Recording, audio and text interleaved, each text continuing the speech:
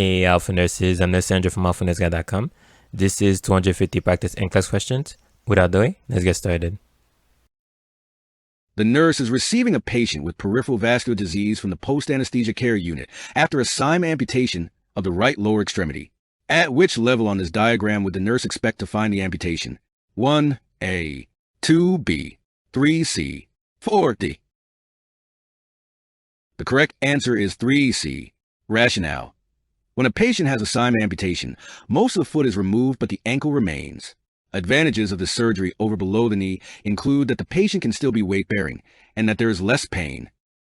Which position would be best for the client in the early post-operative period after a hemorrhoidectomy? 1. High Fowlers. 2. Supine. 3. Side-lying. 4. Trendelenburgs. The correct answer is 3. Side-lying. Positioning in the early post-operative phase should avoid stress and pressure on the operative site.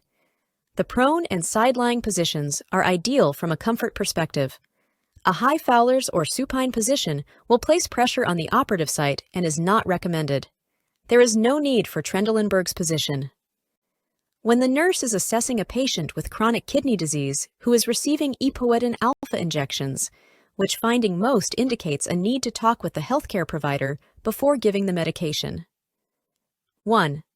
Hemoglobin level is 8.9 grams per deciliter. 2. Blood pressure is 198/92. 3. The patient does not like subcutaneous injections. 4. The patient has a history of myocardial infarction. The correct answer is 2. Blood pressure is 198/92. Epoetin alpha can cause hypertension, and blood pressure should be controlled before administering the medication. Because patients with chronic kidney disease have chronic anemia, a hemoglobin level of 8.9 grams per deciliter is not unusual. Although the nurse could ask the HCP about IV administration of the medication, subcutaneous administration requires a lower dose of the medication and is preferred. Epoetin alpha can cause angina or myocardial infarction, but the risk is highest when hemoglobin levels are greater than 11 grams per deciliter. The nurse is discussing the neonatal blood screening test with a new mother. The nurse knows that the teaching was successful when the mother states that the test screens for the presence in the newborn of which of the following diseases? Select all that apply. 1. Hypothyroidism. 2. Sickle cell disease. 3. Galactosemia. 4. Cerebral palsy. 5. Cystic fibrosis. The correct answers are 1. Hypothyroidism, 2. Sickle cell disease, 3. Galactosemia, and 5. Cystic fibrosis. Congenital hypothyroidism is a malfunction of or complete absence of the thyroid gland that is present from birth. It is screened for in all 50 states. Sickle cell disease is an autosomal recessive disease resulting in abnormally shaped red blood cells. It is screened for in all 50 states. Galactosemia is an incurable autosomal recessive disease characterized by the absence of the enzyme required to metabolize galactose. It is screened for in all 50 states. Cystic fibrosis is an autosomal recessive illness characterized by the presence of thick mucus in many organ systems, most notably the respiratory tract. It is screened for in all 50 states. Cerebral palsy is a disorder characterized by motor dysfunction resulting from a non-progressive injury to brain tissue. The injury may occur during pregnancy, labor, delivery, or shortly after delivery. Physical examination is required to diagnose cerebral palsy. Blood screening is not an appropriate means of diagnosis. It is important to realize that neonatal screening is state-specific. Each state determines which diseases will be screened for. In March 1915, the Advisory Committee on Heritable Disorders in Newborns and Children recommended that all newborns be screened for 32 core disorders and 26 secondary disorders. Unfortunately, many states screen for far fewer disorders. The client diagnosed with arterial hypertension develops a cold. Which information regarding over-the-counter medications should the nurse teach? 1. Try to find a medication that will not cause drowsiness. 2. OTC medications are not as effective as a prescription. 3. OTC medications are more expensive than prescriptions. 4.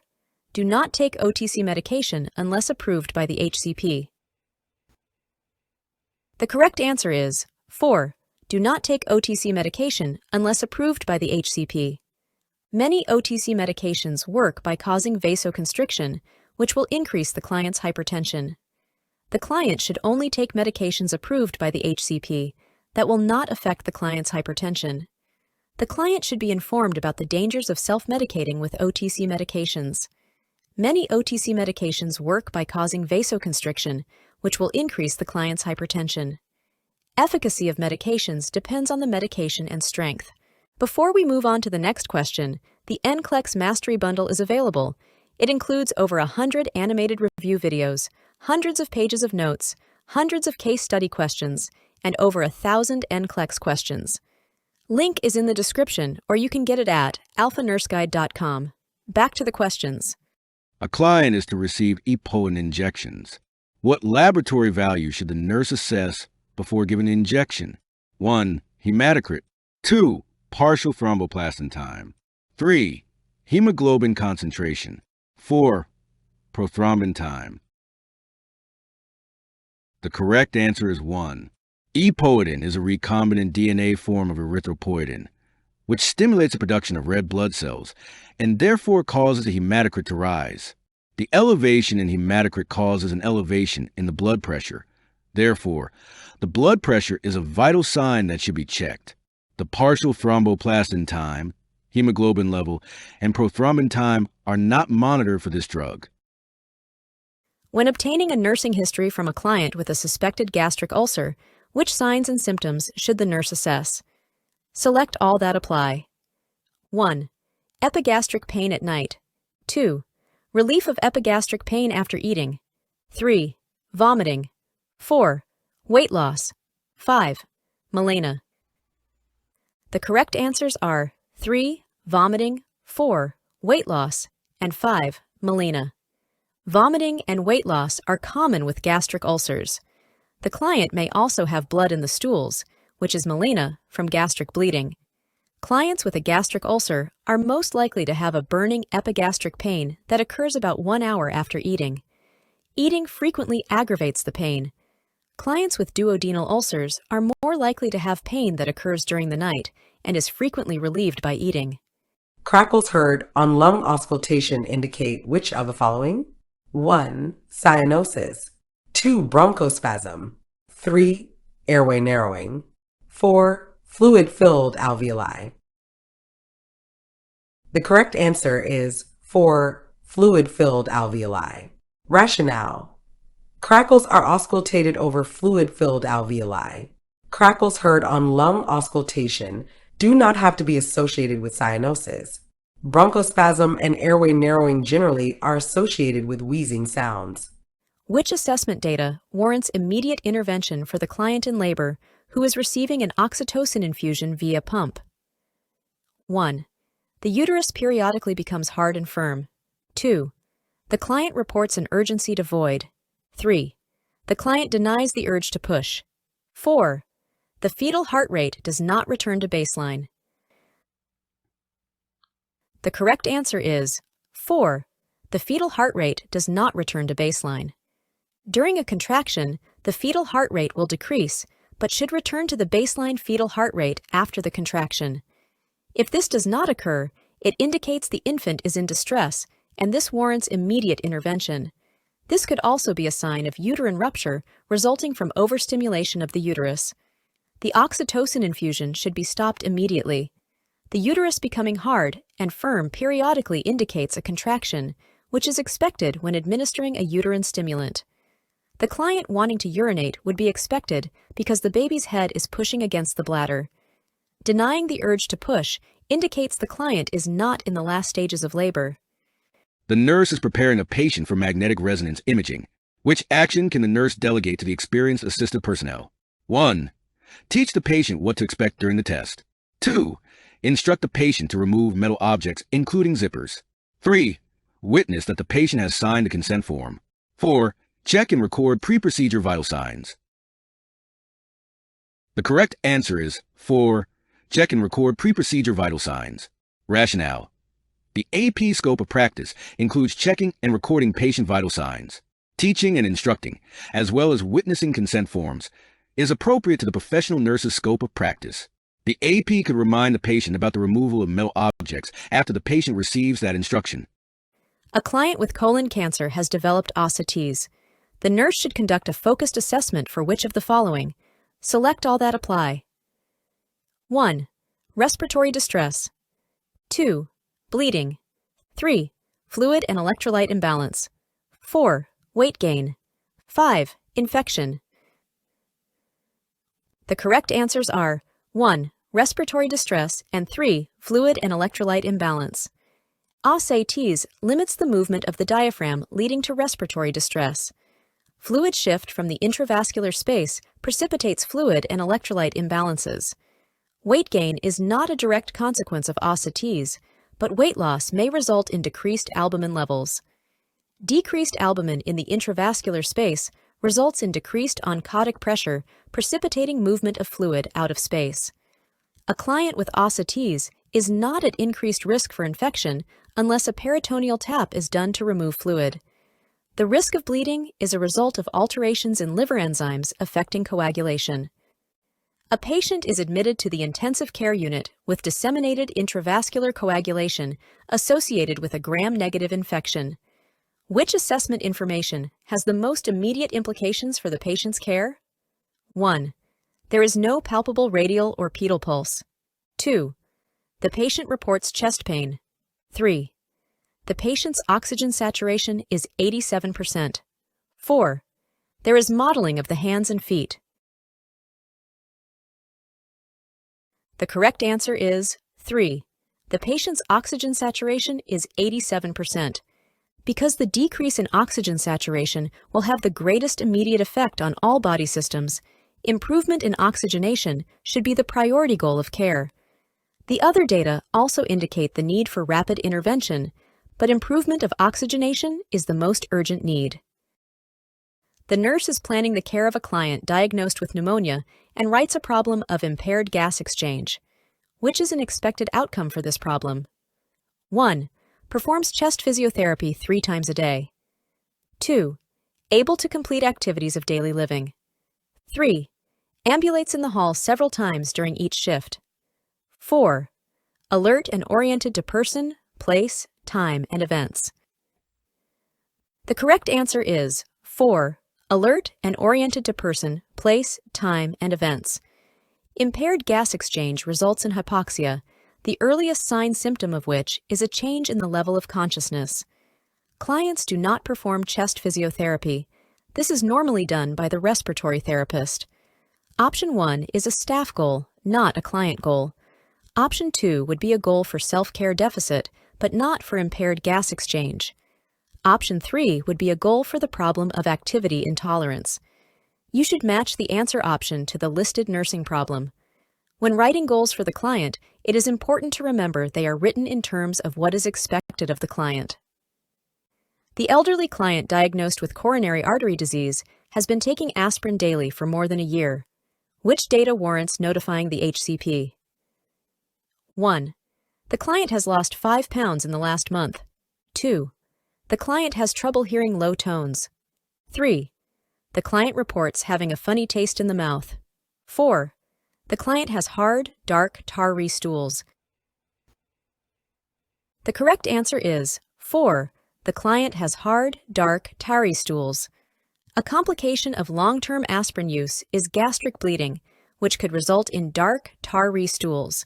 This data would warrant further intervention. Which safety measures will be most important to implement when caring for a client who is receiving 2 units of packed red blood cells? Select all that apply. 1. Verify that the ABO and RH of the 2 units are the same. 2. Infuse a unit of PRBCs in less than 4 hours. 3. Stop the transfusion if a reaction occurs, but keep the line open. 4. Take vital signs every 15 minutes while the unit is transfusing. 5. Inspect the blood bag for leaks, abnormal color, and clots. 6. Use a 22-gauge catheter for optimal flow of a blood transfusion. The correct answers are 2, 3, and 5. The American Association of Blood Banks and Canadian Blood Services recommend that 2 qualified people, such as 2 licensed nurses, compare the name and number on the identification bracelet with the tag on the blood bag. Verifying that the 2 units are the same is not a recommendation. Rather, the verification is always with the client, not with bags of blood. A unit of blood should infuse in 4 hours or less to avoid the risk of septicemia, since no preservatives are used.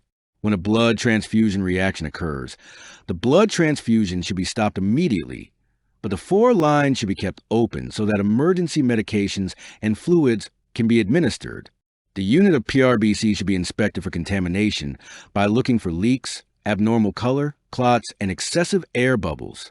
When a unit of PRBCs is being transfused, vital signs are assessed before the transfusion begins, after the first 15 minutes, and then every hour until 1 hour after the transfusion has been completed.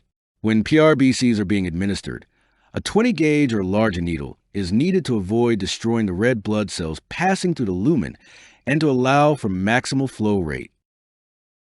Before we move on to the next question, the NCLEX Mastery Bundle is available. It includes over 100 animated review videos, hundreds of pages of notes, hundreds of case study questions, and over 1,000 NCLEX questions. Link is in the description, or you can get it at alphanurseguide.com. Back to the questions. The nurse is caring for a client who has just had an upper GI endoscopy. The client's vital signs must be taken every 30 minutes for 2 hours after the procedure. The nurse assigns an unlicensed nursing personnel to take the vital signs. 1 hour later, the UAP reports the client, who was previously hay-febrile, has developed a temperature of 101.8 degrees Fahrenheit. What should the nurse do in response to these reported assessment data? 1. Promptly assess the client for potential perforation. 2. Tell the assistant to change the thermometers and retake the temperature. 3. Plan to give the client acetaminophen to lower the temperature. 4. Ask the UAP to bathe the client with tepid water. The correct answer is 1. Promptly assess the client for potential perforation. A sudden spike in temperature following an endoscopic procedure may indicate perforation of the GI tract. The nurse should promptly conduct a further assessment of the client, looking for further indicators of perforation, such as a sudden onset of acute upper abdominal pain, a rigid, board-like abdomen, and developing signs of shock. Telling the assistant to change the thermometers is not an appropriate action and only further delays the appropriate action of assessing the client. The nurse would not administer acetaminophen without further assessment of the client or without a physician's prescription. A suspected perforation would require that the client be placed on nothing by mouth status. Asking the assistant to bathe the client before any assessment by the nurse is inappropriate. Prior to administering tissue plasminogen activator, TPA, the nurse should assess the client for which of the following contradictions to administering the drug? 1. Age greater than 60 years. 2. History of cerebral hemorrhage. 3. History of heart failure. 4. Cigarette smoking. The correct answer is 2. History of cerebral hemorrhage. Rationale. A history of cerebral hemorrhage is a contraindication to administration of TPA because the risk of hemorrhage may be further increased. Age greater than 60 years, history of heart failure, and cigarette smoking are not contraindications. The nurse is preparing to administer topical benzocaine to a client with a 4th-degree episiotomy. Which interventions should the nurse implement? Rank in order of performance. 1. Position the client on the side with top leg up and forward. 2. Wash hands and don non-sterile examination gloves. 3. Check the client's MAR with the identification band. 4. Ask the client if she is allergic to any cane drugs. 5. Apply the benzocaine to the perineal area. The correct order is 3. Check the client's MAR with the identification band. 4. Ask the client if she is allergic to any cane drugs. 2. Wash hands and don non-sterile examination gloves. 1. Position the client on the side with top leg up and forward. And 5. Apply the benzocaine to the perineal area. The nurse must first determine if this is the right client receiving the right medication. The nurse should always check for allergies.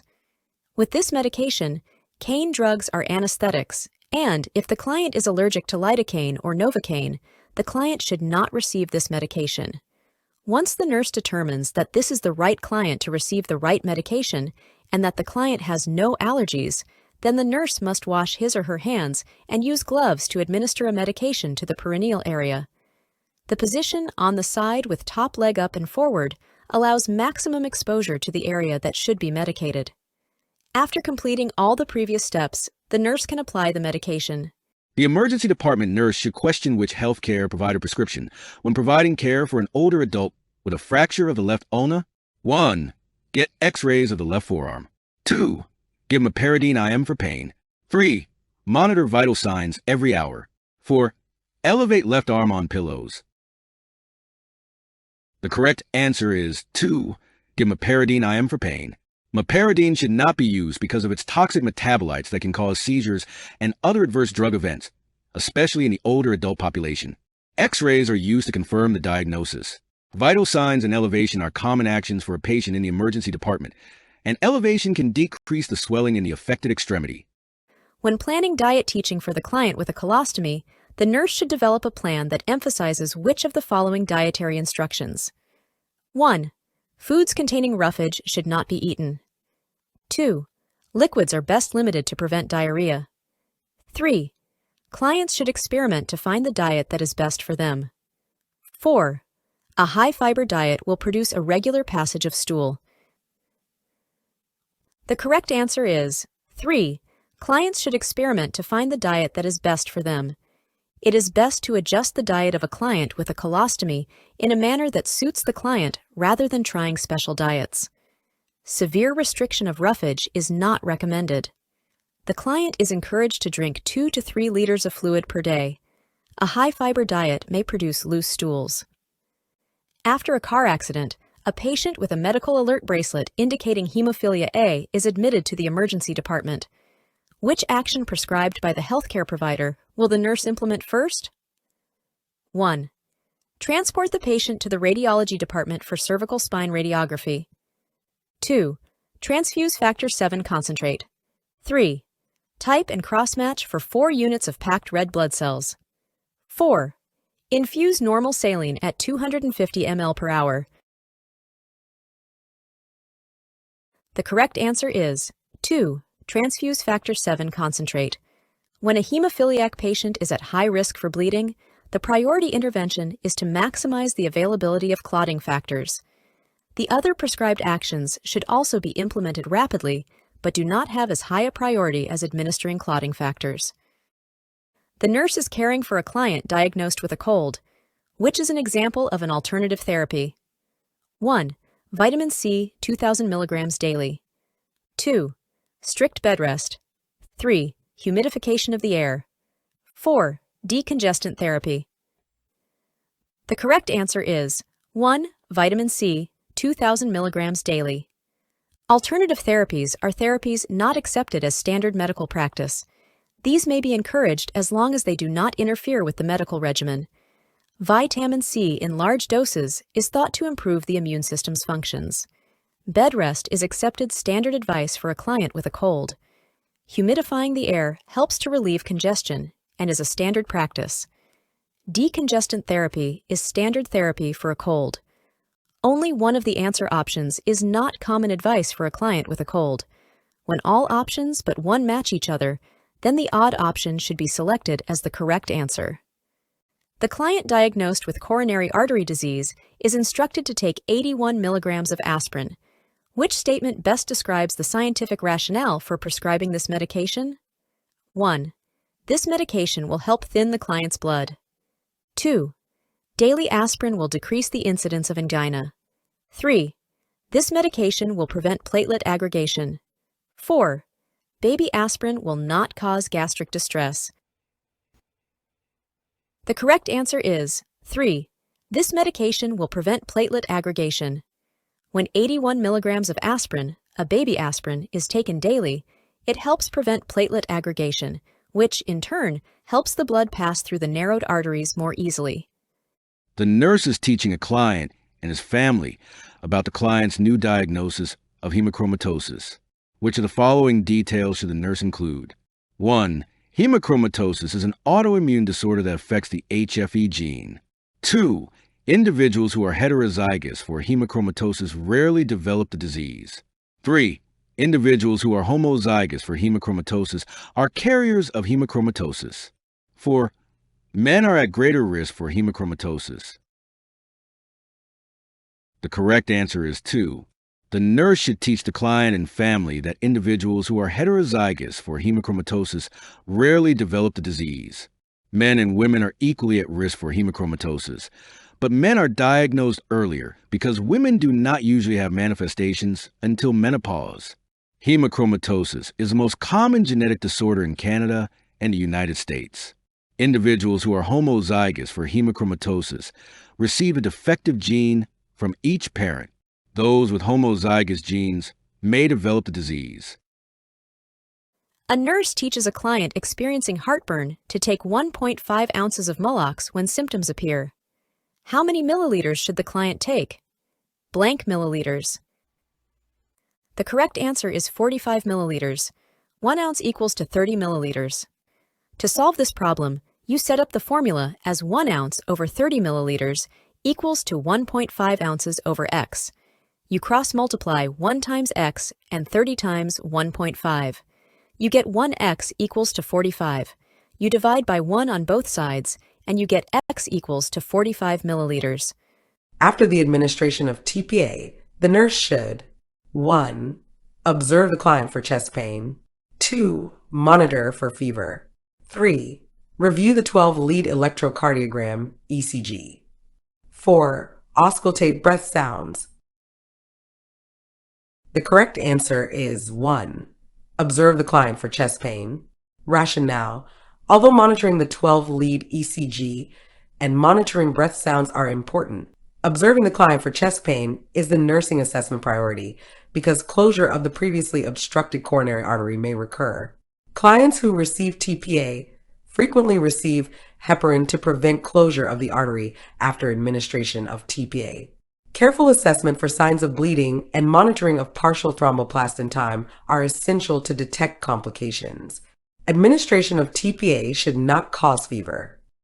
The nurse is teaching a pregnant client diagnosed with tuberculosis infection about treatments during pregnancy and effects on her newborn. Which statement indicates the client understands the client teaching? 1. My baby will be born with TB and will be given isoniazid to treat the infection. 2. I will not be able to breastfeed, or my newborn could contract TB. 3. I should take supplemental pyridoxine during my pregnancy. 4. I will not take any medications to treat my TB until I have delivered my baby. The correct answer is 3. I should take supplemental pyridoxine during my pregnancy. Pyridoxine is recommended for pregnant clients with TB infections to ensure the fetus gets necessary vitamins.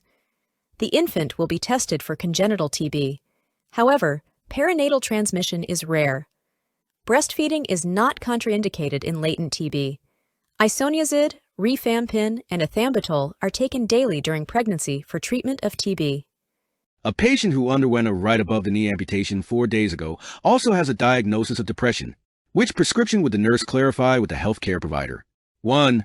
Give fluoxetine 40 milligrams once a day. 2. Administer acetaminophen with codeine 1 or 2 tablets every 4 hours as needed. 3. Assist the patient to the bedside chair every shift. 4. Reinforce the dressing to the right residual limb as needed. The correct answer is 1. Give fluoxetine 40 milligrams once a day. Rationale: doses of fluoxetine, a drug used to treat depression, that are greater than 20 milligrams should be given in 2 divided doses, not once a day. The other 3 prescriptions are appropriate for a patient who underwent amputation 4 days earlier. Which of the following skin preparations would be best to apply around the client's colostomy? 1. Stomahesive. 2. Petroleum jelly. 3. Cornstarch. 4. Antiseptic cream. The correct answer is 1. Stomahesive. Stomahesive is effective for protecting the skin around a colostomy to keep the skin healthy and prevent skin irritation from stoma drainage. Petroleum jelly, cornstarch, and antiseptic creams do not protect the skin adequately and may prevent an adequate seal between the skin and the colostomy bag. The nurse is making a room assignment for a newly arrived patient whose laboratory test results indicate pancytopenia. Which patient will be the best roommate for the new patient? 1. Patient with digoxin toxicity. 2. Patient with viral pneumonia. 3. Patient with shingles. 4. Patient with cellulitis. The correct answer is 1. Patient with digoxin toxicity. Patients with pancytopenia are at higher risk for infection. The patient with digoxin toxicity presents the least risk of infecting the new patient. Viral pneumonia, shingles, and cellulitis are infectious processes. Before we move on to the next question, the NCLEX Mastery Bundle is available. It includes over 100 animated review videos, hundreds of pages of notes, hundreds of case study questions, and over 1,000 NCLEX questions. Link is in the description, or you can get it at alphanurseguide.com. Back to the questions. The nurse is developing a plan of care for a client diagnosed with laryngitis and identifies the client problem, altered communication. Which intervention should the nurse implement? 1. Instruct the client to drink a mixture of brandy and honey several times a day. 2. Encourage the client to whisper instead of trying to speak at a normal level. 3. Provide the client with a blank notepad for writing any communication. 4. Explain that the client's aphonia may become a permanent condition. The correct answer is 3. Provide the client with a blank notepad for writing any communication. Voice rest is encouraged for the client experiencing laryngitis. Aphonia, or inability to speak, is a temporary condition associated with laryngitis. The client with laryngitis is instructed to avoid all alcohol. Alcohol causes increased irritation of the throat. Whispering places added strain on the larynx. Encouraging the use of alcohol, with the exception of a glass of red wine, is not accepted medical practice. Therefore, option 1 could be eliminated. Option 4 has an absolute, permanent, in it, and therefore could be eliminated from consideration.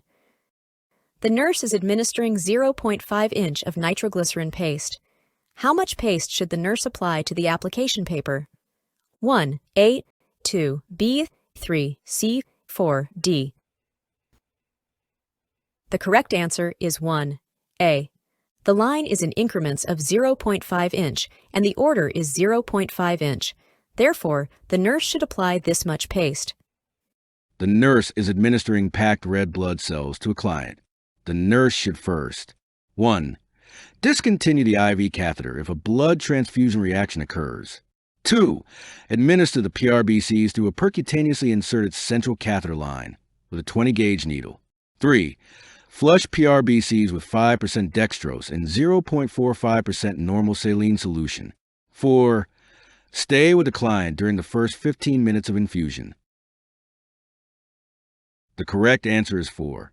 The most likely time for a blood transfusion reaction to occur is during the first 15 minutes or first 50 milliliters of the infusion. If a blood transfusion reaction does occur, it is imperative to keep an established IV line so that medication can be administered to prevent or treat cardiovascular collapse in case of anaphylaxis. PRBC should be administered through a 19-gauge or larger needle. A peripherally inserted central catheter line is not recommended in order to avoid a slow flow. RBCs will hemolyze in dextrose or lactated ringer solution and should be infused with only normal saline solution. A client has returned from surgery during which the jaws were wired as treatment for a fractured mandible. The client is in a stable condition. The nurse is instructing the unlicensed nursing personnel on how to properly position the client. Which instructions about positioning would be appropriate for the nurse to give the UAP? 1. Keep the client in a sideline position with the head slightly elevated. 2. Do not reposition the client without the assistance of a nurse. 3. The client can assume any position that is comfortable. 4. Keep the client's head elevated on 2 pillows at all times. The correct answer is 1. Keep the client in a side-lying position with the head slightly elevated. Immediately after surgery, the client should be placed on the side with the head slightly elevated. This position helps facilitate removal of secretions and decreases the likelihood of aspiration should vomiting occur. A nurse does not need to be present to reposition the client, unless the client's condition warrants the presence of the nurse. Although it is important to elevate the head, there is no need to keep the client's head elevated on 2 pillows unless that position is comfortable for the client. If the client displays risk factors for coronary artery disease, such as smoking cigarettes, eating a diet high in saturated fat, or leading a sedentary lifestyle, techniques of behavior modification may be used to help the client change the behavior. The nurse can best reinforce new adaptive behaviors by 1. Explaining how the risk factor behavior leads to poor health. 2. Withholding praise until the new behavior is well established. 3. Rewarding the client whenever the acceptable behavior is performed. 4. Instilling mild fear into the client to extinguish the behavior. The correct answer is 3. Rewarding the client whenever the acceptable behavior is performed. Rationale. A basic principle of behavior modification is that behavior that is learned and continued is behavior that has been rewarded. Other reinforcement techniques have not been found to be as effective as reward. The nurse is preparing an amnio infusion for a client who is experiencing severe variable decelerations of the fetal heart rate. Which solution should the nurse expect to administer through the intrauterine pressure catheter? Select all that apply. 1. Normal saline. 2. 5% dextrose in water. 3. Lactated Ringer's solution. 4. Albumin 25% solution. 5. Dextrose and saline. The correct answers are 1. Normal saline and 3. Lactated Ringer's solution. Normal saline is used in amnio infusion. It can cause slight changes in fetal electrolytes, but is an acceptable fluid. Lactated Ringer's solution is the preferred fluid for amnio infusion. 5% dextrose in water is not indicated for amnio infusion. Albumin is a blood product prepared from plasma and is not used for this procedure. Dextrose and saline is not indicated for amnio infusion. During morning care, a patient with a below-the-knee amputation asked the assistive personnel about prostheses. How will the nurse instruct the AP to respond? 1. You should get a prosthesis so that you can walk again. 2. Wait and ask your healthcare provider that question the next time he comes in. 3. It's too soon to be worrying about getting a prosthesis. 4. I'll ask the nurse to come in and discuss this with you. The correct answer is 4. I'll ask the nurse to come in and discuss this with you. Rationale. The patient is indicating an interest in learning about prostheses. The experienced nurse can initiate discussion and begin educating the patient. Certainly, the HCP can also discuss prostheses with the patient, but the patient's wish to learn should receive a quick response. The nurse can then notify the HCP about the patient's request. The nurse assesses the client's stoma during the initial post-operative period. Which of the following observations should be reported immediately to the physician? 1. The stoma is slightly edematous. 2. The stoma is dark red to purple. 3. The stoma oozes a small amount of blood. 4. The stoma does not expel stool. The correct answer is 2. The stoma is dark red to purple. A dark red to purple stoma indicates inadequate blood supply. Mild edema and slight oozing of blood are normal in the early post-operative period. The colostomy would typically not begin functioning until 2 to 4 days after surgery.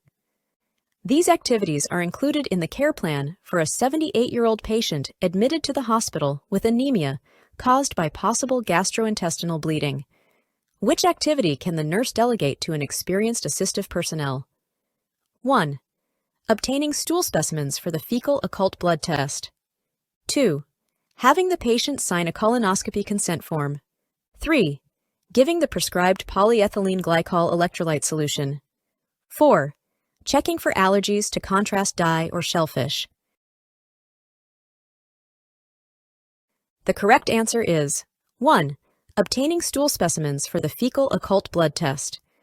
An experienced AP will have been taught how to obtain a stool specimen for the fecal occult blood test because this is a common screening test for hospitalized patients.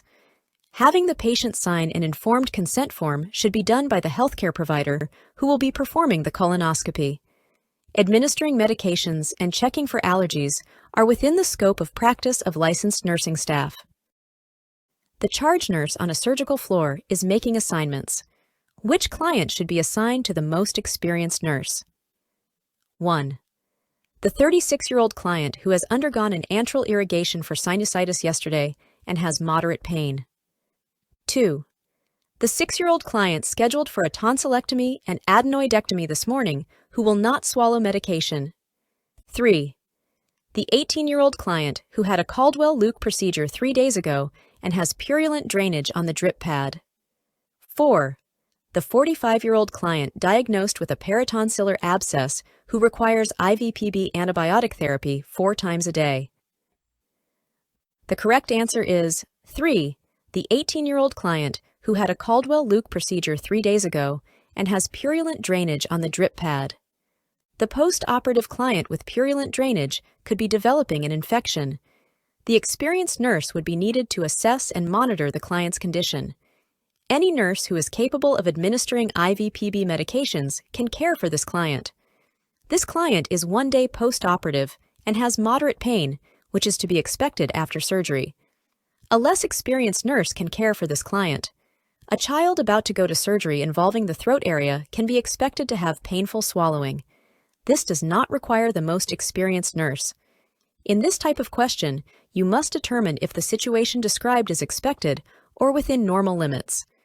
The option that gives unexpected data or data not within normal limits requires a nurse with more knowledge and experience. The client being discharged after sustaining an acute MI is prescribed lisinopril.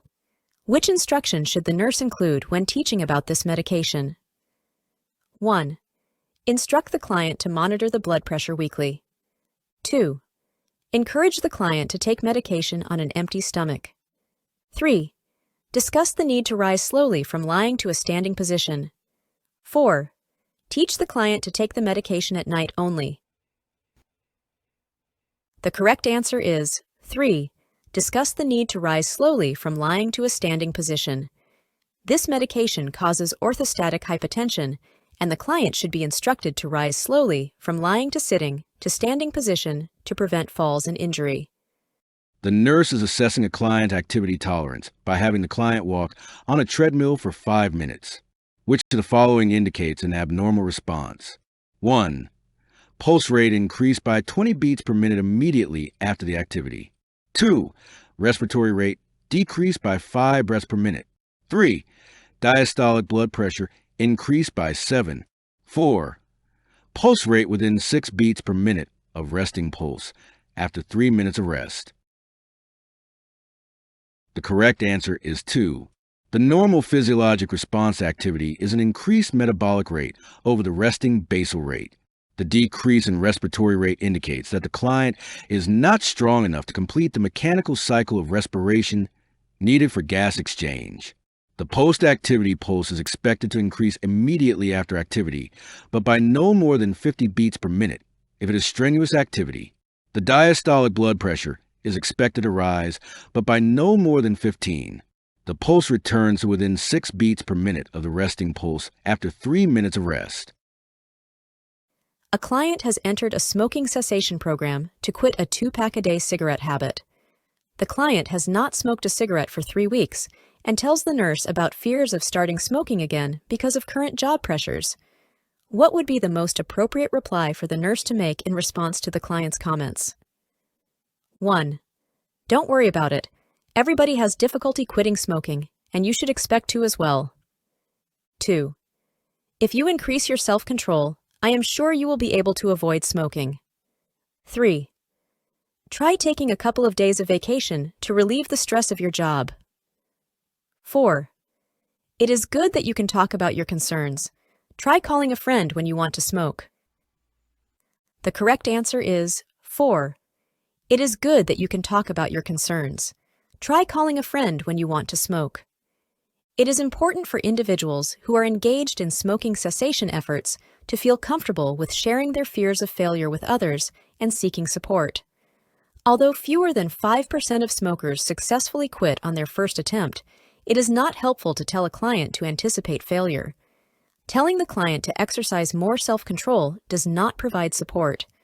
Taking a vacation to avoid job pressures does not address the issue of how to manage the desire to smoke when in a stressful situation.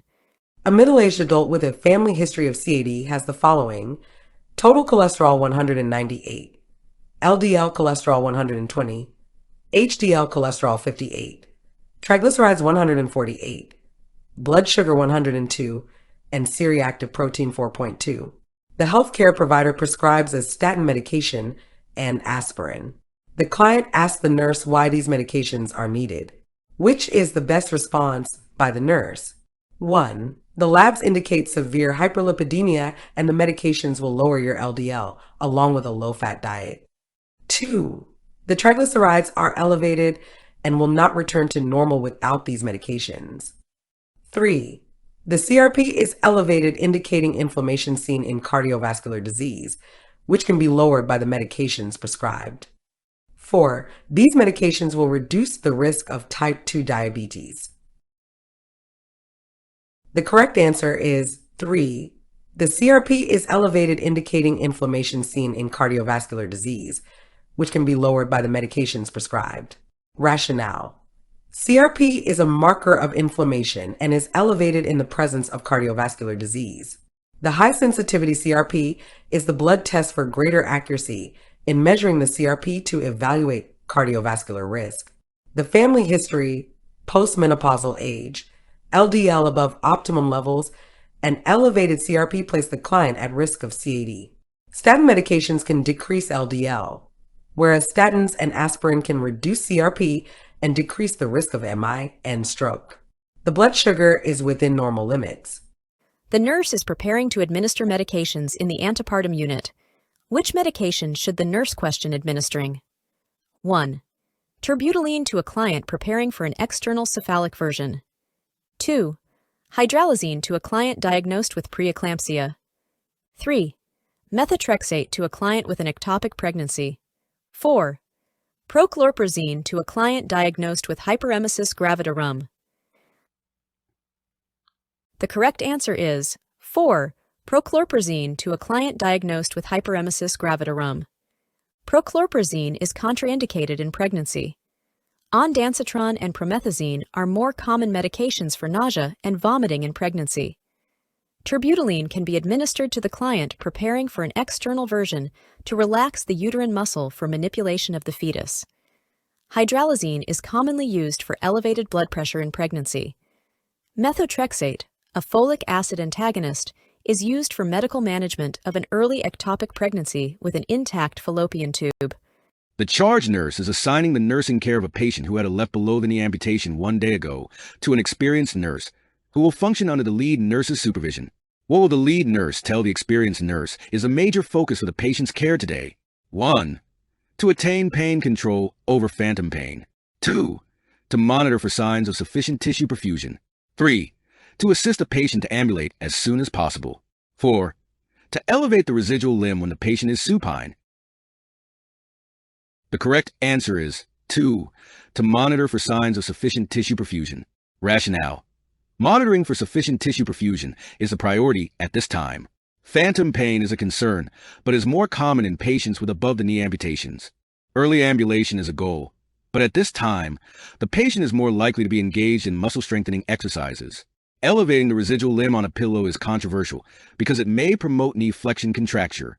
Before we move on to the next question, the NCLEX Mastery Bundle is available. It includes over 100 animated review videos, hundreds of pages of notes, hundreds of case study questions, and over 1,000 NCLEX questions. Link is in the description, or you can get it at alphanurseguide.com. Back to the questions. A client has a nasogastric tube inserted at the time of abdominal perineal resection with permanent colostomy for colon cancer. This tube will most likely be removed when the client demonstrates 1. Absence of nausea and vomiting. 2. Passage of mucus from the rectum. 3. Passage of flatus and feces from the colostomy. 4. Absence of stomach drainage for 24 hours. The correct answer is 3. passage of flatus and feces from the colostomy. A sign indicating that a client's colostomy is open and ready to function is passage of feces and flatus. When this occurs, gastric suction is ordinarily discontinued, and the client is allowed to start taking fluids and food orally. Absence of bowel sounds would indicate that the tube should remain in place because peristalsis has not yet returned. The nurse is providing orientation for a new nurse who is preparing to administer packed red blood cells to a patient who had blood loss during surgery. Which action by the new nurse requires that the nurse intervene immediately? 1. Waiting 20 minutes after obtaining the PRBCs before starting the infusion. 2. Starting an IV line for the transfusion using a 22-gauge catheter. 3. Priming the transfusion set using 5% dextrose in lactated Ringer's solution. 4. Telling the patient that the PRBCs may cause a serious transfusion reaction. The correct answer is 3. Priming the transfusion set using 5% dextrose in lactated Ringer's solution. Normal saline, an isotonic solution, should be used when priming the IV line to avoid causing hemolysis of red blood cells. Ideally, blood products should be infused as soon as possible after they are obtained. However, a 20-minute delay would not be unsafe. Large-bore IV catheters are preferable for blood administration. If a smaller catheter must be used, normal saline may be used to dilute the RBCs. Although the new nurse should avoid increasing patient anxiety by indicating that a serious transfusion reaction may occur, this action is not as high a concern as using an inappropriate fluid for priming the IV tubing. The influenza vaccine is in short supply.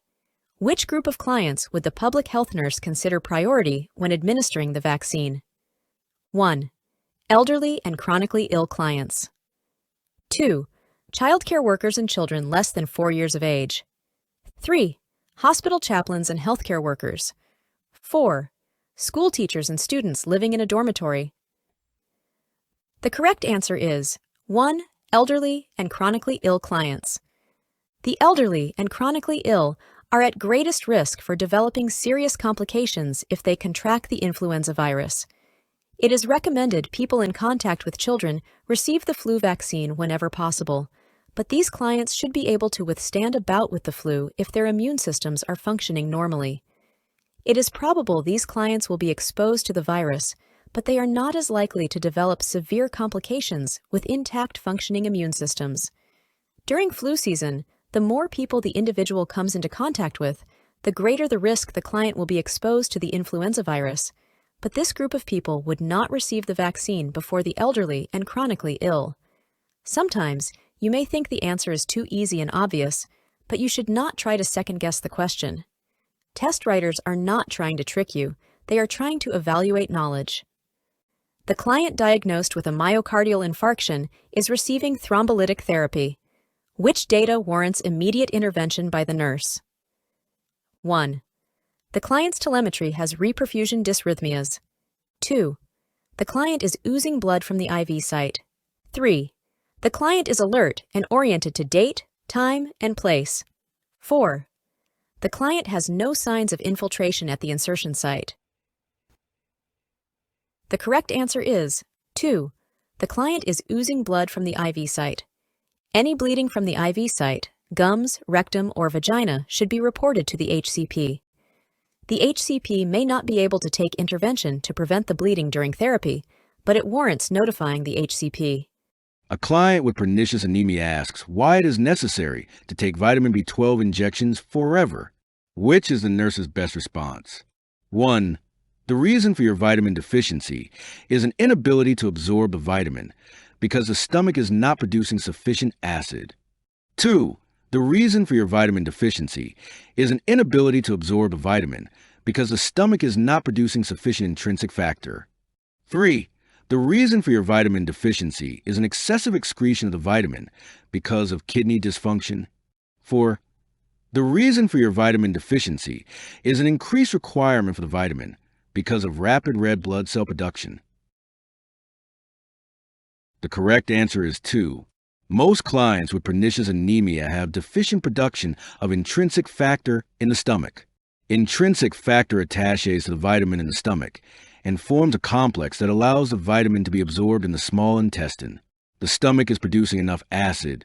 There is not an excessive excretion of the vitamin, and there is not a rapid production of red blood cells in this condition. During the assessment of a client's mouth, the nurse notes the absence of saliva. The client reports having pain behind the ear. The client has been nothing by mouth for several days, but now can have liquids. Based on these findings, the nurse should do which of the following? 1. Request a prescription for an antifungal mouthwash. 2. Instruct the client to brush the gums as well as the teeth. 3. Encourage the client to suck on hard candy. 4. Give the client a hydrogen peroxide-based mouthwash. The correct answer is 3. Encourage the client to suck on hard candy. The lack of saliva, pain near the area of the ear, and the prolonged NPO status of the client are indications that the client may be developing parotitis or inflammation of the parotid gland. Parotitis usually develops with dehydration combined with poor oral hygiene or when clients have been NPO for an extended period.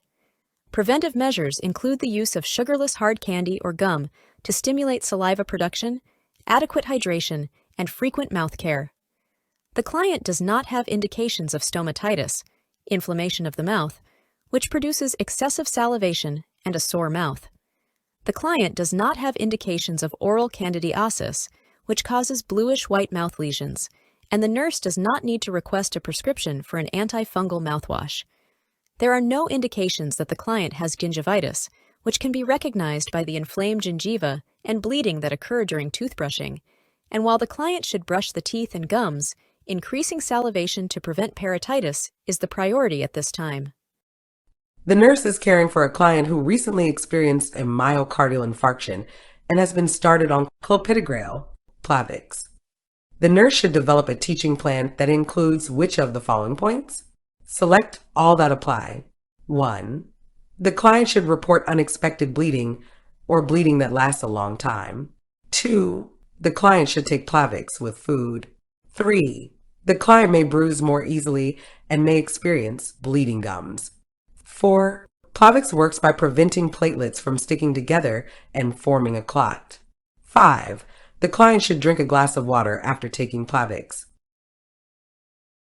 The correct answers are 1. The client should report unexpected bleeding or bleeding that lasts a long time. 3. The client may bruise more easily and may experience bleeding gums.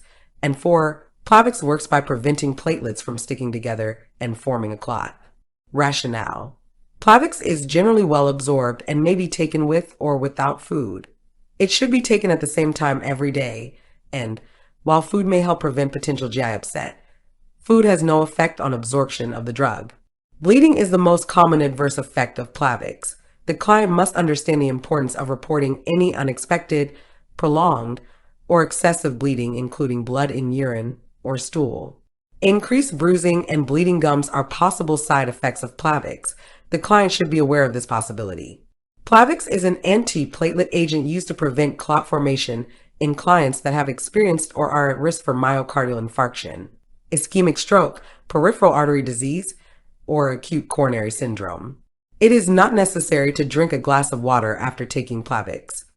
The nurse is teaching the pregnant client diagnosed with HIV about methods to prevent transmission to the infant. Which information should the nurse discuss with the client? Select all that apply. 1. The client will take zidovudine PO, regularly beginning at 12 to 14 weeks gestation. 2. The client's newborn should receive oral zidovudine 8 to 12 hours after birth. 3. Breastfeeding should be encouraged to provide the infant passive immunity to HIV. 4. If treated in early pregnancy, the risk of transmission of HIV to the infant is 1% or less. 5. All clients diagnosed with HIV must have a cesarean delivery at 38 weeks gestation. The correct answers are 1. The client will take zidovudine PO regularly beginning at 12 to 14 weeks gestation. 2. The client's newborn should receive oral zidovudine 8 to 12 hours after birth. And 4. If treated in early pregnancy, the risk of transmission of HIV to the infant is 1% or less. Zidovudine is given orally, as directed, around the clock. The newborn should receive oral zidovudine syrup beginning 8 to 12 hours after birth until 6 weeks old. The Centers for Disease Control states that if the client is treated beginning in early pregnancy, the risk of transmission of HIV to the infant can be reduced to 1% or less. Breastfeeding is not recommended because HIV is present in breast milk. The choice of delivery method, vaginal or cesarean, is dependent on the concentration of the virus in maternal plasma. Cesarean delivery before the onset of labor and rupture of membranes can reduce the transmission of the HIV virus. However, the method of delivery needs to be individualized to each client. A patient with a fractured fibula is receiving skeletal traction and has skeletal pins in place. What would the nurse instruct the assistive personnel to report immediately? 1. The patient wants to change position in bed. 2. There is a small amount of clear fluid at the pin sites. 3. The traction weights are resting on the floor. 4. The patient reports pain and muscle spasm. The correct answer is 3. The traction weights are resting on the floor. Rationale. When the weights are resting on the floor, they are not exerting pulling force to provide reduction and alignment or to prevent muscle spasm. The weights should always hang freely. Attending the weights may reduce the patient's pain and spasms. With skeletal pins, a small amount of clear fluid drainage is expected. It is important to inspect the traction system after a patient changes position because position changes may alter the traction. The nurse is conducting a community presentation on the early detection of colon cancer. Which of the following should the nurse encourage members of the audience to report to their healthcare providers? Select all that apply. 1. Fatigue. 2. Unexplained weight loss with adequate nutritional intake. 3. Rectal bleeding. 4. Bowel changes. 5. Positive fecal occult blood testing. The correct answers are 1. Fatigue. 2. Unexplained weight loss with adequate nutritional intake. 3. Rectal bleeding. 4. Bowel changes. And 5. Positive fecal occult blood testing. Colorectal cancer may be asymptomatic, or symptoms vary according to the location of the tumor and the extent of involvement. Fatigue, weight loss, and iron deficiency anemia, even without rectal bleeding or bowel changes, should prompt investigation for colorectal cancer. Fecal occult blood testing commonly reveals evidence of carcinoma when the client is otherwise asymptomatic. A patient with chemotherapy-related neutropenia is receiving filgrastim injections. Which finding by the nurse is most important to report to the healthcare provider? 1. The patient says, "My bones are aching." 2. The patient's platelet count is 110,000 cubic milliliters. 3. The patient's white blood cell count is 39,000 cubic milliliters. 4. The patient reports that the medication stings when it is injected. The correct answer is 3. The patient's white blood cell count is 39,000 cubic milliliters. Leukocytosis is an adverse effect of filgrastim and indicates a need to stop the medication or decrease dosage. Bone pain is a common adverse effect as the bone marrow starts to produce more neutrophils. The patient should receive analgesics, but the medication will be continued. Stinging with injection may occur. The nurse should administer the medication more slowly. The patient's platelet count is low and should be reported, but the level of 110,000 cubic milliliters does not increase risk for spontaneous bleeding. The client has been diagnosed with chronic sinusitis. Which sign symptom alerts the nurse to a potentially life-threatening complication? 1. Muscle weakness. 2. Purulent sputum. 3. Nuchal rigidity. 4. Intermittent loss of muscle control. The correct answer is 3. Nuchal rigidity. Nuchal rigidity is a sign-symptom of meningitis, which is a life-threatening potential complication of sinusitis resulting from the close proximity of the sinus cavities to the meninges. Intermittent loss of muscle control can be a symptom of multiple sclerosis, but it would not be a life-threatening complication of sinusitis. Muscle weakness is a sign-symptom of myalgia, but it is not a life-threatening complication of sinusitis. Purulent sputum would be a sign-symptom of a lung infection, but it is not a life-threatening complication of sinusitis. A basic knowledge of anatomy and physiology would help to answer this question. The sinuses lie in the head and surround the orbital cavity. Options 1 and 4 refer to muscle problems, so both could be ruled out as wrong. The nurse is administering 9 o'clock medications to the following clients. Which client should the nurse question administering the medication? 1. The client receiving a calcium channel blocker who drank a glass of grapefruit juice. 2. The client receiving a beta blocker who has an apical pulse of 62 beats per minute. 3. The client receiving a nitroglycerin patch who has a blood pressure of 148/92. 4.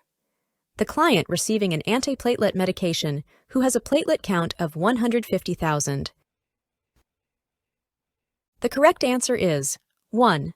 The client receiving a calcium channel blocker who drank a glass of grapefruit juice. The client receiving a calcium channel blocker should avoid grapefruit juice because it can cause the calcium channel blocker to rise to toxic levels. Grapefruit juice can inhibit the metabolism of certain medications. Specifically, grapefruit juice inhibits cytochrome P450, 3A4 found in the liver and the intestinal wall. The nurse should investigate any medications the client is taking if the client drinks grapefruit juice. When giving discharge instructions to the client with vasospastic disorder, Raynaud's phenomenon, the nurse should explain that the expected outcome of taking a beta-adrenergic blocking medication is to control the symptoms by 1. Decreasing the influence of the sympathetic nervous system on the tissues in the hands and feet. 2. Decreasing the pain by producing analgesia. 3. Increasing the blood supply to the affected area. 4. Increasing monoamine oxidase. The correct answer is 1. Beta-adrenergic medications block the beta-adrenergic receptors. Therefore, the expected outcome of the medication is to decrease the influence of the sympathetic nervous system on the blood vessels in the hands. Beta-adrenergic blockers have no analgesic effects. Increasing blood supply to the affected area is an indirect effect of beta-adrenergic blockers. They do not increase monoamine oxidase, which does not play a role in Raynaud's disease. Before we move on to the next question, the NCLEX Mastery Bundle is available. It includes over 100 animated review videos, hundreds of pages of notes, hundreds of case study questions, and over 1,000 NCLEX questions. Link is in the description, or you can get it at alphanurseguide.com. Back to the questions. A client who has a history of mitral valve prolapse is scheduled to get her teeth cleaned. Which of the following replies by the nurse is most appropriate? 1. The physician will need to reevaluate the status of your heart condition before your dental appointment. 2. Be sure to remind your dentist that you have a heart condition. 3. It is important for you to care for your teeth because your heart condition makes you more susceptible to developing oral infections. 4. We will prescribe a prophylactic antibiotic for you to take before getting your teeth cleaned. The correct answer is 4. We will prescribe a prophylactic antibiotic for you to take before getting your teeth cleaned. Clients who are at risk for developing infective endocarditis due to cardiac conditions such as mitral valve prolapse must take prophylactic antibiotics before any dental procedure that may cause bleeding. The client is not more susceptible to developing oral infections. Rather, the client is more susceptible to developing endocarditis that results from oral bacteria that enter the circulation during the dental procedure. The physician does not necessarily need to reevaluate the heart condition of a client who is stable, but antibiotics must be prescribed. It is not enough to simply remind the dentist about the heart condition. After a myocardial infarction, the hospitalized client is taught to move the legs while resting in bed. The expected outcome of this exercise is to 1. Prepare the client for ambulation. 2. Promote urinary and intestinal elimination. 3. Prevent thrombophlebitis and blood clot formation. 4. Decrease the likelihood of pressure ulcer formation. The correct answer is 3. Prevent thrombophlebitis and blood clot formation. Rationale. Encouraging the client to move the legs while in bed is a preventive strategy taught to all clients who are hospitalized and on bed rest to promote venous return. The muscular action aids in venous return and prevents venous stasis in the lower extremities. These exercises are not intended to prepare the client for ambulation. These exercises are not associated with promoting urinary and intestinal elimination. These exercises are not performed to decrease the risk of pressure ulcer formation. At a preconception visit, the nurse instructs the client on the importance of folic acid in the prevention of serious birth defects. Which statement to the nurse indicates the client needs more teaching? 1. I will increase my intake of spinach, orange juice, and almonds. 2. I will increase my intake of milk, yogurt, and fish. 3. I will take my prenatal vitamin with folic acid daily. 4. I will avoid overcooking my food to prevent vitamin loss. The correct answer is 2. I will increase my intake of milk, yogurt, and fish. Milk, yogurt, and fish are not a source of dietary folic acid. Green leafy vegetables, citrus foods, and nuts, such as peanuts and almonds, are rich in folic acid. A prenatal vitamin with 400 micrograms of folic acid is recommended for a client preparing for pregnancy or a client who is pregnant or lactating. Folic acid can prevent neural tube defects, cardiac defects, and cleft lip or palate. Folic acid can be lost when overcooking foods. A patient has a fractured femur, which finding would the nurse instruct the assistive personnel to report immediately? 1. The patient reports pain. 2. The patient appears confused. 3. The patient's blood pressure is 136/88. 4. The patient voided using the bedpan. The correct answer is 2. The patient appears confused. Rationale. Fat embolism syndrome is a serious complication that often results from fractures of long bones. Its earliest manifestation is altered mental status caused by a low arterial oxygen level. The nurse would want to know about and treat the pain, but it is not life-threatening. The nurse would also want to know about the blood pressure in the patient's voiding. However, this information is not urgent to report.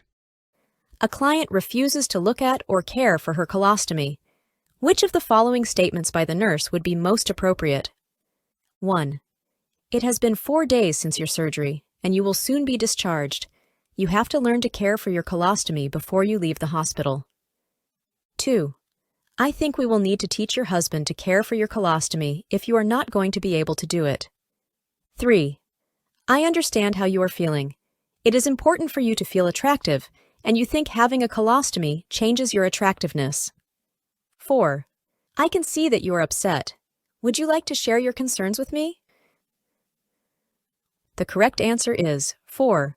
I can see that you are upset. Would you like to share your concerns with me? It is important for the nurse to recognize that individuals go through a grieving process when adjusting to a colostomy. The nurse should be accepting and provide the client with opportunities to share her concerns and feelings when she is ready.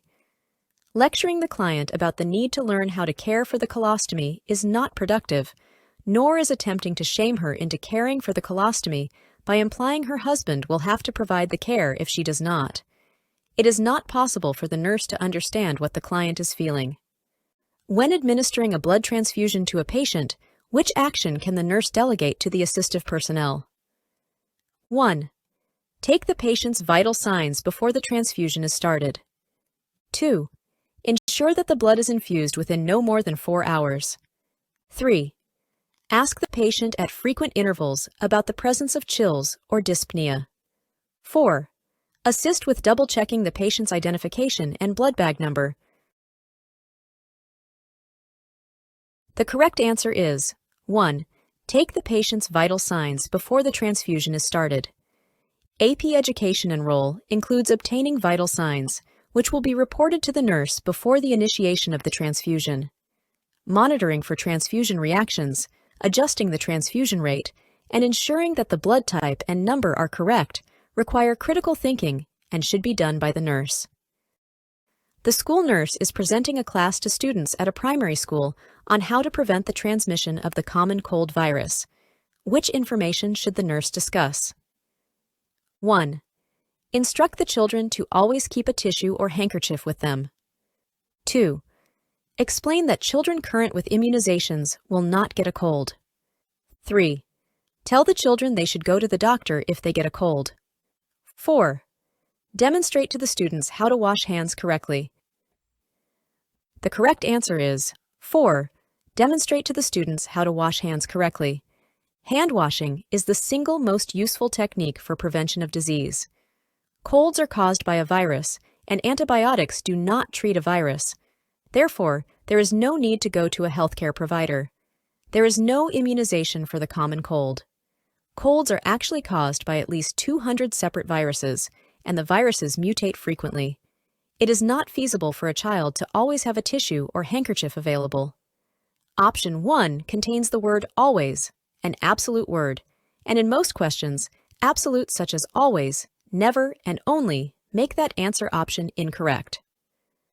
The nurse is preparing to administer a nitroglycerin transdermal patch to the client diagnosed with a myocardial infarction. Which intervention should the nurse implement? 1. Question applying the patch if the client's blood pressure is less than 110/70. 2. Use bare hands when applying the transdermal patch. 3. Date and time the transdermal patch prior to applying to client's skin. 4. Place the transdermal patch on the site where the old patch was removed. The correct answer is 3. Date and time the transdermal patch prior to applying to client's skin. The nurse should remove the old patch, wash the client's skin, note the date and time the new patch is applied, and apply it in a new area that is not hairy. The transdermal patch must be rotated so that skin irritation will not occur. Nitroglycerin, a coronary vasodilator, causes hypotension, and the nurse should question administering a transdermal patch if the client's blood pressure is less than 90/60, but not if it is less than 110/70. In order to prevent recurrent vasospastic episodes with Raynaud's phenomenon, the nurse should instruct the client to 1. Keep the hands and feet elevated as much as possible. 2. Use a vibrating massage device on the hands. 3. Wear gloves when obtaining food from the refrigerator. 4. Increase coffee intake to 2 cups per day. The correct answer is 3. Loose, warm clothing should be worn to protect from the cold. Wearing gloves when handling cold objects will help prevent vasospasms. Vibrating equipment and typing contribute to vasospasm. Tobacco and caffeine should be avoided. Elevation will decrease arterial perfusion during vasospasms. A nurse is caring for a client who has just returned from surgery to treat a fractured mandible. Which of the following items should always be available at this client's bedside? Select all that apply. 1. Nasogastric tube. 2. Wire cutters. 3. Oxygen cannula. 4. Suction equipment. 5. Code cart. The correct answers are 2. Wire cutters and 4. Suction equipment. Following surgery for a fractured mandible, the client's jaws will be wired. The nurse should be prepared to intervene quickly in case the client develops respiratory distress or begins to choke or vomit. Wire cutters or scissors should always be available in case the wires need to be cut in a medical emergency. Suction equipment should be available to help clear the client's airway if necessary. It is not necessary to keep a nasogastric tube or oxygen cannula at the client's bedside. Cardiopulmonary arrest is unlikely, so a code cart is not needed at the bedside. Which of the following is an expected outcome when a client is receiving an IV administration of furosemide? 1. Increased blood pressure. 2. Increased urine output. 3.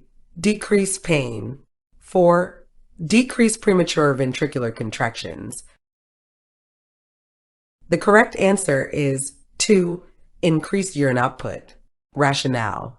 Furosemide is a loop diuretic that acts to increase urine output.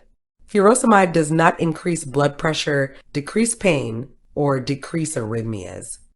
Which medication categories are contraindicated in clients who are pregnant? Select all that apply. 1. Pregnancy category A. 2. Pregnancy category B. 3. Pregnancy category C. 4. Pregnancy category D. 5. Pregnancy category X. The correct answers are 4. Pregnancy category D and 5. Pregnancy category X. Category D medications have a proven risk of fetal harm and are not prescribed for clients who are pregnant unless the mother's life is in danger. Category X medications have a definite risk of fetal abnormality or abortion. Category A medications have a remote risk of causing fetal harm and are prescribed for clients who are pregnant. Category B medications have a slightly higher risk of causing fetal abnormalities than do Category A medications, but they are often prescribed for clients who are pregnant.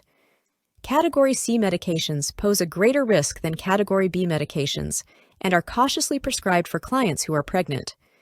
Medications in this category have either not yet been the subject of research or may show a risk in animal studies.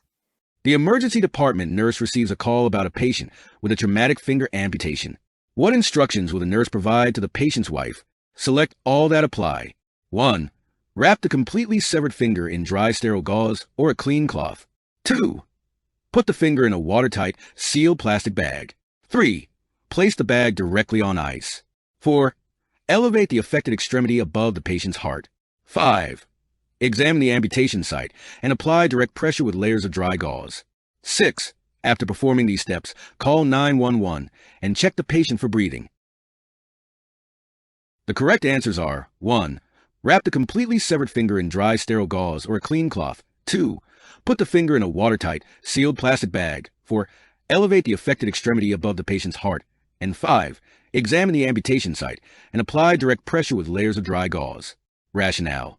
For a person who has a traumatic amputation in the community, first call 911 and then assess the patient for airway or breathing problems. Examine the amputation site and apply direct pressure with layers of dry gauze or cloth. Elevate the extremity above the patient's heart to decrease the bleeding. Do not remove the dressing to prevent dislodging the clot. Wrap the completely severed finger in dry sterile gauze or a clean cloth. Put the finger in a watertight, sealed plastic bag. Place the bag in ice water, never directly on ice, with 1 part ice and 3 parts water. Avoid contact between the finger and the water to prevent tissue damage. Do not remove any semi-detached parts of the digit. Be sure that the part goes with the patient to the hospital. Which should the nurse include when teaching a 55-year-old woman in the beginning of menopause? Select all that apply. 1. The average age of onset for menopause is 50 to 52 years. 2. Follicle-stimulating hormone and luteinizing hormone levels elevate. 3. Depression is very common as a result of menopause. 4. Hot flashes, especially at night, can occur in about 80% of women. 5. When periods become irregular, contraception is unnecessary. The correct answers are 1. The average age of onset for menopause is 50 to 52 years. 2. Follicle-stimulating hormone and luteinizing hormone levels elevate. And 4. Hot flashes, especially at night, can occur in about 80% of women. The average age of menopause is 50 to 52 years, although some variation exists. With menopause, follicle-stimulating hormone and luteinizing hormone levels increase dramatically. Hot flashes occur in about 80% of women. They can range from mild to very debilitating with disruption of sleep patterns. Depression is not usual during menopause. If symptoms of depression do occur, the nurse should refer the woman to her healthcare provider. Contraception should be used until menses has ceased for a full year. A patient who has sickle cell disease is admitted with vaso-occlusive crisis and reports severe abdominal and flank pain. Which of the analgesic medications on the pain treatment protocol will be best for the nurse to administer initially? 1. Ibuprofen 800 mg PO. 2. Morphine sulfate 4 mg IV. 3. Hydromorphone liquid 5 mg PO. 4. Fentanyl 25 micrograms per hour transdermal patch. The correct answer is 2. Morphine sulfate 4 mg IV. Guidelines for the management of vaso-occlusive crisis suggest the rapid use of parenteral opioids for patients who have moderate to severe pain. The other medications may also be appropriate for the patient as the crisis resolves, but are not the best choice for rapid treatment of severe pain. Before we move on to the next question, the NCLEX Mastery Bundle is available. It includes over 100 animated review videos, hundreds of pages of notes, hundreds of case study questions, and over 1,000 NCLEX questions. Link is in the description, or you can get it at alphanurseguide.com. back to the questions. The client diagnosed with a stage 2 pressure ulcer is prescribed a hydrogel dressing. Which statement indicates the client understands the teaching about the hydrogel dressing? 1. The hydrogel dressing is soothing and reduces pain. 2. It must be used because my pressure ulcer drains a lot. 3. This dressing can only be used if my wound is not infected. 4. This dressing is very difficult to apply and remove from the wound. The correct answer is 1. The hydrogel dressing is soothing and reduces pain. Hydrogels help maintain a moist healing environment, granulation, and epithelialization, and they facilitate autolytic debridement. One advantage of a hydrogel dressing is that it is soothing and reduces pain. One of the disadvantages of hydrogel dressings is that they are not recommended for wounds with heavy exudate. An advantage of using hydrogel dressings is that they can be used when infection is present. An advantage of using hydrogel dressings is that they are easily applied and removed from the wound. The nurse is reviewing discharge instructions with the parents of a child who had a tonsillectomy a few hours ago. The parents tell the nurse that the child is a big eater and they want to know what foods to give the child for the next 24 hours. What is the nurse's best response? 1. The child's diet should not be restricted at all. 2. The child's diet should be restricted to clear liquids. 3. The child's diet should be restricted to ice cream and cold liquids. 4. The child's diet should be restricted to soft foods. The correct answer is 4. The child's diet should be restricted to soft foods. Soft foods are recommended to limit the child's pain and to decrease the risk for bleeding. You can eliminate answer 1 by knowing there are usually some dietary restrictions following any surgical procedure. During an initial assessment of a client diagnosed with vasospastic disorder, Raynaud's phenomenon, the nurse notes a sudden color change from pink to white in the fingers. The nurse should first assess 1. Appearance of cyanosis. 2. Radial pulse. 3. Oxygen saturation of the affected fingers. 4. Blood pressure. The correct answer is 2. Decreased perfusion from vasospasm induces color changes in the extremity. The degree of decreased perfusion should be assessed by taking the radial pulse. Color changes progressively to blue with cyanosis and then red when reperfusion occurs. The oxygen saturation requires adequate perfusion for accuracy. A blood pressure will cause further constriction and reduction of perfusion in the extremity. A client is scheduled for an arteriogram. The nurse should explain to the client that the arteriogram will confirm the diagnosis of occlusive arterial disease by 1. Showing the location of the obstruction and the collateral circulation. 2. Scanning the affected extremity and identifying the areas of volume changes. 3. Using ultrasound to estimate the velocity changes in the blood vessels. 4. Determining how long the client can walk. The correct answer is 1. Showing the location of the obstruction and the collateral circulation. An arteriogram involves injecting a radiopaque contrast agent directly into the vascular system to visualize the vessels. It usually involves computed tomographic scanning. The velocity of the blood flow can be estimated by duplex ultrasound. The client's ankle brachial index is determined, and then the client is requested to walk. The normal response is little or no drop in ankle systolic pressure after exercise. The intake nurse is making an assessment of a client who has just arrived at the emergency department. Which of the following comments from this client who is taking phenelzine, a monoamine oxidase inhibitor, for treatment-resistant depression should be given top priority? 1. My bowels haven't moved in the last 2 days. 2. What was my temperature? I'm feeling warm. 3. My legs feel stiff after I sit in the chair for a while. 4. I have a throbbing headache. The correct answer is 4. I have a throbbing headache. Rationale. A serious, life-threatening reaction to MAO inhibitors is hypertensive crisis. Although this medication is inclined to reduce blood pressure, in combination with too much tyramine, blood pressure can rise to a dangerous level. A throbbing headache could be a significant indicator of an impending crisis. Which is a recommended guideline for safe computerized charting? 1. Passwords to the computer system should only be changed if lost. 2.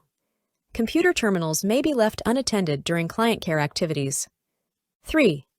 Accidental deletions from the computerized file need to be reported to the nursing manager or supervisor. 4. Copies of printouts from computerized files should be kept on a clipboard at the nurse's station for other nurses to access. The correct answer is 3. Accidental deletions from the computerized file need to be reported to the nursing manager or supervisor. After any inadvertent deletions of permanent computerized records, the nurse should type an explanation into the computer file with the date, time, and his or her initials. The nurse should also contact the nursing manager or supervisor with a written explanation of the situation. Options 1, 2, and 4 represent unsafe charting actions. Only option 3 follows the guidelines for safe computer charting. The nurse is preparing a patient who had carpal tunnel release surgery for discharge. Which information is important to provide for this patient? 1. The surgical procedure is a cure for carpal tunnel syndrome. 2. Do not lift any heavy objects. 3. Frequent doses of pain medication will no longer be necessary. 4. The healthcare provider should be notified immediately if there is any pain or discomfort. The correct answer is 2. Do not lift any heavy objects. Rationale: hand movements, including heavy lifting, may be restricted for 4 to 6 weeks after surgery. Patients experience discomfort for weeks to months after surgery. The surgery is not always a cure. In some cases, CTS may recur months to years after surgery. The client with an abdominal hysterectomy is being prepared for discharge in the morning. The client has a mentally retarded adult son whom she cares for at home. The nurse should discuss with the physician the need for referral to which of the following departments? 1. Home health care. 2. Social work. 3. Pastoral care. 4. Volunteer services. The correct answer is 2. Social work. The social worker will be able to coordinate respite care for the son and other community resources for this family. Home health care would provide care for the client herself, but respite care for the son is the priority need for this family. Pastoral care provides spiritual care. The volunteer department would not be responsible for coordination of care at the client's home. A client sustains a chemical eye injury from a splash of battery acid. The nurse should prepare the client for which immediate measure? 1. Checking visual acuity. 2.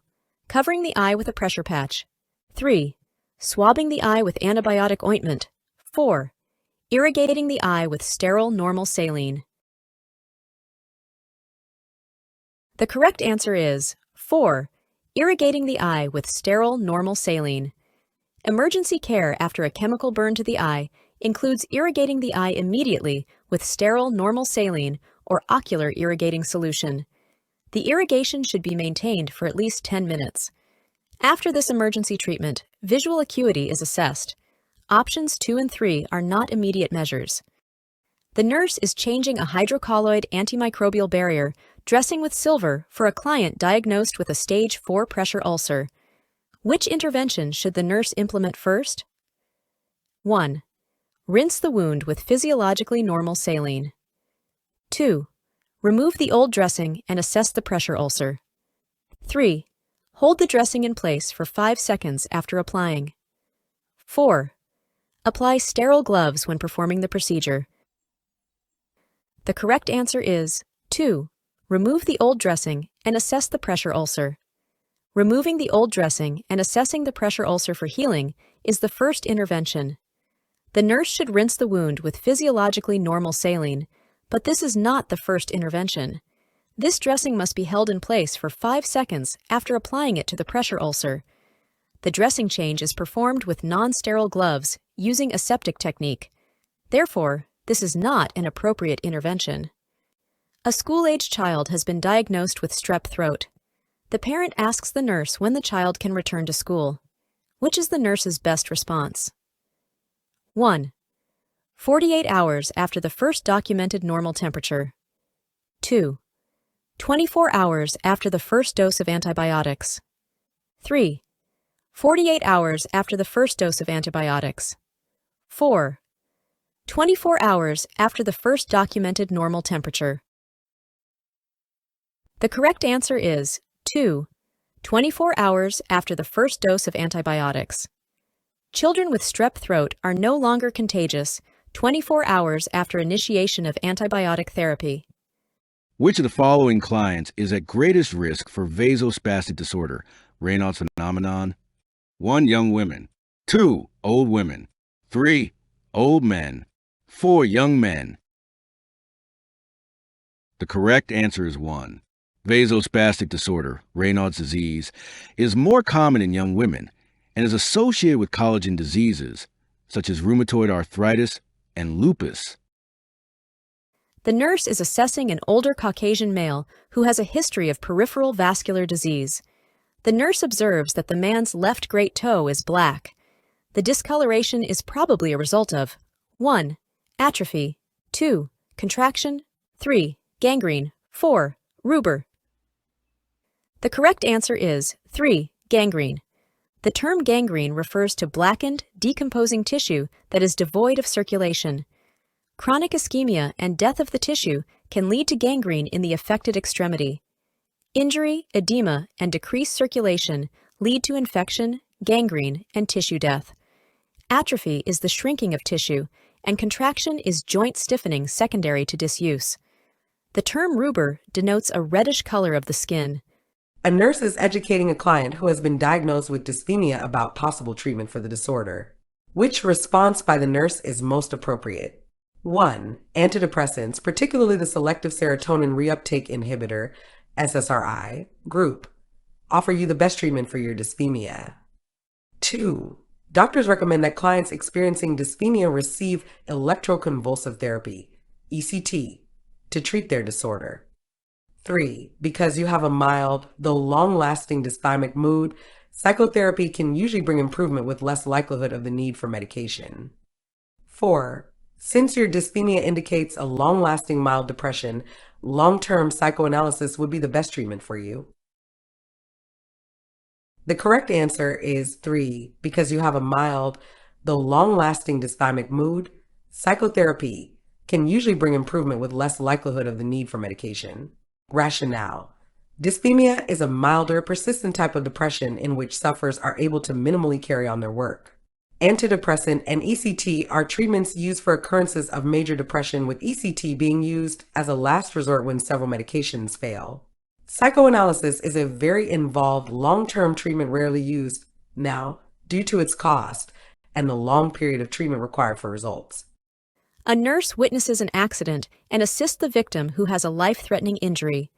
What should the nurse do to meet an important standard of care when acting as a good Samaritan at the scene of an accident? 1. Seek consent from the injured party before rendering assistance. 2. Implement every critical care intervention necessary to sustain life. 3. Stay on the scene until another qualified person takes over responsibility. 4. Insist on helping because a nurse is the best qualified person to provide care. The correct answer is 3. Stay on the scene until another qualified person takes over responsibility. When a nurse renders emergency care, the nurse has an ethical responsibility not to abandon the injured person. The nurse should not leave the scene until the injured person leaves or another qualified person assumes responsibility. Depending on the injured person's physical and emotional status, the person may or may not be able to consent to care. The nurse should not attempt interventions that are beyond the scope of nursing practice. Before we move on to the next question, the NCLEX Mastery Bundle is available. It includes over 100 animated review videos, hundreds of pages of notes, hundreds of case study questions, and over 1,000 NCLEX questions. Link is in the description, or you can get it at alphanurseguide.com. Back to the questions. A patient is scheduled for endoscopic carpal tunnel release surgery in the morning. What would the nurse be sure to teach the patient? 1. Pain and numbness are expected to be experienced for several days to weeks. 2. Immediately after surgery, the patient will no longer need assistance. 3. After surgery, the dressing will be large and there will be lots of drainage. 4. The patient's pain and paresthesia will no longer be present. The correct answer is 1. Pain and numbness are expected to be experienced for several days to weeks. Rationale. Postoperative pain and numbness occur for a longer period of time with endoscopic carpal tunnel release than with an open procedure. Patients often need assistance post-operatively, even after they are discharged. The dressing from the endoscopic procedure is usually very small, and there should not be a lot of drainage. On the second post-operative day after an abdominal hysterectomy, the client develops a temperature of 100.4 degrees Fahrenheit. The nurse's first action should be to 1. Increase the number of wound changes to minimize infection. 2. Obtain a culture and sensitivity study of the urine to determine the source of infection. 3. Ensure that the client takes at least 10 deep breaths every hour. 4. Change the site of the client's IV fluid catheter to reduce the risk of infection. The correct answer is 3. Ensure that the client takes at least 10 deep breaths every hour. Elevated temperature on the second post-operative day is suggestive of a respiratory tract infection. Respiratory infections most often occur during the first 48 hours after surgery. The client's vital signs should be monitored closely, and abnormalities should be reported to the surgeon. Signs of infection, if present in the wound or urinary tract, are likely to occur later in the post-operative period. There is no indication that the IV catheter is the source of infection. Phenylephrine, an adrenergic agonist, has been prescribed as a topical application for a patient who had intraocular surgery. Although systemic toxicity is unlikely, which adverse physiologic response is the concern? 1. Cardiovascular response, such as hypertension or ventricular dysrhythmias. 2. Renal response, such as urinary retention or urinary incontinence. 3. Respiratory response, such as bronchospasm or mucus plugs. 4. Musculoskeletal response, such as bone pain or joint stiffness. The correct answer is 1. Cardiovascular response, such as hypertension or ventricular dysrhythmias. Topical phenylephrine usually does not cause systemic reactions because the amount of absorption is very small. Cardiac responses are the concern. Other possible reactions may include sweating, tremors, agitation, or confusion. The nurse is using the antimicrobial binding dressing Actisorb Silver 220 for a stage 3 pressure ulcer on the left hip area.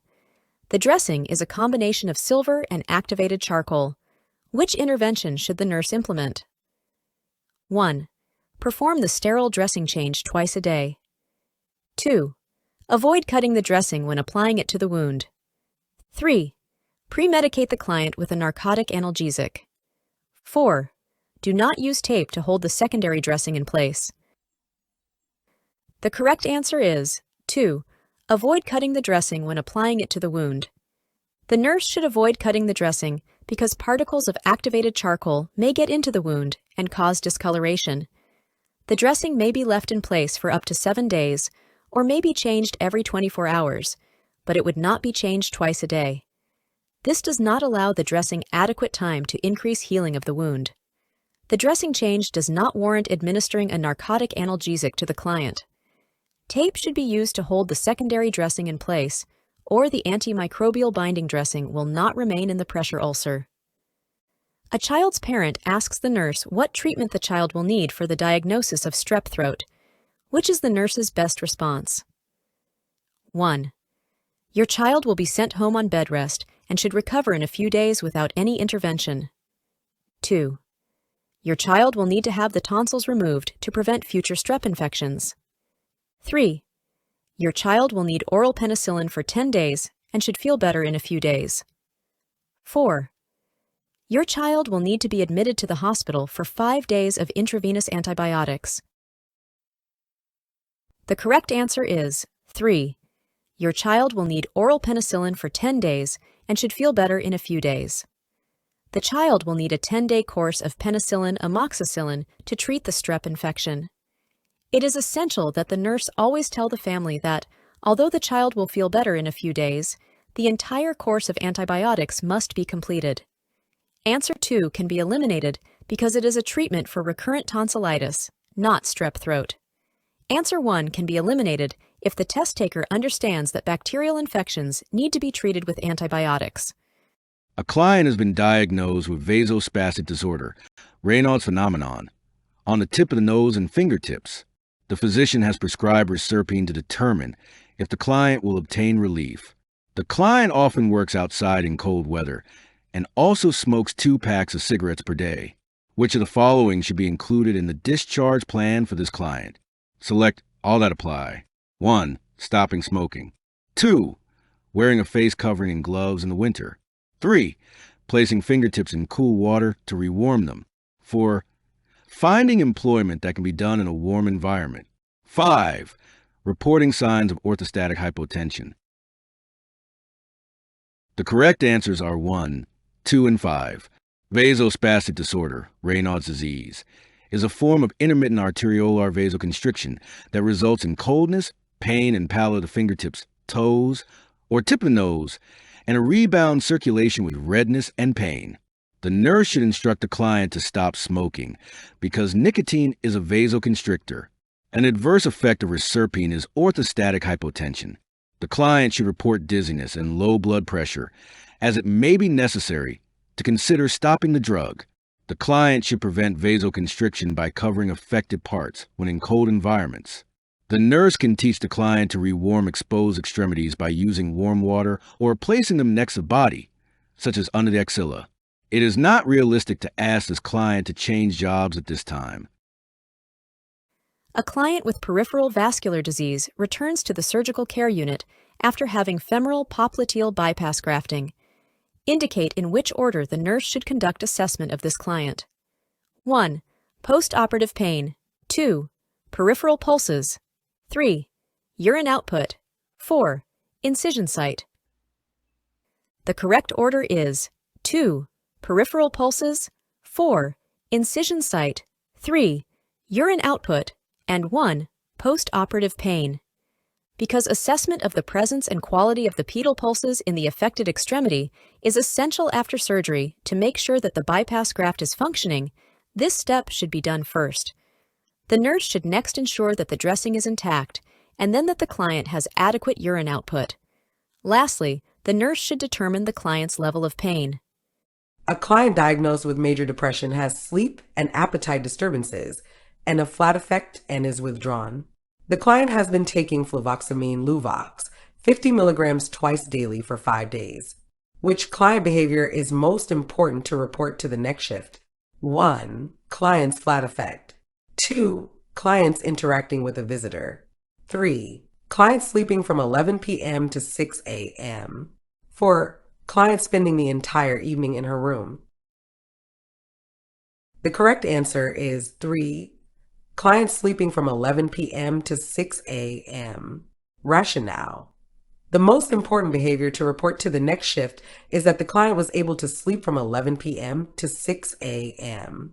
This indicates that improvement in the symptoms of depression is occurring as a result of pharmacologic therapy. The nurse would expect to observe improvement in sleep, appetite, and psychomotor behavior first before improvement in cognitive symptoms. The client's flat affect is still a symptom of depression. The fact that the client had a visitor is not as important as changes in the client's behavior. Spending the evening in her room is a continuation of the client's withdrawn behavior and is important to report, but not as important as the improvement in sleep. Which element of ethical practice is associated with fair policies and procedures guiding allocation of organs for transplantation? 1. Justice. 2. Fidelity. 3. Veracity. 4. Non-maleficence. The correct answer is 1. Justice. Justice refers to fairness and that all patients should be treated equally, impartially, and without prejudice regardless of individual factors. Fidelity refers to making only promises or commitments that can be kept. Veracity refers to being truthful, which is essential to a trusting nurse-patient relationship. Non-maleficence refers to preventing harm, avoiding actions that can cause harm, or removing a patient from harm. The nurse is caring for a patient with carpal tunnel syndrome who has been admitted for surgery. Which intervention should be delegated to the assistive personnel? 1. Initiating placement of a splint for immobilization during the day. 2. assessing the patient's wrist and hand for discoloration and brittle nails. 3. Assisting the patient with daily self-care measures, such as bathing and eating. 4. Testing the patient for painful tingling in the 5 digits of the hand. The correct answer is 3. Assisting the patient with daily self-care measures, such as bathing and eating. Rationale. Helping with activities of daily living is within the scope of practice of APs. Placing a splint for the first time is appropriate to the scope of practice of physical therapists. Assessing and testing for paresthesia are not within the scope of practice of APs and are appropriate for professional nurses. Which of the following physical sensations will the client who has had an abdominal hysterectomy most likely experience if she hyperventilates while performing deep breathing exercises? 1. Dyspnea. 2. Dizziness. 3. Blurred vision. 4. Mental confusion. The correct answer is 2. Dizziness. Hyperventilation occurs when the client breathes so rapidly and deeply that she exhales excessive amounts of carbon dioxide. A characteristic symptom of hyperventilation is dizziness. To avoid hyperventilation, the nurse should assist the client in the practice of slow, deep breathing in a regular breathing pattern. Dyspnea, blurred vision, and mental confusion are not associated with hyperventilation. The nurse is preparing to administer a beta-adrenergic blocking glaucoma agent. Which statement made by the patient warrants additional assessment and a notification to the healthcare provider? 1. My blood pressure runs a little high if I gain too much weight. 2. Occasionally, I have palpitations, but they pass very quickly. 3. My joints feel stiff today, but that's just my arthritis. 4. My pulse rate is a little low today because I take digoxin. The correct answer is 4. My pulse rate is a little low today because I take digoxin. All beta-adrenergic blockers are contraindicated in bradycardia. Alpha-adrenergic agents can cause tachycardia and hypertension. Carbonic anhydrase inhibitors should not be given to patients with rheumatoid arthritis who are taking high dosages of aspirin. The HCP prescribed morphine 2 to 5 milligrams intramuscular every 2 hours for the client diagnosed with full thickness, burns to the chest and abdominal area. The client reports pain of 10 on a pain scale from 1 through 10. Which intervention should the nurse implement? 1. Administer 5 milligrams of morphine IM to the client immediately. 2. Contact the HCP to request an increase in the medication. 3. Request a patient-controlled analgesia pump for the client. 4. Assess the client for complications and then administer the medication. The correct answer is 3. Request a patient-controlled analgesia pump for the client. The client should have IV pain medication until hemodynamic stability and unimpaired tissue perfusion return. The PCA pump provides an IV route, and the client can control the amount of medication administered with the PCA, ensuring safe limits of pain medication. The client should receive IV medication, not IM medication. Therefore, the nurse should not administer this medication after assessing the client. The nurse should be a client advocate and notify the HCP for a change in the route of the morphine. A 7-month-old has a low-grade fever, nasal congestion, and a mild cough. What should the nursing care management of this child include? Select all that apply. 1. Maintaining strict bed rest. 2. Avoiding contact with family members. 3. Instilling saline nose drops and bulb suctioning. 4. Keeping the head of the bed flat. 5. Providing humidity and propping the head of the bed up. The correct answers are 3. Instilling saline nose drops and bulb suctioning, and 5. Providing humidity and propping the head of the bed up. Infants are nose breathers and often have increased difficulty when they are congested. Nasal saline drops and gentle suctioning with a bulb syringe are often recommended. Other helpful suggestions for infants with colds are to provide humidity with a cool mist humidifier or take them into a steamy bathroom. In addition, raising the head of the bed helps with drainage of secretions. You can eliminate answer 4 given a basic understanding of interventions to improve respiratory function. The nurse is assessing a client with Buerger's disease. The nurse should determine if the client is experiencing 1. Thickening of the intima and media of the artery. 2. Inflammation and fibrosis of arteries, veins, and nerves. 3. Vasospasm lasting several minutes. 4. Pain, pallor, and pulselessness. The correct answer is 2. Buerger's disease is characterized by inflammation and fibrosis of arteries, veins, and nerves. White blood cells infiltrate the area and become fibrotic, which results in occlusion of the vessels. Signs and symptoms include slowly developing claudication, cyanosis, coldness, and pain at rest. Thickening of the intima and media of the artery is characteristic of atherosclerosis. Vasospasm lasting several minutes is characteristic of Raynaud's disease. Pain, pallor, and pulselessness are symptoms of acute occlusion of an artery by an embolus or other cause such as compartment syndrome. Before we move on to the next question, the NCLEX Mastery Bundle is available. It includes over 100 animated review videos, hundreds of pages of notes, hundreds of case study questions, and over 1,000 NCLEX questions. Link is in the description, or you can get it at alphanurseguide.com. Back to the questions. Which of the following lipid abnormalities is a risk factor for the development of atherosclerosis and peripheral vascular disease? 1. Low concentration of triglycerides. 2.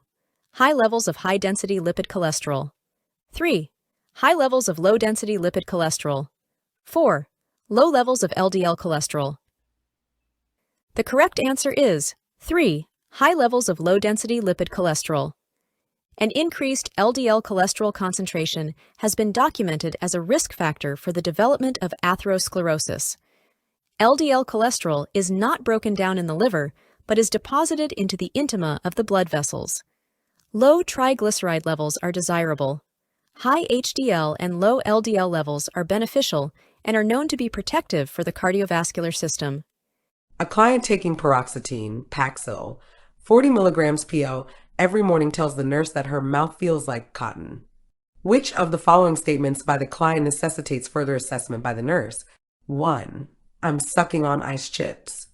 2. I'm using sugarless gum. 3. I'm sucking on sugarless candy. 4. I'm drinking 12 glasses of water every day. The correct answer is 4. I'm drinking 12 glasses of water every day. Rationale. Dry mouth is a common, temporary side effect of paroxetine. The nurse needs to further assess the client's water intake when the client states she is drinking lots of water. Excessive intake of water could be harmful to the client and could lead to electrolyte imbalance. Dry mouth is caused by the medication, and drinking a lot of water will not eliminate it.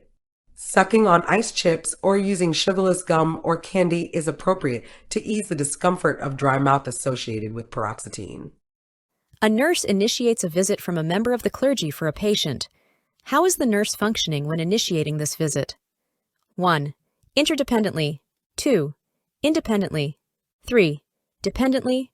4. Collegially. The correct answer is 2. Independently.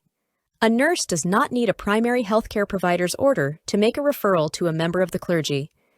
An interdependent intervention requires a primary healthcare provider's order associated with a parameter. When a nurse initiates a referral to a member of the clergy, the nurse is working independently. A nurse can make a referral to a member of the clergy. This action is within the scope of nursing practice. The nurse can make a referral to a member of the clergy without collaborating with another professional healthcare team member. The nurse delegates the measurement of vital signs to an experienced assistive personnel. Osteomyelitis has been diagnosed in a patient. Which vital sign value would the nurse instruct the AP to report immediately for this patient? 1. Temperature of 101 degrees Fahrenheit. 2. Blood pressure of 136/80. 3. Heart rate of 96 beats per minute. 4. Respiratory rate of 24 breaths per minute. The correct answer is 1. Temperature of 101 degrees Fahrenheit. Rationale. An elevated temperature indicates infection and inflammation. This patient needs IV antibiotic therapy. The other vital sign values are normal or high normal. A client with Buerger's disease has established a goal to stop smoking. Which medication would be the most helpful in attaining this goal? 1. Bupropion. 2. Nicotine. 3. Nitroglycerin. 4. Ibuprofen. The correct answer is 1. Bupropion is used to promote smoking cessation. All types of nicotine should be avoided to prevent vasoconstriction. Nitroglycerin, used for angina, and ibuprofen, an anti-inflammatory medication, have no role in smoking cessation. The nurse is unable to palpate the client's left pedal pulses. Which of the following actions should the nurse take next? 1. Auscultate the pulses with a stethoscope. 2. Call the physician. 3. Use a Doppler ultrasound device. 4. Inspect the lower left extremity. The correct answer is 3. Use a Doppler ultrasound device. When pedal pulses are not palpable, the nurse should obtain a Doppler ultrasound device. Auscultation is not likely to be helpful if the pulse isn't palpable. Inspection of the lower extremity can be done simultaneously when palpating, but the nurse should first try to locate a pulse by Doppler. Calling the physician may be necessary if there is a change in the client's condition. When developing a teaching plan for a client about the medications prescribed for depression, which of the following components is most important for the nurse to include? 1. Pharmacokinetics of the medication. 2. Current research related to the medication. 3. Management of common adverse effects. 4. Dosage regulation and adjustment. The correct answer is 3. Management of common adverse effects. Rationale. Compliance with medication therapy is crucial for the client with depression. Medication noncompliance is the primary cause of relapse among psychiatric clients. Therefore, the nurse needs to teach the client about managing common adverse effects to promote compliance with medication. Teaching the client about the medication's pharmacokinetics may help the client to understand the reason for the drug. However, teaching about how to manage common adverse effects to promote compliance is crucial. Current research about the medication is more important to the nurse than to the client. Teaching about dosage regulation and adjustment of medication may be helpful, but typically the primary healthcare provider, not the client, is the person in charge of this aspect. For which primary reason is a nurse expert called to testify in a lawsuit regarding professional nursing malpractice? 1. To strengthen the defense. 2. To support the prosecution. 3. To present standards of nursing care as they apply to the facts in the case. 4. To make judgments associated with laws governing the practice of nursing. The correct answer is 3. To present standards of nursing care as they apply to the facts in the case. The American Nurses Association Standards of Clinical Nursing Practice are authoritative statements by which the National Organization for Nursing describes the responsibilities for which nurses are accountable. An expert nurse is capable of explaining these standards as they apply to the situation under litigation. These professional standards are criteria that help a judge or jury determine if a nurse committed malpractice or negligence. The charge nurse is making assignments for the day shift. Which patient should be assigned to the nurse who was floated from the post-anesthesia care unit for the day? 1. A 35-year-old patient with osteomyelitis who needs teaching before hyperbaric oxygen therapy. 2. A 62-year-old patient with osteomalacia who is being discharged to a long-term care facility. 3. A 68-year-old patient with osteoporosis given a new orthotic device whose knowledge of its use must be assessed. 4. A 72-year-old patient with Paget disease who has just returned from surgery for total knee replacement. The correct answer is 4. A 72-year-old patient with Paget disease who has just returned from surgery for total knee replacement. Rationale. The post-anesthesia care unit nurse is very familiar with the assessment skills necessary to monitor a patient who just underwent surgery. For the other patients, nurse is familiar with musculoskeletal system. Related nursing care are needed to provide teaching and assessment and prepare a report to the long-term care facility. A client with Berger's disease smokes 2 packs of cigarettes a day. When helping a client change smoking behavior, it is important to know the clients. 1. Ability to attend support groups. 2. Goals for the treatment. 3. Perception of the negative behavior. 4. Motivation. The correct answer is 3. When helping a client change detrimental health behavior, it is critical to learn how the client perceives a situation or problem. The client is more likely to change detrimental health behaviors if he realizes that there's a problem and that these behaviors lead to the problem. While understanding the client's ability to attend group meetings, his goals for treatment, and his motivation may help facilitate change, the nurse should first understand the client's perception of the problem and then determine what strategies might work from his perspective. The nurse is assessing the lower extremities of the client with peripheral vascular disease. During the assessment, the nurse should expect to find which of the following clinical manifestations of PVD? Select all that apply. 1. Hairy legs. 2. Mottled skin. 3. Pink skin. 4. Coolness. 5. Moist skin. The correct answers are 2. Mottled skin and 4. Coolness. Reduction of blood flow to a specific area results in decreased oxygen and nutrients. As a result, the skin may appear mottled. The skin will also be cool to the touch. Loss of hair and dry skin are other signs that the nurse may observe in a client with PVD of the lower extremities. A client taking mirtazapine is disheartened about a 20 pounds, 9 kilograms, weight gain over the past 3 months. The client tells the nurse, "I stopped taking my mirtazapine 15 days ago. I don't want to get depressed again, but I feel awful about my weight." Which response by the nurse is most appropriate? 1. Focusing on diet and exercise alone should control your weight. 2. Your depression is much better now, so your medication is helping you. 3. Look at all the positive things that have happened to you since you started mirtazapine. 4. I hear how difficult this is for you and will help you approach the doctor about it. The correct answer is 4. I hear how difficult this is for you and will help you approach the doctor about it. Rationale. The nurse should express concern for the client and offer to help the client speak with the primary healthcare provider, which will lend support to the client's concerns. The client who has stopped the medication must be taken seriously because medication noncompliance could result in a recurrence of symptoms of depression. Telling the client to focus on diet and exercise ignores the client's feelings and subtly implies the weight gain is the client's fault. Pointing out that the medication has helped and that positive things have happened since the depression lifted may be true, but it does not address the client's current feelings or needs. Which organization is responsible for ensuring that nurses are minimally qualified to practice nursing? 1. State Boards of Nursing. 2. American Nurses Association. 3. Sigma Theta Tau International. 4. Constituent Leagues of the National League for Nursing.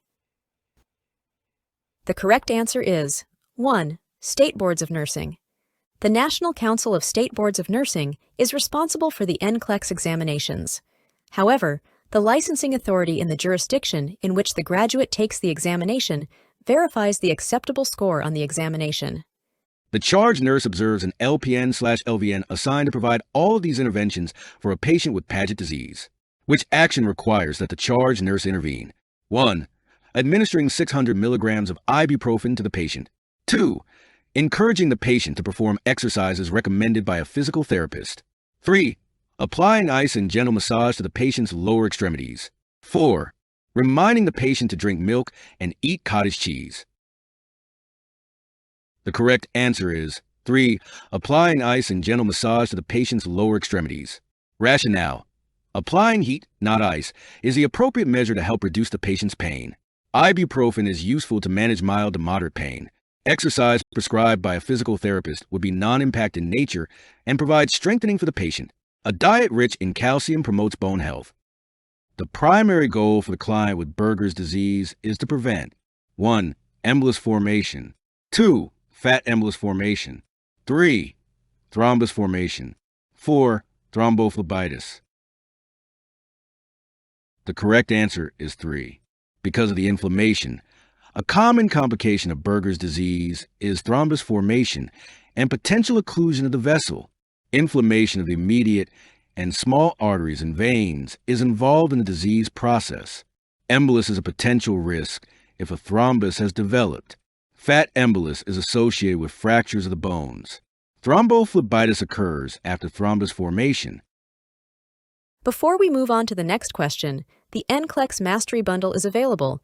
It includes over 100 animated review videos, hundreds of pages of notes, hundreds of case study questions, and over 1,000 NCLEX questions. Link is in the description, or you can get it at alphanurseguide.com. Back to the questions. The nurse is teaching a client about risk factors associated with atherosclerosis and how to reduce the risk. Which of the following is a risk factor that the client is not able to modify? 1. Diabetes. 2. Age. 3. Exercise level. 4. Dietary preferences. The correct answer is 2. Age. Age is a non-modifiable risk factor for atherosclerosis. The nurse instructs the client to manage modifiable risk factors such as comorbid diseases, such as diabetes, activity level, and diet. Controlling serum blood glucose levels, engaging in regular aerobic activity, and choosing a diet low in saturated fats can reduce the risk of developing atherosclerosis. The primary healthcare provider prescribes mirtazapine, Remeron, 30 milligrams PO at bedtime for a client diagnosed with depression. The nurse should 1. Give the medication as prescribed. 2. Question the primary healthcare provider's prescription. 3. Request to give the medication in the morning. 4. Give the medication in 3 divided doses.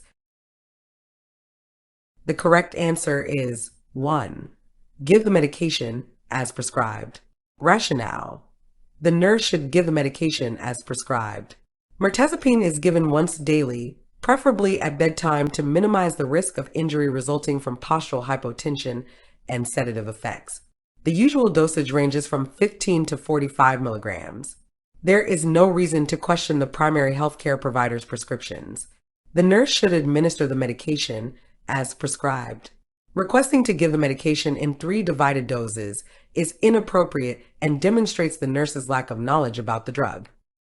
When caring for a terminally ill patient, a family member says, "I need your help to hasten my mother's so that she is no longer suffering."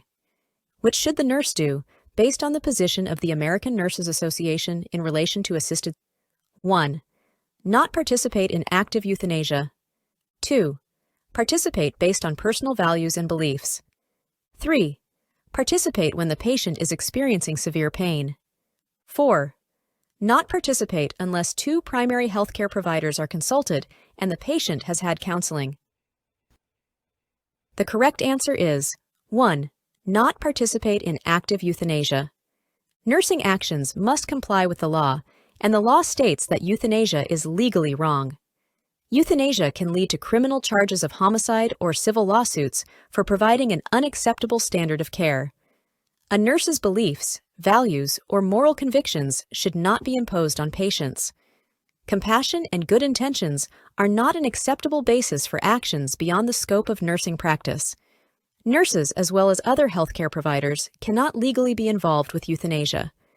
In some states in the United States, a primary healthcare provider can prescribe a medication that can be taken by a patient to cause death. The American Nurses Association, according to its Code for Nurses with Interpretive Statement, indicates that nurses should not participate in active euthanasia. The nurse's assessment reveals all of these data when a patient with Paget disease is admitted to the acute care unit. Which findings should the nurse notify the healthcare provider about first? 1. There is a bowing of both legs, and the knees are asymmetrical. 2. The base of the skull is invaginated platybasia. 3. The patient is only 5 feet tall and weighs 120 pounds. 4. The skull is soft, thick, and larger than normal.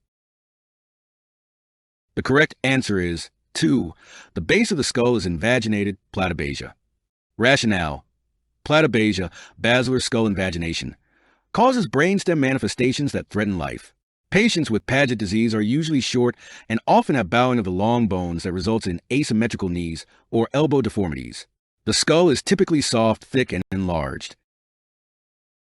Which of the following clients is at greatest risk for Buerger's disease? 1. A 29-year-old male with a 14-year history of cigarette smoking. 2. A 38-year-old female who is taking birth control pills. 3. A 54-year-old female with adult-onset diabetes. 4. A 65-year-old male with atherosclerosis. The correct answer is 1. Buerger's disease is a non-atherosclerotic, inflammatory vaso-occlusive disorder. The disorder occurs predominantly in younger men. less than 40 years of age, and there is a very strong relationship with tobacco use. Diagnosis is based on age of onset, history of tobacco use, symptoms, and exclusion of diabetes mellitus. The client with the flu is prescribed the OTC cough suppressant dextromethorphan. Which information should the nurse teach regarding this medication? 1. Take the medication every 4 to 8 hours as needed for cough. 2. The medication can cause addiction if taken too long. 3. Do not drive or operate machinery while taking the drug. 4. Do not take a beta blocker while taking this medication. The correct answer is 1. Take the medication every 4 to 8 hours as needed for cough. Dextromethorphan is relatively safe in the recommended dose range of 10 to 30 milligrams every 4 to 8 hours. At these levels, it does not produce respiratory depression and side effects are not common. Dextromethorphan is an antitussive. This medication does not have the potential to cause addiction. This medication does not produce drowsiness, so driving or operating machinery while taking dextromethorphan is acceptable. The medication does not slow the heart rate, and there is no reason for a client not to take a prescribed beta blocker medication while taking dextromethorphan. When beginning IV erythropoietin therapy, the nurse should do which of the following? Select all that apply. 1. Check the hemoglobin levels before administering subsequent doses. 2. Shake the vial thoroughly to mix the concentrated white, milky solution. 3. Keep the multi-dose vial refrigerated between scheduled twice-a-day doses. 4. Administer medication through the IV line without other medications. 5. Adjust the initial doses according to the client's changes in blood pressure. 6. Instruct the client to avoid driving and performing hazardous activity during the initial treatment. The correct answers are 4, 5, and 6. Erythropoietin is administered to decrease the need for blood transfusions by stimulating red blood cell production. The medication should be administered through the IV line without other medications to avoid a reaction. The hematocrit, a simple measurement of the percentage of RBCs in the total blood volume, is used to monitor this therapy. When initiating IV erythropoietin therapy, the nurse should monitor the hematocrit level so that it rises no more than 4 points in any 2-week period.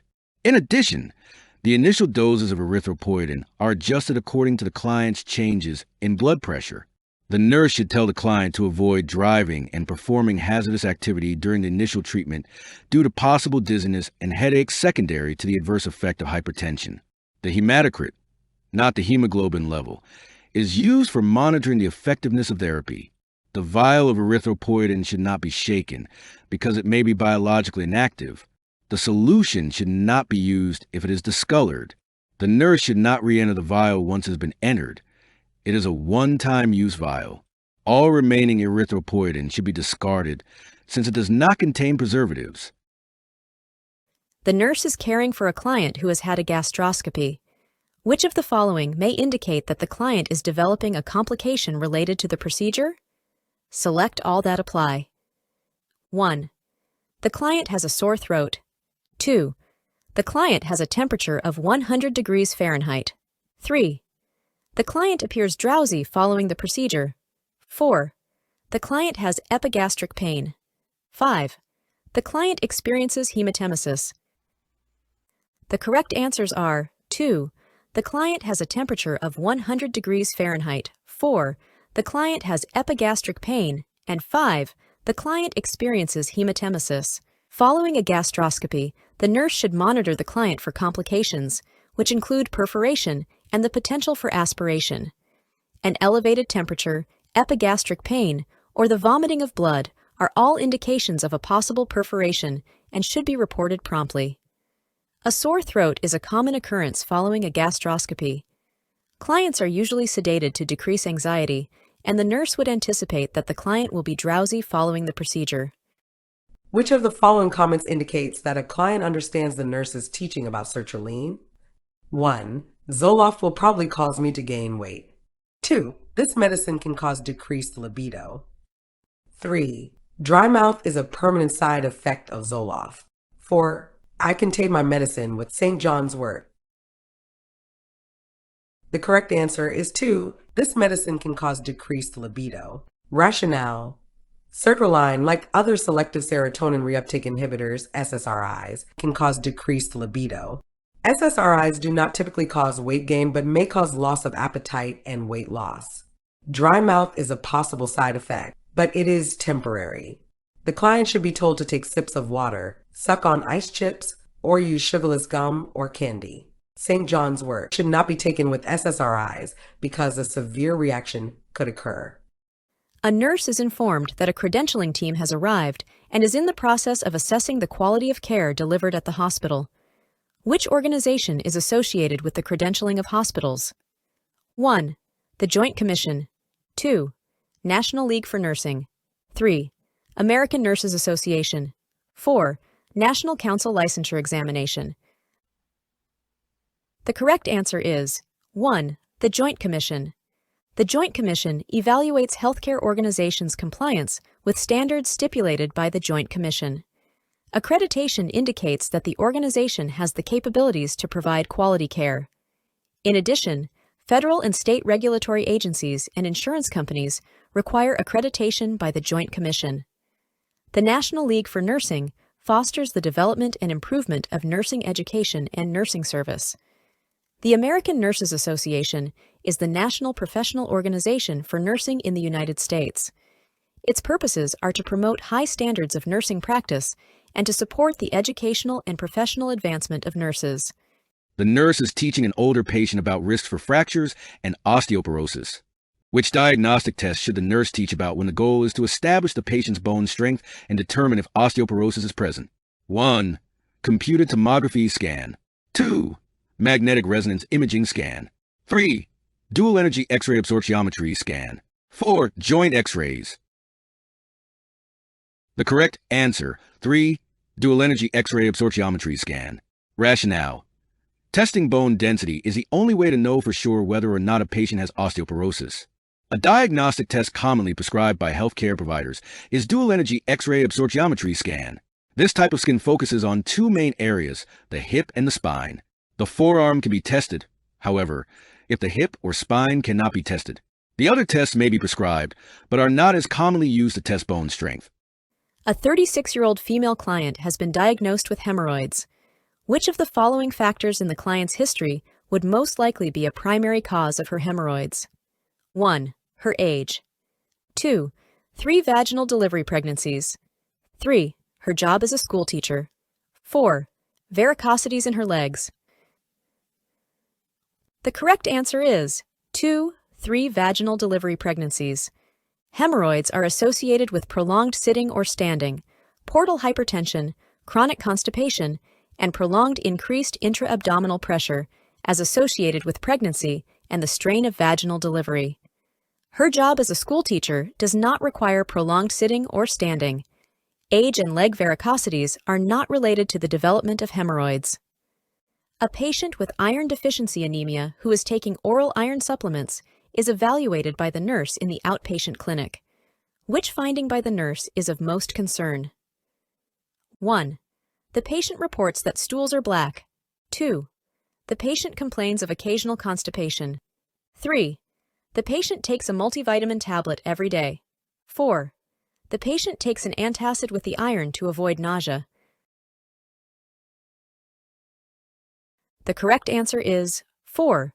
The patient takes an antacid with the iron to avoid nausea.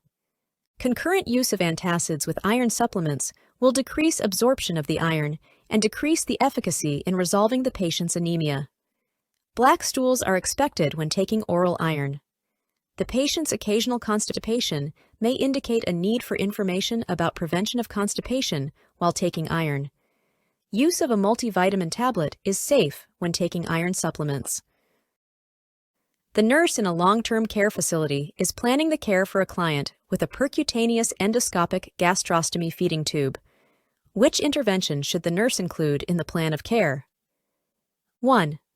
Inspect the insertion line at the nares prior to instilling formula. 2. Elevate the head of the bed after feeding the client. 3. Place the client in the Sims position following each feeding. 4. Change the dressing on the feeding tube every 3 days. The correct answer is 2. Elevate the head of the bed after feeding the client.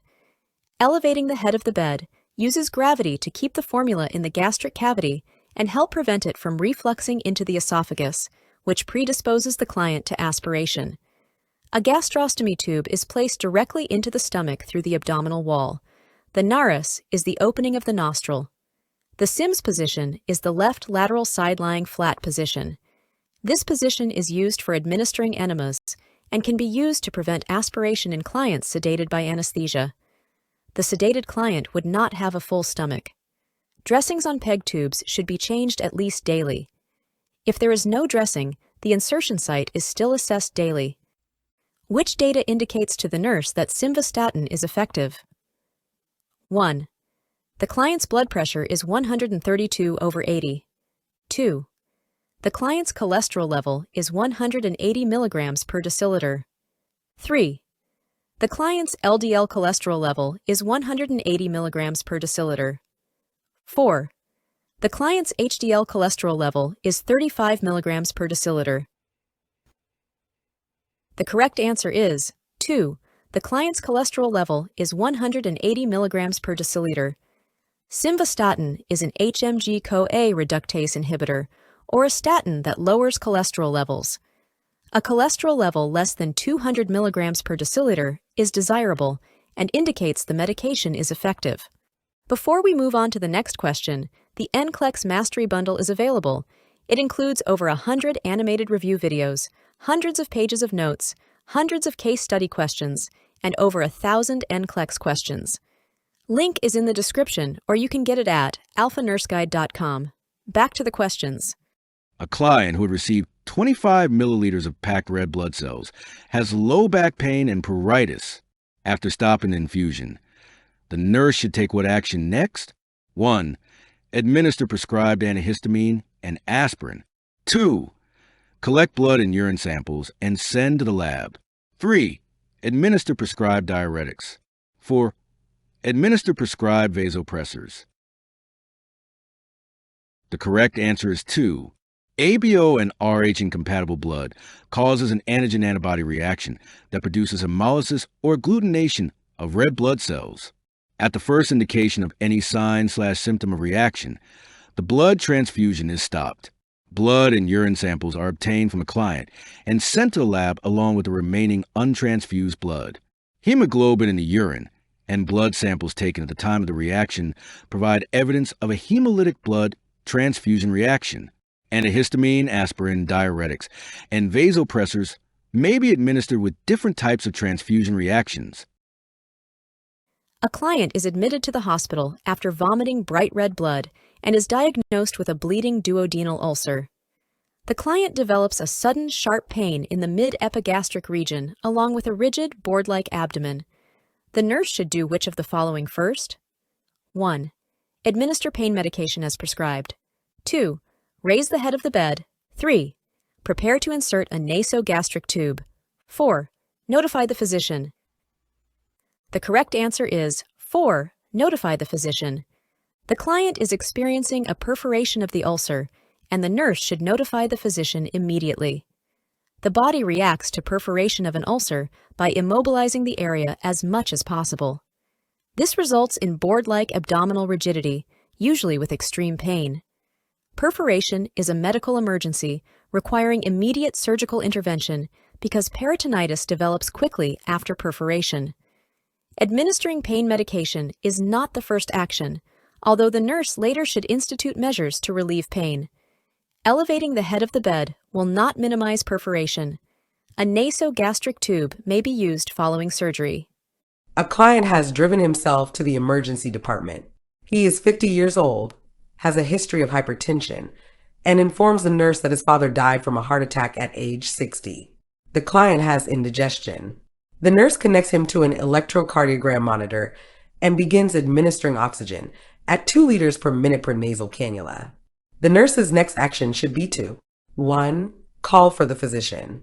2. Start an IV infusion. 3. Obtain a portable chest radiograph. 4. Draw blood for laboratory studies. The correct answer is 2. Start an IV infusion. Rationale. Advanced Cardiac Life Support recommends that at least 1 or 2 IV lines be inserted in one or both of the antecubital spaces. Calling the physician, obtaining a portable chest radiograph, and drawing blood for the laboratory are important but secondary to starting the IV line. The client in labor has an epidural catheter in place for anesthesia. Which intervention is most important for the labor and delivery nurse? 1. Assist the client with breathing exercises during contractions. 2. Ensure the client's legs are correctly positioned in the stirrups. 3. Have the significant other scrub for the delivery of the baby. 4. Titrate the epidural medication to ensure analgesic effect. The correct answer is 2. Ensure the client's legs are correctly positioned in the stirrups. Because the legs are numb as a result of the epidural, the nurse must ensure the legs are in the stirrups correctly so that the client will not experience neurovascular compromise or any type of injury to the legs when they are in the stirrups. Breathing exercises are important, but the protection of the client's lower extremities while under anesthesia should be a priority for the nurse. Preparing the significant other for the delivery is important, but it is not a priority over the safety of the mother's lower extremities. The anesthesiologist or nurse anesthetist would be responsible for administering the anesthesia during the delivery. The nurse is mentoring a student nurse who is caring for a patient with carpal tunnel syndrome of the right hand with a neurovascular check ordered every 2 hours, for which action by the student nurse must the nurse intervene.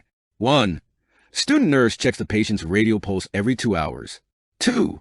Student nurse checks for sensation in the patient's right hand. 3. Student nurse assesses color, temperature, and pain in right wrist and hand. 4. Student nurse instructs the patient to avoid movement because of the pain. The correct answer is 4. Student nurse instructs the patient to avoid movement because of the pain. Rationale. Performing complete neurovascular assessment includes palpation of pulses in the extremities below the level of injury and assessment of sensation, movement, color, temperature, and pain in the injured part. If pulses are not palpable, use of a Doppler helps find pulses in the extremities. After surgery, the patient should be given pain medication and encouraged to move the fingers frequently. Some hand movements, such as lifting heavy objects, may be restricted for 4 to 6 weeks after surgery. Which of the following is an expected outcome for a client who is recovering from an abdominal perineal resection with a colostomy? The client will 1. Maintain a fluid intake of 3,000 milliliters per day. 2. Eliminate fiber from the diet. 3. Limit physical activity to light exercise.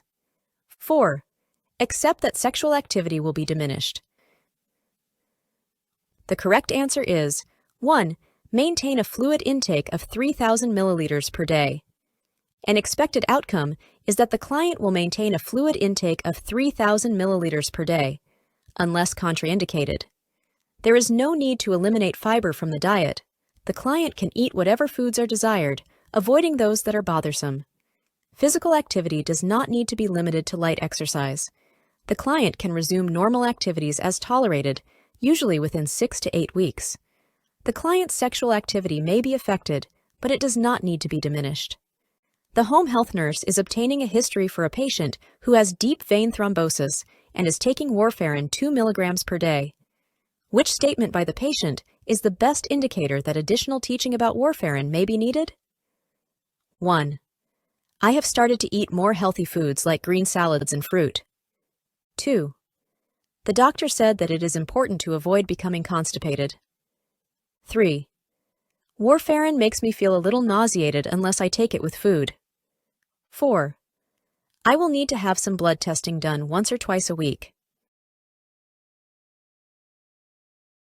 The correct answer is 1. I have started to eat more healthy foods like green salads and fruit. Patients taking warfarin are advised to avoid making sudden dietary changes because changing the oral intake of foods high in vitamin K will have an impact on the effectiveness of the medication.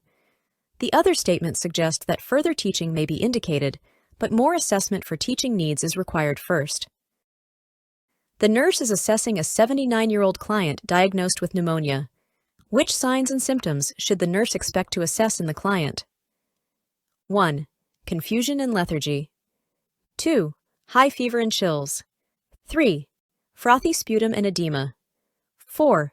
bradypnea and jugular vein distension. The correct answer is 1. Confusion and lethargy. The elderly client diagnosed with pneumonia may present with weakness, fatigue, lethargy, confusion, and poor appetite, but not have any of the classic signs and symptoms of pneumonia. Fever and chills are classic symptoms of pneumonia, but they are usually absent in the elderly client. Frothy sputum and edema are signs and symptoms of heart failure, not pneumonia. The client has tachypnea, not bradypnea, and jugular vein distension accompanies heart failure. The client with coronary artery disease is prescribed cholestyramine. Which intervention should the nurse implement when administering the medication? 1. Administer the medication with fruit juice. 2. Instruct the client to decrease fiber when taking the medication. 3. Monitor the cholesterol level before giving medication. 4. Assess the client for upper abdominal discomfort.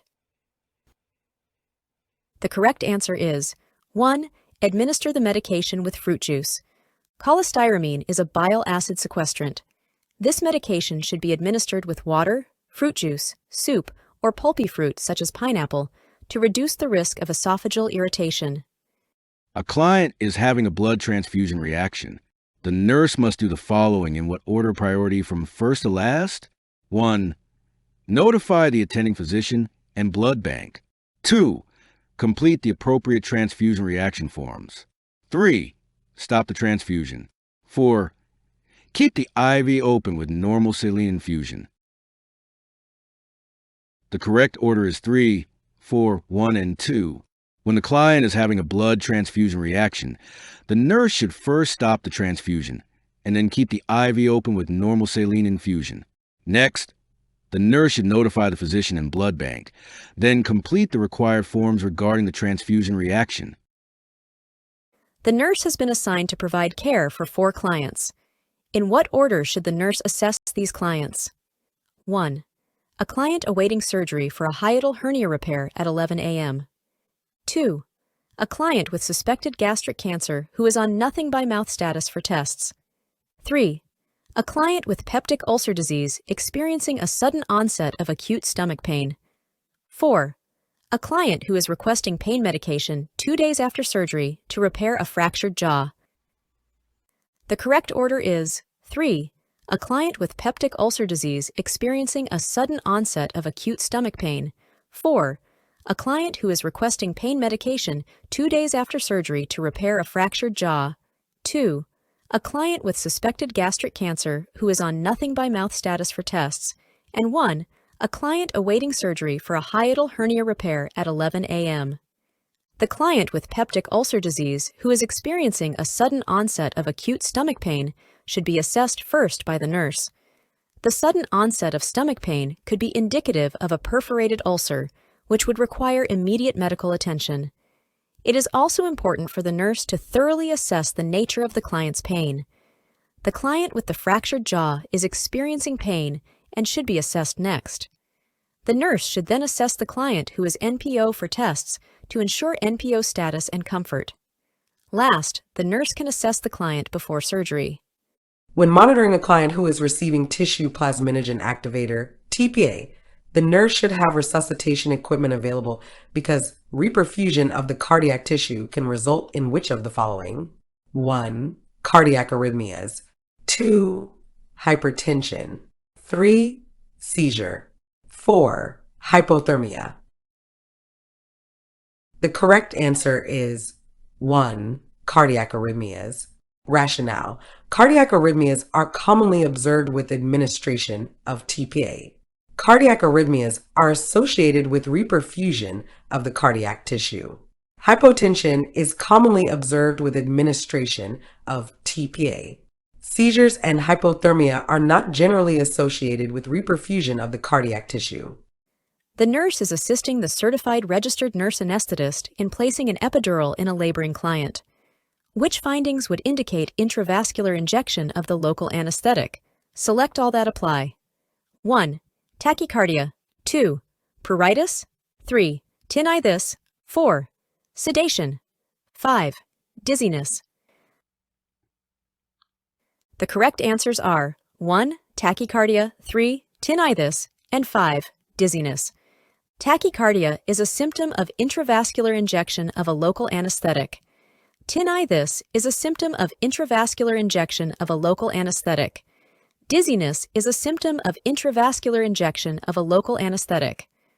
Pruritus, itching, is a symptom of an allergic reaction. Intravascular injection does not cause sedation in the client. The nurse is caring for a postoperative patient with a hip replacement. Which patient care actions can be delegated to the experienced assistive personnel? Select all that apply. 1. Inspect heels and other bony prominences every 8 hours. 2. Turn and reposition the patient every 2 hours. 3. Ensure that the patient's heels are elevated off the bed. 4. Assess the patient's calf regions for redness and swelling. 5. Check vital signs and oxygen saturation via pulse oximetry. 6. Assess for pain and administer pain medication. The correct answers are 2. Turn and reposition the patient every 2 hours. 3. Ensure that the patient's heels are elevated off the bed. And 5. Check vital signs and oxygen saturation via pulse oximetry. Rationale. The AP scope of practice includes repositioning patients and checking vital signs, and an experienced AP would know how to check pulse oximetry and elevate the patient's heels off the bed. Assessing and inspecting patients is more appropriate to the educational level of the professional nurse. A client is recovering from an abdominal perineal resection. Which of the following measures would most effectively promote wound healing after the perineal drains have been removed? 1. Taking sitz baths. 2. Taking daily showers. 3. Applying warm, moist dressings to the area. 4. Applying a protected heating pad to the area. The correct answer is 1. Taking sitz baths. Sitz baths are an effective way to clean the operative area after an abdominal perineal resection. Sitz baths bring warmth to the area, improve circulation, and promote healing and cleanliness. Most clients find them comfortable and relaxing. Between sitz baths, the area should be kept clean and dry. A shower will not adequately clean the perineal area. Moist dressings may promote wound contamination and delay healing. A heating pad applied to the area for longer than 20 minutes may cause excessive vasodilation, leading to congestion and discomfort.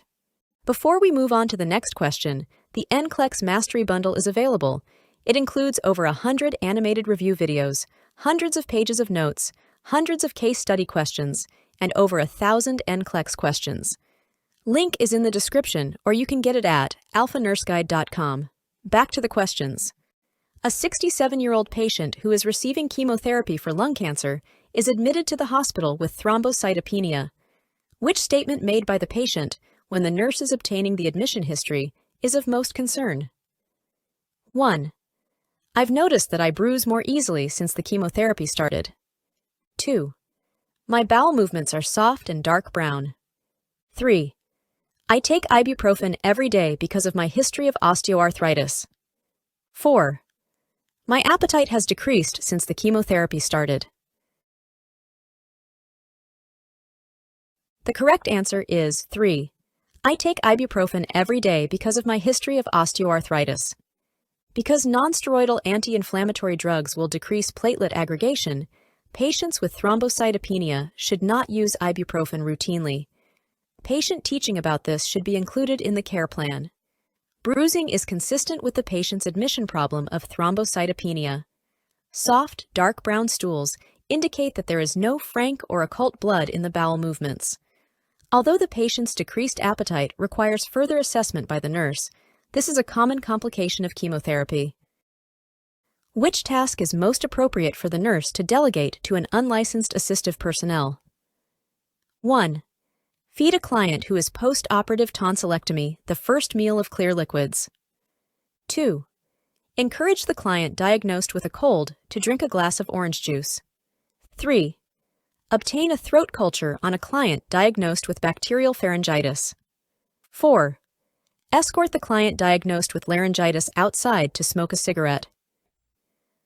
The correct answer is 2. Encourage the client diagnosed with a cold to drink a glass of orange juice. Clients with colds are encouraged to drink 2,000 milliliters of liquids a day. The UAP could do this. Tonsillectomies cause throat edema and difficulty swallowing. The nurse must observe the client's ability to swallow before this task can be delegated. Throat swabs for culture must be done correctly, or false negative results can occur. The nurse should obtain the swab. Clients with laryngitis are instructed not to smoke. Smoking is discouraged in all healthcare facilities. Sending nursing personnel outside encourages an unhealthy practice, which is not the best use of the personnel. Interventions requiring assessment, teaching, and evaluation cannot be delegated. Levels of activities being delegated should be appropriate for the level of training of the staff member carrying out the task. Tasks delegated must conform to safe healthcare practice. The client diagnosed with coronary artery disease is prescribed atorvastatin. Which statement by the client warrants the nurse notifying the HCP? 1. I really haven't changed my diet, but I am taking my medication every day. 2. I am feeling pretty good, except I am having muscle pain all over my body. 3. I am swimming at the local pool about 3 times a week for 30 minutes. 4. I am taking this medication first thing in the morning with a bowl of oatmeal. The correct answer is 2. I am feeling pretty good, except I am having muscle pain all over my body. Atorvastatin is an HMG-CoA reductase inhibitor, or a statin. Statins can cause muscle injury, which can lead to myositis, fatal rhabdomyolysis, or myopathy. Muscle pain or tenderness should be reported to the HCP immediately. Usually the medication is discontinued. The nurse should instruct a young female adult with sickle cell anemia to do, which of the following? Select all that apply. 1. Drink plenty of fluids when outside in hot weather. 2. Avoid being in high altitudes. 3. Be aware that since she is homozygous for hemoglobin S, she carries the sickle cell trait. 4. Know that pregnancy with sickle cell disease increases the risk of a crisis. 5. Avoid flying on commercial airlines. The correct answers are 1, 2, and 4. The nurse should teach the client to drink plenty of fluids to avoid becoming dehydrated. The client should avoid being in high altitudes, such as mountains above 5,000 feet, where there is less oxygen in the air, which may precipitate a sickle cell crisis.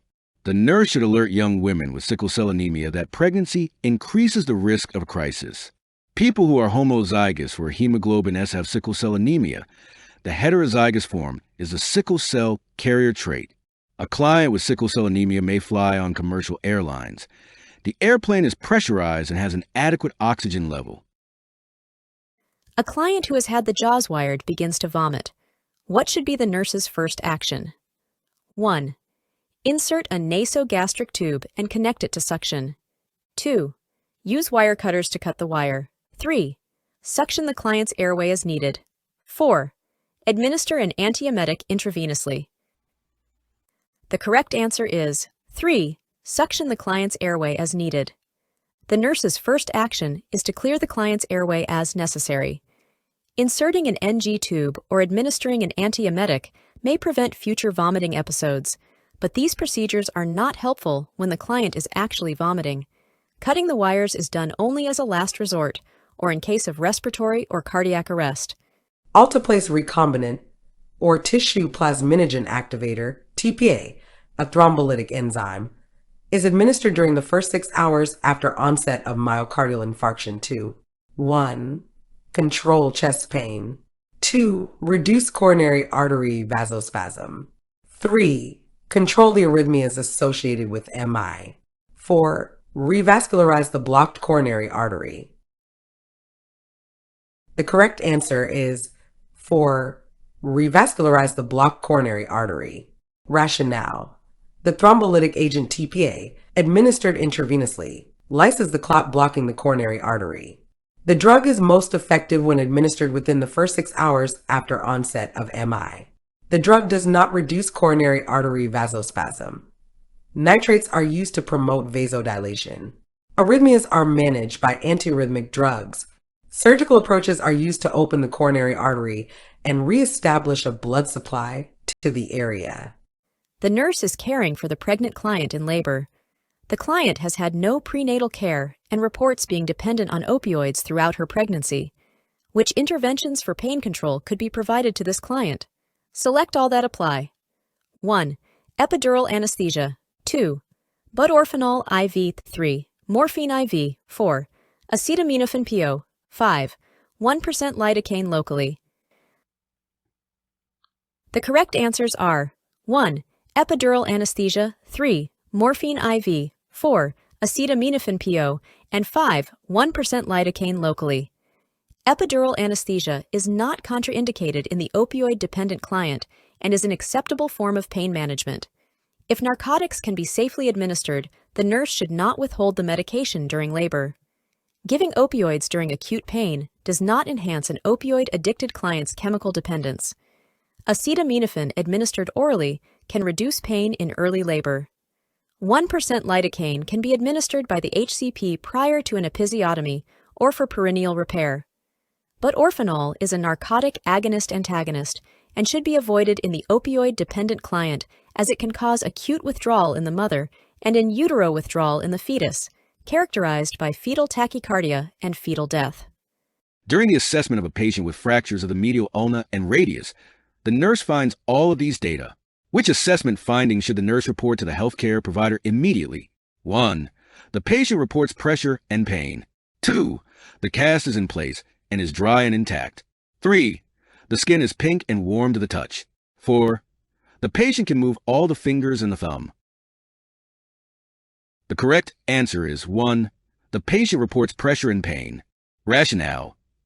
Pressure and pain may be caused by increased compartment pressure and can indicate the serious complication of acute compartment syndrome. This situation is urgent. If it is not treated, cyanosis, tingling, numbness, paresis, and severe pain can occur. The other findings are normal and should be documented in the patient's chart. While changing the client's colostomy bag and dressing, the nurse assesses that the client is ready to participate in self-care by noting which of the following. 1. The client asks what time the doctor will visit that day. 2. The client asks about the supplies used during the dressing change. 3. The client talks about the news on the television. 4. The client is upset about the way the night nurse changed the dressing. The correct answer is 2. The client asks about the supplies used during the dressing change. A client who displays interest in the procedure and asks about supplies used for dressings may be ready to participate in self-care.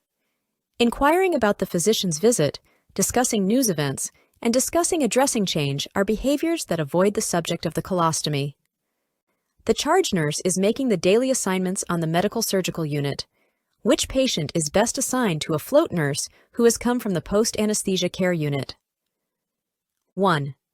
A 30-year-old patient with thalassemia major who has an order for subcutaneous infusion of deferoxamine. 2. A 43-year-old patient with multiple myeloma who requires discharge teaching. 3. A 52-year-old patient with chronic gastrointestinal bleeding who has returned to the unit after a colonoscopy. 4. A 65-year-old patient with pernicious anemia who has just been admitted to the unit. The correct answer is 3. A 52-year-old patient with chronic gastrointestinal bleeding who has returned to the unit after a colonoscopy. A nurse who works in the post-anesthesia care unit will be familiar with the monitoring needed for a patient who has just returned from a procedure such as a colonoscopy, which requires moderate sedation or monitored anesthesia care. Care of the other patients requires staff with more experience with various types of hematologic disorders and would be better to assign to nursing personnel who regularly work on the medical surgical unit. The client diagnosed with influenza A is being discharged from the emergency department with a prescription for antibiotics. Which statement by the client indicates an understanding of this prescription? 1. These pills will make me feel better fast, and I can return to work. 2. The antibiotics will help prevent me from developing a bacterial pneumonia. 3. If I had gotten this prescription sooner, I could have prevented this illness. 4. I need to take these pills until I feel better, then I can stop taking the rest. The correct answer is 2. The antibiotics will help prevent me from developing a bacterial pneumonia. Secondary bacterial infections often accompany influenza, and antibiotics are often prescribed to help prevent the development of a bacterial infection. Antibiotics will not prevent the flu. Only the flu vaccine will prevent the flu. When people take portions of the antibiotic prescription and stop taking the remainder, an antibiotic-resistant strain of bacteria may develop, and the client may experience a return of symptoms. But this time, the antibiotics will not be effective. A person with a viral infection should not return to work until the virus has run its course, because the antibiotics help prevent complications of the virus, but they do not make the client feel better faster. The client calls the clinic and says, "I am having chest pain. I think I'm having another heart attack." Which intervention should the nurse implement first? 1. Call 911 emergency medical services. 2. Instruct the client to take an aspirin. 3. Determine if the client is at home alone. 4. Ask if the client has any sublingual nitroglycerin. The correct answer is 4. Ask if the client has any sublingual nitroglycerin. Because the client has had one MI, the client may have sublingual nitroglycerin, a coronary vasodilator, in a pocket and can take it immediately. If the client does not have any on the body, then the nurse should determine if there is anyone in the home that can help the client. In a postoperative client, the hematocrit decreased from 36% to 34% on the third day, even though the red blood cell count and hemoglobin value remained stable at 4.5 millions per microliter and 11.9 grams per deciliter, respectively. The nurse should next 1. Check the dressing and drains for frank bleeding. 2. Call the physician. 3. Continue to monitor vital signs. 4. Start oxygen at 2 liters per minute per nasal cannula. The correct answer is 3. The nurse should continue to monitor the client because this value reflects a normal physiologic response. The physician does not need to be called, and oxygen does not need to be started based on these laboratory findings. Immediately after surgery, the client's hematocrit reflects a falsely high value related to the body's compensatory response to the stress of sudden loss of fluids and blood. Activation of the intrinsic pathway and the renin-angiotensin cycle via antidiuretic hormone produces vasoconstriction and retention of fluid for first 1 to 2 days postoperatively. By the 2nd to 3rd day, this response decreases, and the client's hematocrit level is more reflective of the amount of RBCs in the plasma. Fresh bleeding is a less likely occurrence on the 3rd postoperative day, but is not impossible. However, the nurse should have expected to see a decrease in the RBC count and hemoglobin value accompanying the hematocrit.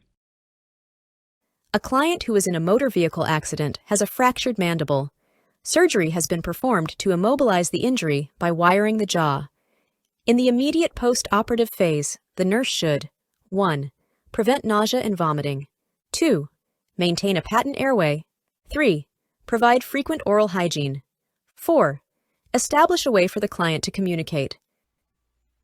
The correct answer is 2. Maintain a patent airway. The priority of care in the immediate post-operative phase is to maintain a patent airway. The nurse should observe the client carefully for signs of respiratory distress. If the client becomes nauseated, antiemetics should be administered to decrease the chance of vomiting with obstruction of the airway and aspiration of vomitus. Providing frequent oral hygiene and an alternative means of communication are important aspects of nursing care, but maintaining a patent airway is most important. The client has been managing angina episodes with nitroglycerin. Which of the following indicate the drug is effective? 1. Decrease chest pain. 2. Increase blood pressure. 3. Decrease blood pressure. 4. Decreased heart rate. The correct answer is 1. Decrease chest pain. Rationale. Nitroglycerin acts to decrease myocardial oxygen consumption. Vasodilation makes it easier for the heart to eject blood, resulting in decreased oxygen needs. Decreased oxygen demand reduces pain caused by heart muscle not receiving sufficient oxygen. While blood pressure may decrease ever so slightly due to the vasodilation effects of nitroglycerin, it is only secondary and not related to the angina the patient is experiencing. Increased blood pressure would mean the heart would work harder, increasing oxygen demand and thus angina. Decreased heart rate is not an effect of nitroglycerin. Before we move on to the next question, the NCLEX Mastery Bundle is available. It includes over 100 animated review videos, hundreds of pages of notes, hundreds of case study questions, and over 1,000 NCLEX questions. Link is in the description, or you can get it at alphanurseguide.com. Back to the questions. The nurse is preparing to administer medication in a labor and delivery unit. Which medication should the nurse question administering? 1. Magnesium sulfate to a client diagnosed with preeclampsia. 2. Dinoprostone to a client diagnosed with asthma. 3. Betamethasone to a client who is 27 weeks pregnant. 4. Oxytocin to a client diagnosed with an incomplete abortion. The correct answer is 2. Dinoprostone to a client diagnosed with asthma. The synthetic prostaglandin dinoprostone is used cautiously in clients who have asthma because it can initiate an asthmatic attack. Therefore, the nurse should question administering this medication. The client with preeclampsia would be receiving the anticonvulsant magnesium sulfate to help prevent seizures. Therefore, the nurse would not question administering this medication. The corticosteroid betamethasone is a medication used to increase surfactant in fetal lungs and would be administered to a client who is less than 34 weeks pregnant. Therefore, the nurse would not question administering this medication. Oxytocin, a uterine stimulant, would be administered after a client has experienced an incomplete abortion to help the client expel the fetal fragments. Therefore, the nurse would not question administering this medication. A patient with a right above the knee amputation asks the nurse why he has phantom limb pain. What is the nurse's best response? 1. Phantom limb pain is not explained or predicted by any one theory. 2. Phantom limb pain occurs because your body thinks your leg is still present. 3. Phantom limb pain will not interfere with your activities of daily living. 4. Phantom limb pain is not real pain but is remembered pain. The correct answer is 1. Phantom limb pain is not explained or predicted by any one theory. Rationale. 3 theories are being researched with regard to phantom limb pain. The peripheral nervous system theory suggests that sensations remain as a result of the severing of peripheral nerves during the amputation. The central nervous system theory states that phantom limb pain results from a loss of inhibitory signals that were generated through afferent impulses from the amputated limb. The psychological theory helps predict and explain phantom limb pain because stress, anxiety, and depression often trigger or worsen a pain episode. The client with colon cancer has an abdominal perineal resection with a colostomy. Which of the following nursing interventions is most appropriate for this client in the post-operative period? 1. Maintain the client in a semi-Fowler's position. 2. Assist the client with warm sitz baths. 3. Administer 30 milliliters of milk of magnesia to stimulate peristalsis. 4. Remove the ostomy pouch as needed so the stoma can be assessed. The correct answer is 2. Assist the client with warm sitz baths. Appropriate nursing interventions after an abdominal perineal resection with a colostomy include assisting the client with warm sitz baths 3 to 4 times a day to clean the perineal incision. The client will be more comfortable assuming a side-lying position because of the perineal incision. It would be inappropriate to administer milk of magnesia to stimulate colostomy activity. Stool passage will begin as peristalsis returns. It is not necessary or desirable to change the ostomy pouch daily to assess the stoma. The ostomy pouch should be transparent to allow easy observation of the stoma and drainage. A 32-year-old patient with sickle cell anemia is admitted to the hospital during a sickle cell crisis. Blood pressure is 104/62, oxygen saturation is 85%, and the patient reports pain at a level 8. Which action prescribed by the healthcare provider will the nurse implement first? 1. Administer morphine sulfate 4 to 8 milligrams IV. 2. Give oxygen at 4 liters per minute via nasal cannula. 3. Start an infusion of normal saline at 200 ml per hour. 4. Apply warm packs to painful joints. The correct answer is 2. Give oxygen at 4 liters per minute via nasal cannula. National guidelines for sickle cell crisis indicate that oxygen should be administered if the oxygen saturation is less than 95%. Hypoxia and deoxygenation of the blood cells are the most common cause of sickling, so administration of oxygen is the priority intervention here. Pain control and hydration are also important interventions for this patient and should be accomplished rapidly. The client diagnosed with chronic sinusitis who has undergone a Caldwell-Luke procedure is complaining of pain. Which intervention should the nurse implement first? 1. Administer the narcotic analgesic IVP. 2. Perform gentle oral hygiene. 3. Place the client in semi-Fowler's position. 4. Assess the client's pain. The correct answer is 4. Assess the client's pain. Prior to intervening, the nurse must assess to determine the amount of pain and possible complications occurring that could be masked if narcotic medication is administered. The client has complained of pain, and the nurse, after determining the severity of the pain and barring any complications in the client, will administer pain medication after completion of the assessment. Oral hygiene helps to prevent the development of infections and promotes comfort, but it will not relieve the pain. Placing the client in the semi-Fowler's position will reduce edema of inflamed sinus tissue, but it will not immediately affect the client's perception of pain. Whenever there is an assessment answer among the answer options, you should look carefully at what is being assessed. If the option says to assess the problem identified in the question, it will usually be the correct answer. Remember, the first step in the nursing process is assessment. The nurse is completing AM care with a client diagnosed with angina when the client reports chest pain. The client has a saline lock in the right forearm. Which intervention should the nurse at the bedside implement first? 1. Assess the client's vital signs. 2. Administer sublingual nitroglycerin. 3. Administer IV morphine sulfate via saline lock. 4. Administer oxygen via nasal cannula. The correct answer is 4. Administer oxygen via nasal cannula. The nurse would have oxygen at the bedside, and applying it would be the first intervention the nurse could implement at the bedside. A woman of African descent had experienced severe palpitations, weakness, and shortness of breath after taking bacitracin. As a part of the discharge planning, the nurse should evaluate the client's knowledge about 1. Increased folic acid needs. 2. Congenital enzyme deficiency. 3. Restricted activity in hot weather. 4. Need for blood transfusions. The correct answer is 2. This client presented with the typical signs of glucose 6-phosphate dehydrogenase, aka G6PD, deficiency anemia. 10% of blacks inherit an X-linked recessive disorder of the G6PD enzyme in the red blood cell. When cells with decreased levels of G6PD are exposed to certain drugs, such as sulfonamides, acetylsalicylic acid, thiazide diuretics, and vitamin K, the RBC may hemolyze and anemia and jaundice may occur.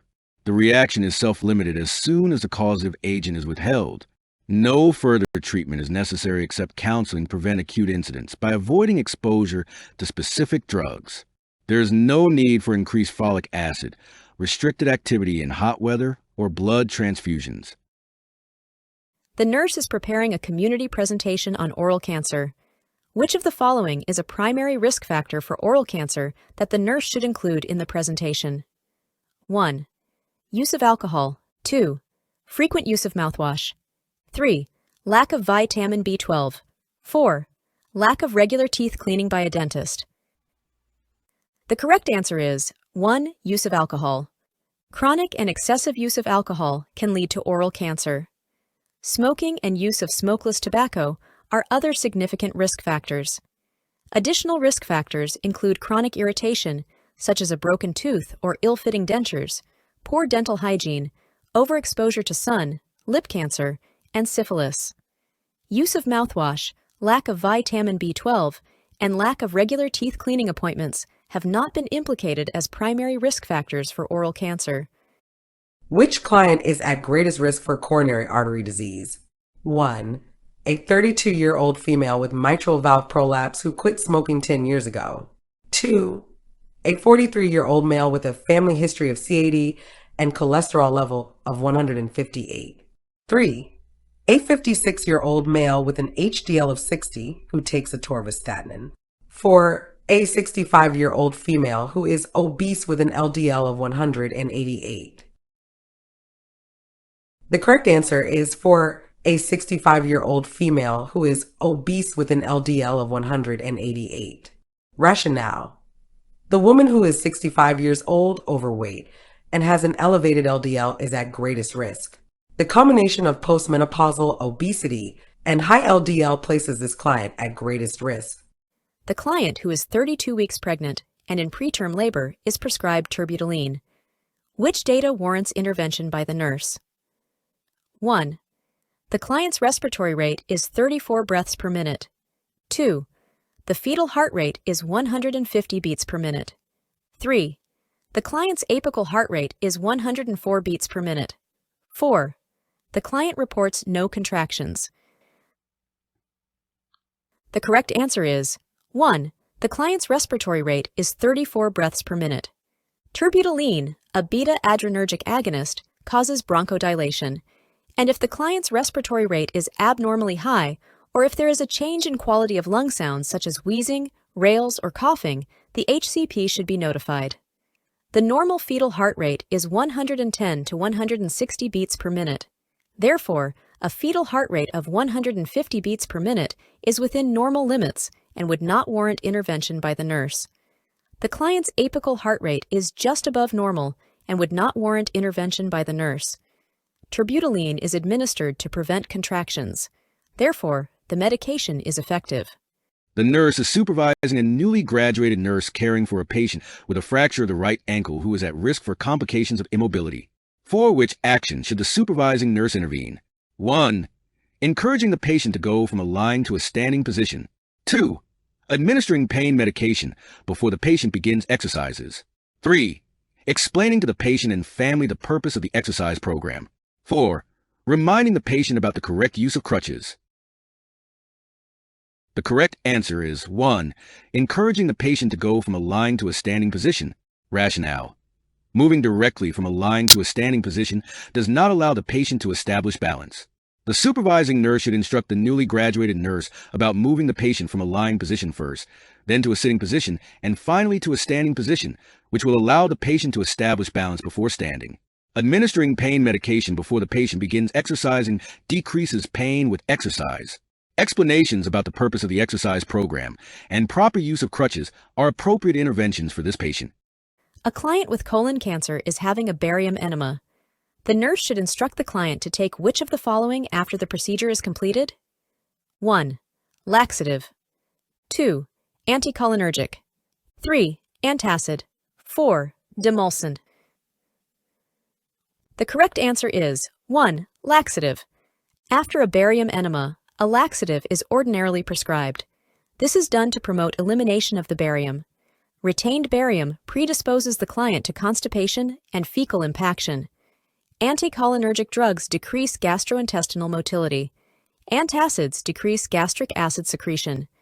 Demulcents soothe mucous membranes of the gastrointestinal tract and are used to treat diarrhea. The nurse is reviewing the complete blood count for a patient who has been admitted for knee arthroscopy.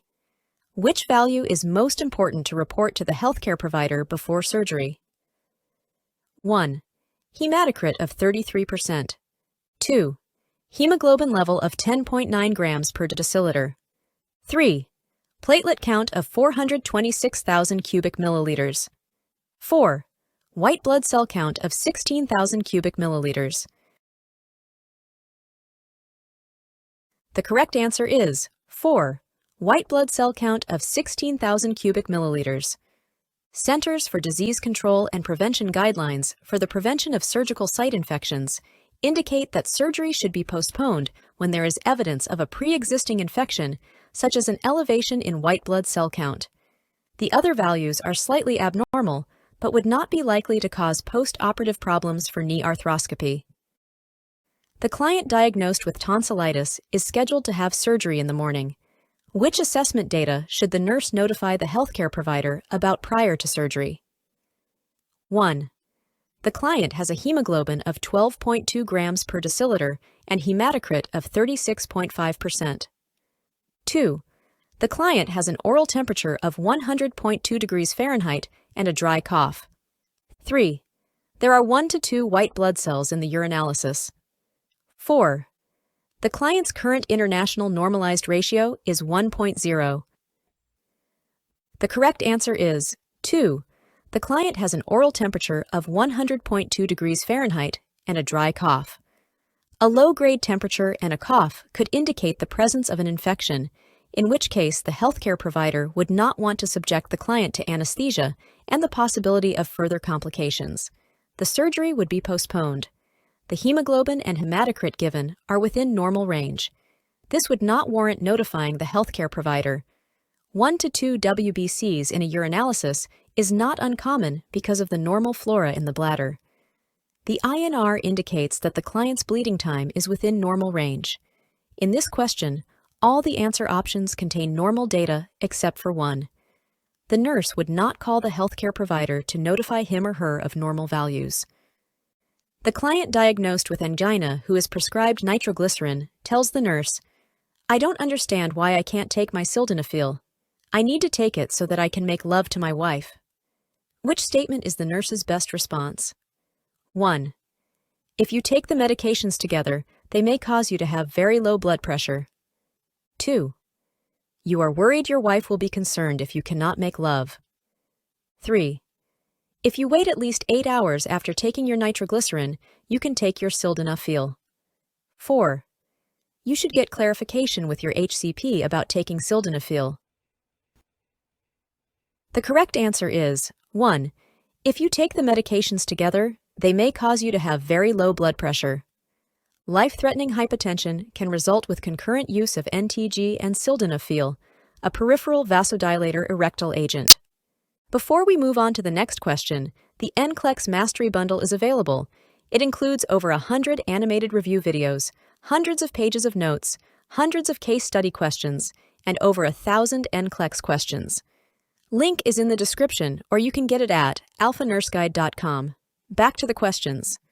A client with vasospastic disorder, Raynaud's phenomenon, is considering having a sympathectomy.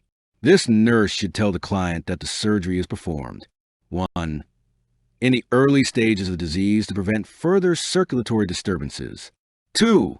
When the disease is controlled by medication. 3. When the client is unable to control stress-related vasospasm. 4.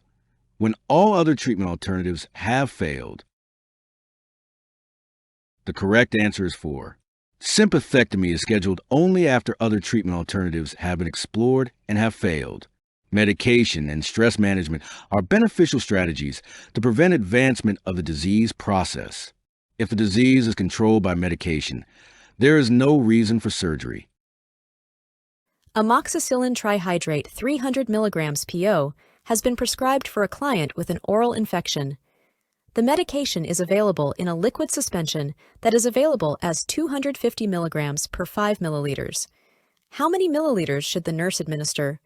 Blank milliliters. The correct answer is 6 milliliters. To solve this problem, you set up the formula as 250 milligrams over 5 milliliters equals to 300 milligrams over x.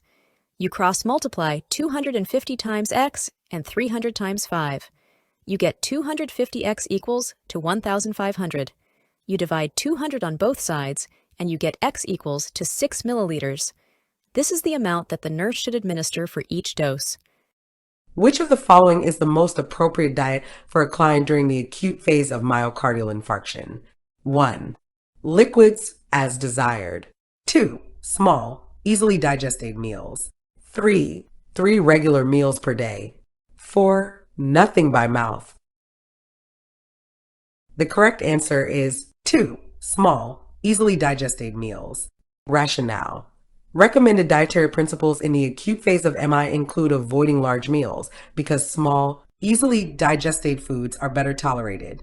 Fluids are given according to the client's needs, and sodium restrictions may be prescribed, especially for clients with manifestations of heart failure. Cholesterol restrictions may be prescribed as well. Clients are not prescribed diets of liquids only or restricted to nothing by mouth unless their condition is very unstable. The pregnant client is prescribed metoclopramide to treat hyperemesis gravidarum. Which information should the nurse discuss with the client? Select all that apply. 1. Chew the tablet thoroughly before swallowing. 2. Take the medication 30 minutes prior to mealtime. 3. Do not drink any type of alcoholic beverages. 4. Muscle spasms are a common side effect. 5. The medication can cause drowsiness that will make driving unsafe. The correct answers are 2.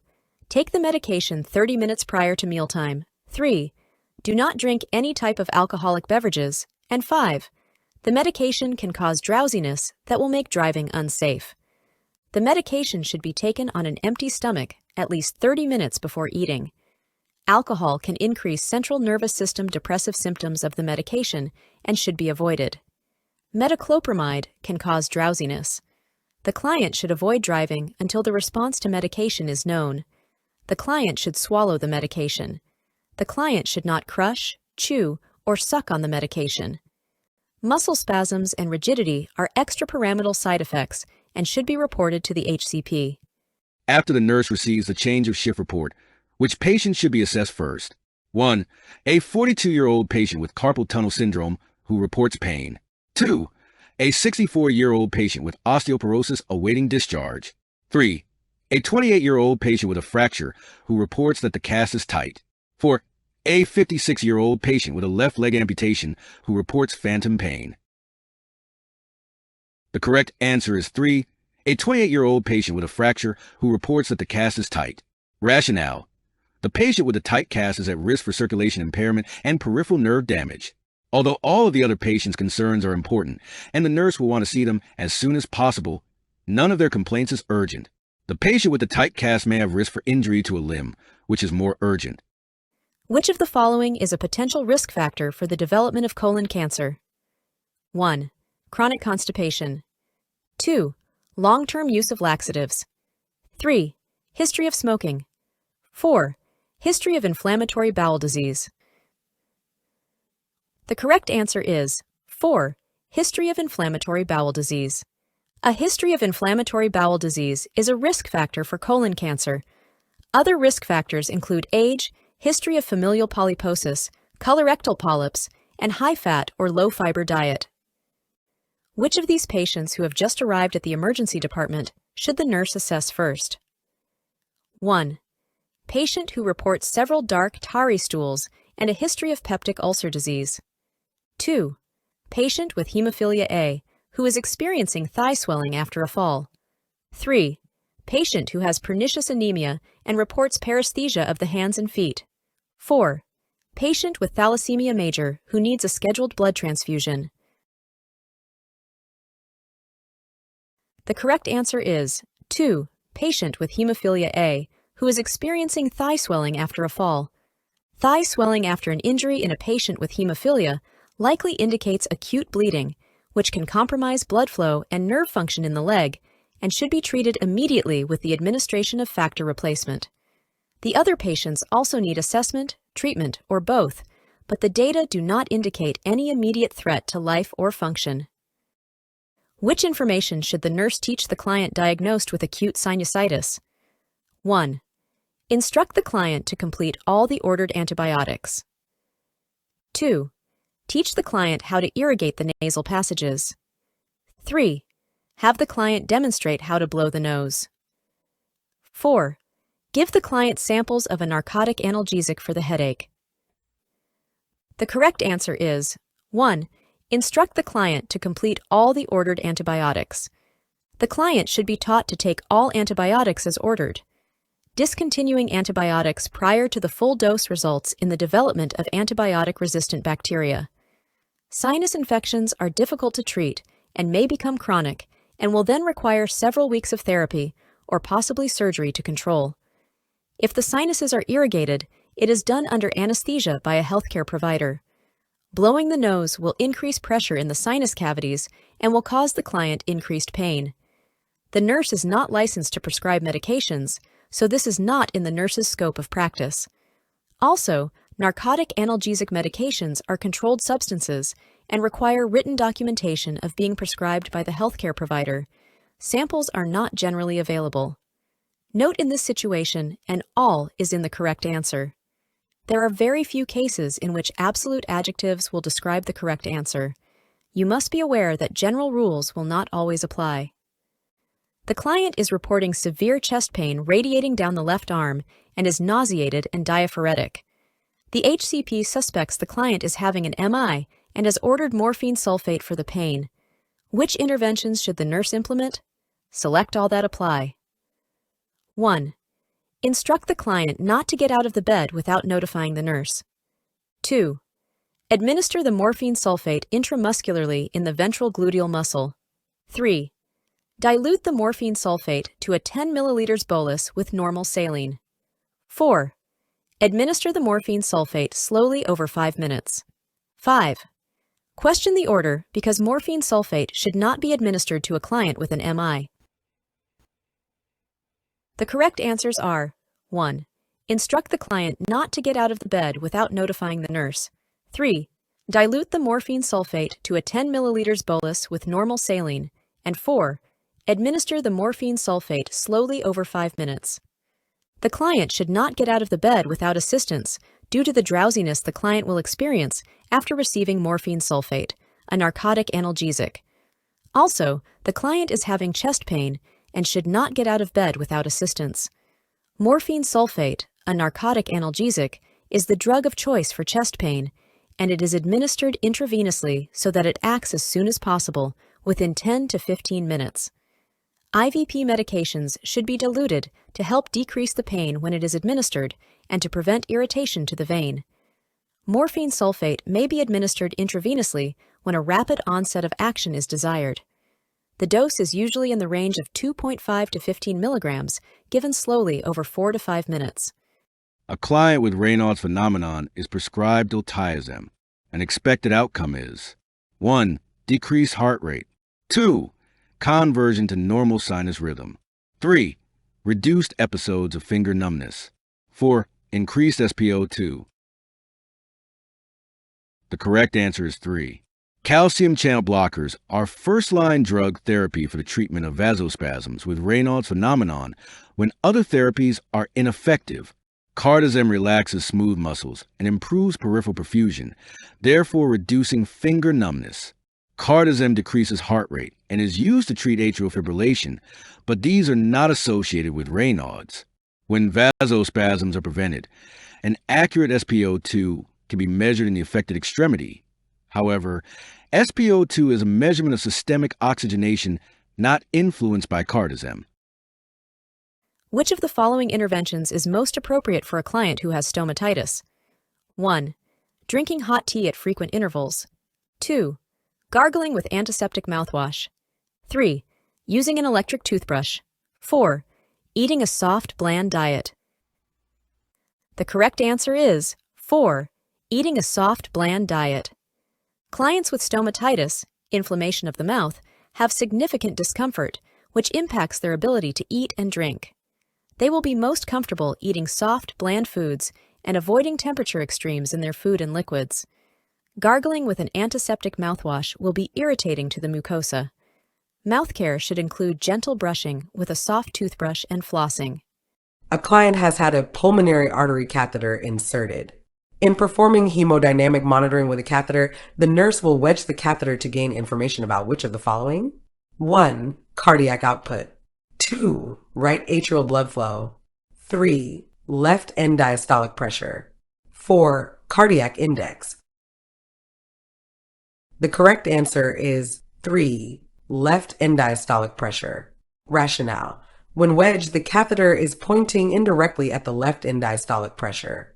The pulmonary artery wedge pressure is measured when the tip of the catheter is slowing inflated and allowed to wedge into a branch of the pulmonary artery. Once the balloon is wedged, the catheter reads the pressure in front of the balloon.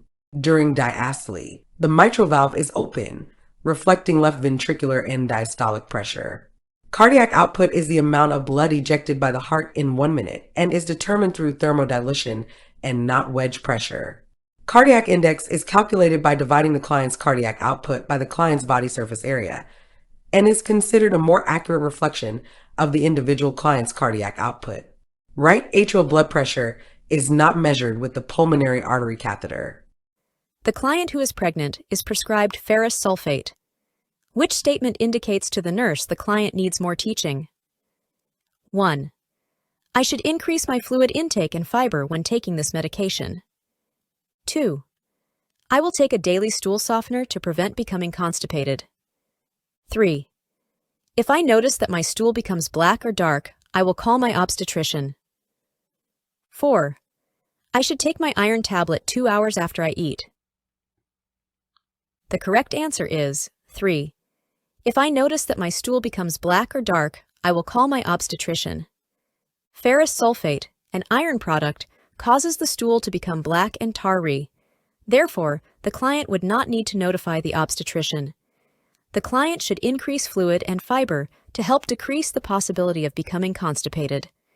The client is instructed to take a daily stool softener to prevent constipation. Iron should be taken between meals, 2 hours after a meal, because food decreases absorption of the medication by 50% to 70%. When receiving discharge instructions, a patient with osteoporosis makes all of these statements. Which statement indicates to the nurse that the patient needs additional teaching? 1.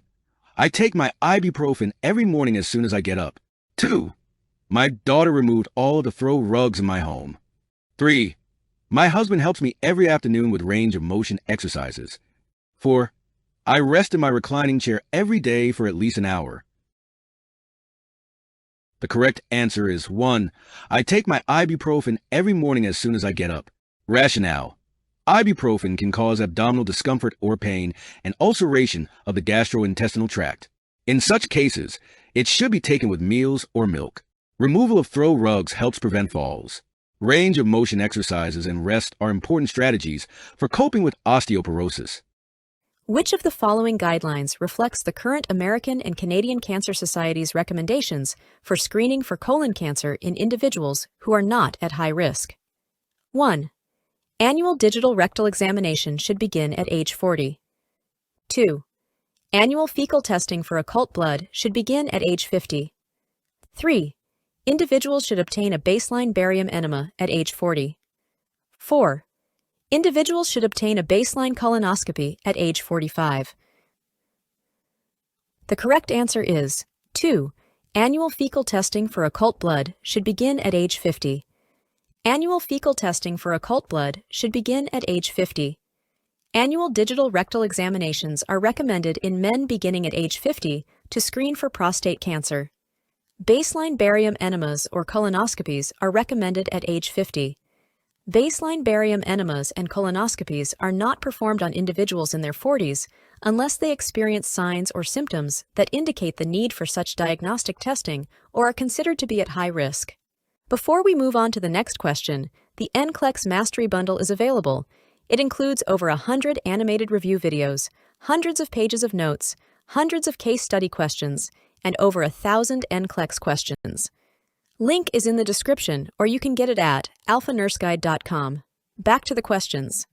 A patient with sickle cell disease is admitted with splenic sequestration. The blood pressure is 86/40, and heart rate is 124 beats per minute. Which of these actions will the nurse take first? 1. Complete a head-to-toe assessment. 2. Draw blood for type and cross-match. 3. Infuse normal saline at 250 ml per hour. 4. Ask the patient about vaccination history. The correct answer is 3. Infuse normal saline at 250 ml per hour. Because the patient is severely hypotensive, correction of hypovolemia caused by the splenic sequestration is the most urgent action.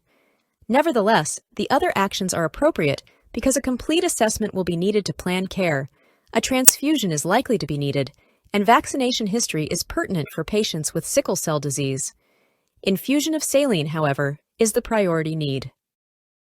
The home healthcare nurse is talking on the telephone to a male client diagnosed with hypertension and hears the client sneezing. The client tells the nurse he has been blowing his nose frequently. Which question should the nurse ask the client? 1. Have you had the flu shot in the last 2 weeks? 2. Are there any small children in the home? 3. Are you taking over-the-counter medicine for these symptoms? 4. Do you have any cold sores associated with your sneezing? The correct answer is 3. Are you taking over-the-counter medicine for these symptoms? A client diagnosed with hypertension should not take many of the over-the-counter medications because they work by causing vasoconstriction, which will increase the hypertension. Influenza is a viral illness that might cause these symptoms. However, an immunization should not give the client the illness.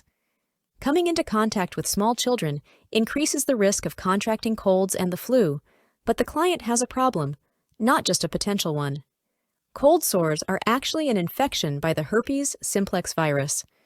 Colds and cold-like symptoms are caused by the rhinovirus or influenza virus. The term cold sore is a common term that still persists in the populace. The keys to answering this question are the words hypertension and cold. Anytime a client has a chronic illness, the client should discuss over-the-counter medications with the healthcare provider or a pharmacist. Many of the routine medications for chronic illnesses interact with over-the-counter medications. The nurse is teaching the client diagnosed with angina about sublingual nitroglycerin. Which statement indicates the client needs more medication teaching? 1. I will always carry my nitroglycerin in a dark-colored bottle. 2. If I have chest pain, I will put a tablet underneath my tongue. 3. If my pain is not relieved with one tablet, I will get medical help. 4. I should expect to get a headache after taking my nitroglycerin. The correct answer is 3. If my pain is not relieved with one tablet, I will get medical help. The client should put one tablet under the tongue every 5 minutes, and if the chest pain is not relieved after taking 3 tablets, the client should seek medical attention. This statement indicates the client needs more teaching about the medication. The nurse should instruct a client who has been diagnosed with vasospastic disorder, Raynaud's phenomenon, to 1. Immerse the hands in cold water during an episode. 2. Wear light garments when the temperature gets below 50 degrees Fahrenheit. 3. Wear gloves when handling ice or frozen foods. 4. Live in a cold climate. The correct answer is 3.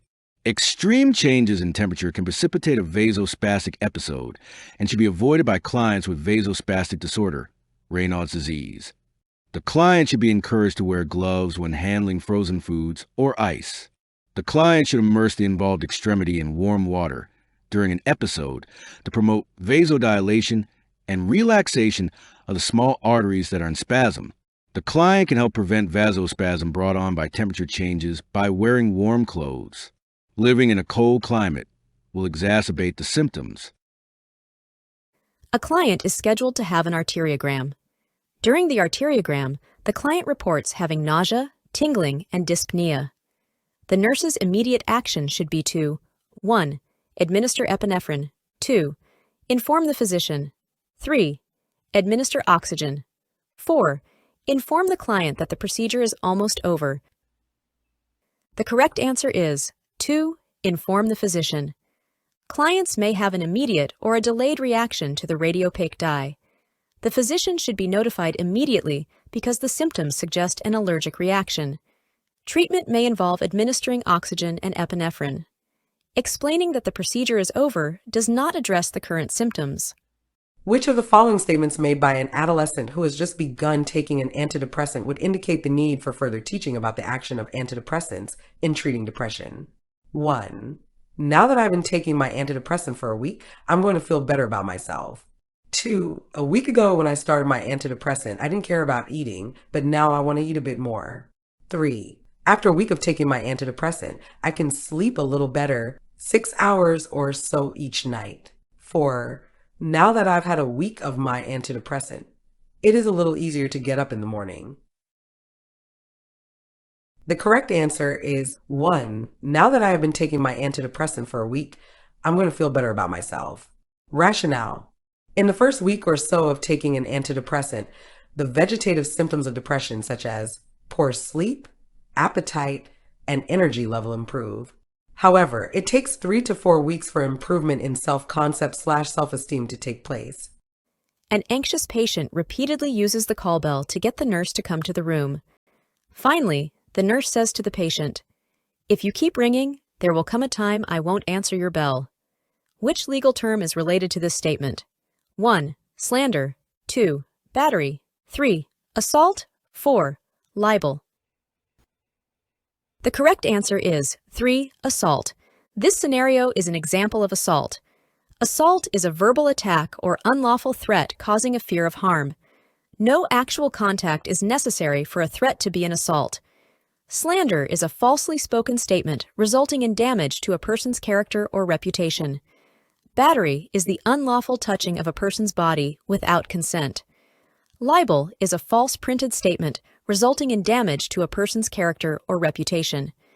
The nurse is providing care for a patient with a rotator cuff tear. What treatment does the nurse expect a healthcare provider will prescribe first for this patient? 1. Arthroscopic repair of the rotator cuff tear. 2. Elimination of movements in the affected shoulder. 3. Conservative therapies, such as nonsteroidal anti-inflammatory drugs and physical therapy. 4. Pendulum exercises that start slow and progress over 2 weeks. The correct answer is 3. Conservative therapies, such as nonsteroidal anti-inflammatory drugs and physical therapy. Rationale. For the patient with a torn rotator cuff, the HCP usually treats the patient conservatively with NSAIDs, intermittent steroid injections, physical therapy, and activity limitations while the tear heals. Physical therapy treatments may include ultrasound, electrical stimulation, ice, and heat. When preparing discharge instructions for a client after an abdominal hysterectomy, the nurse should first 1. Have the client watch an educational video. 2. Assess the client's available social supports. 3. Call the social worker to evaluate the client. 4. Read the discharge instructions to the client. The correct answer is 2. Assess the client's available social supports. Assessment is the first step in planning client education. Assessing social support resources is a key aspect of discharge planning that begins when the client is admitted to the hospital. It is imperative to know what assistance and support the client has at home. Assessment includes obtaining data about any family or home responsibilities the client is concerned with during the recovery period. It is within the scope of nursing practice to provide discharge instructions. A social worker is not needed at this time.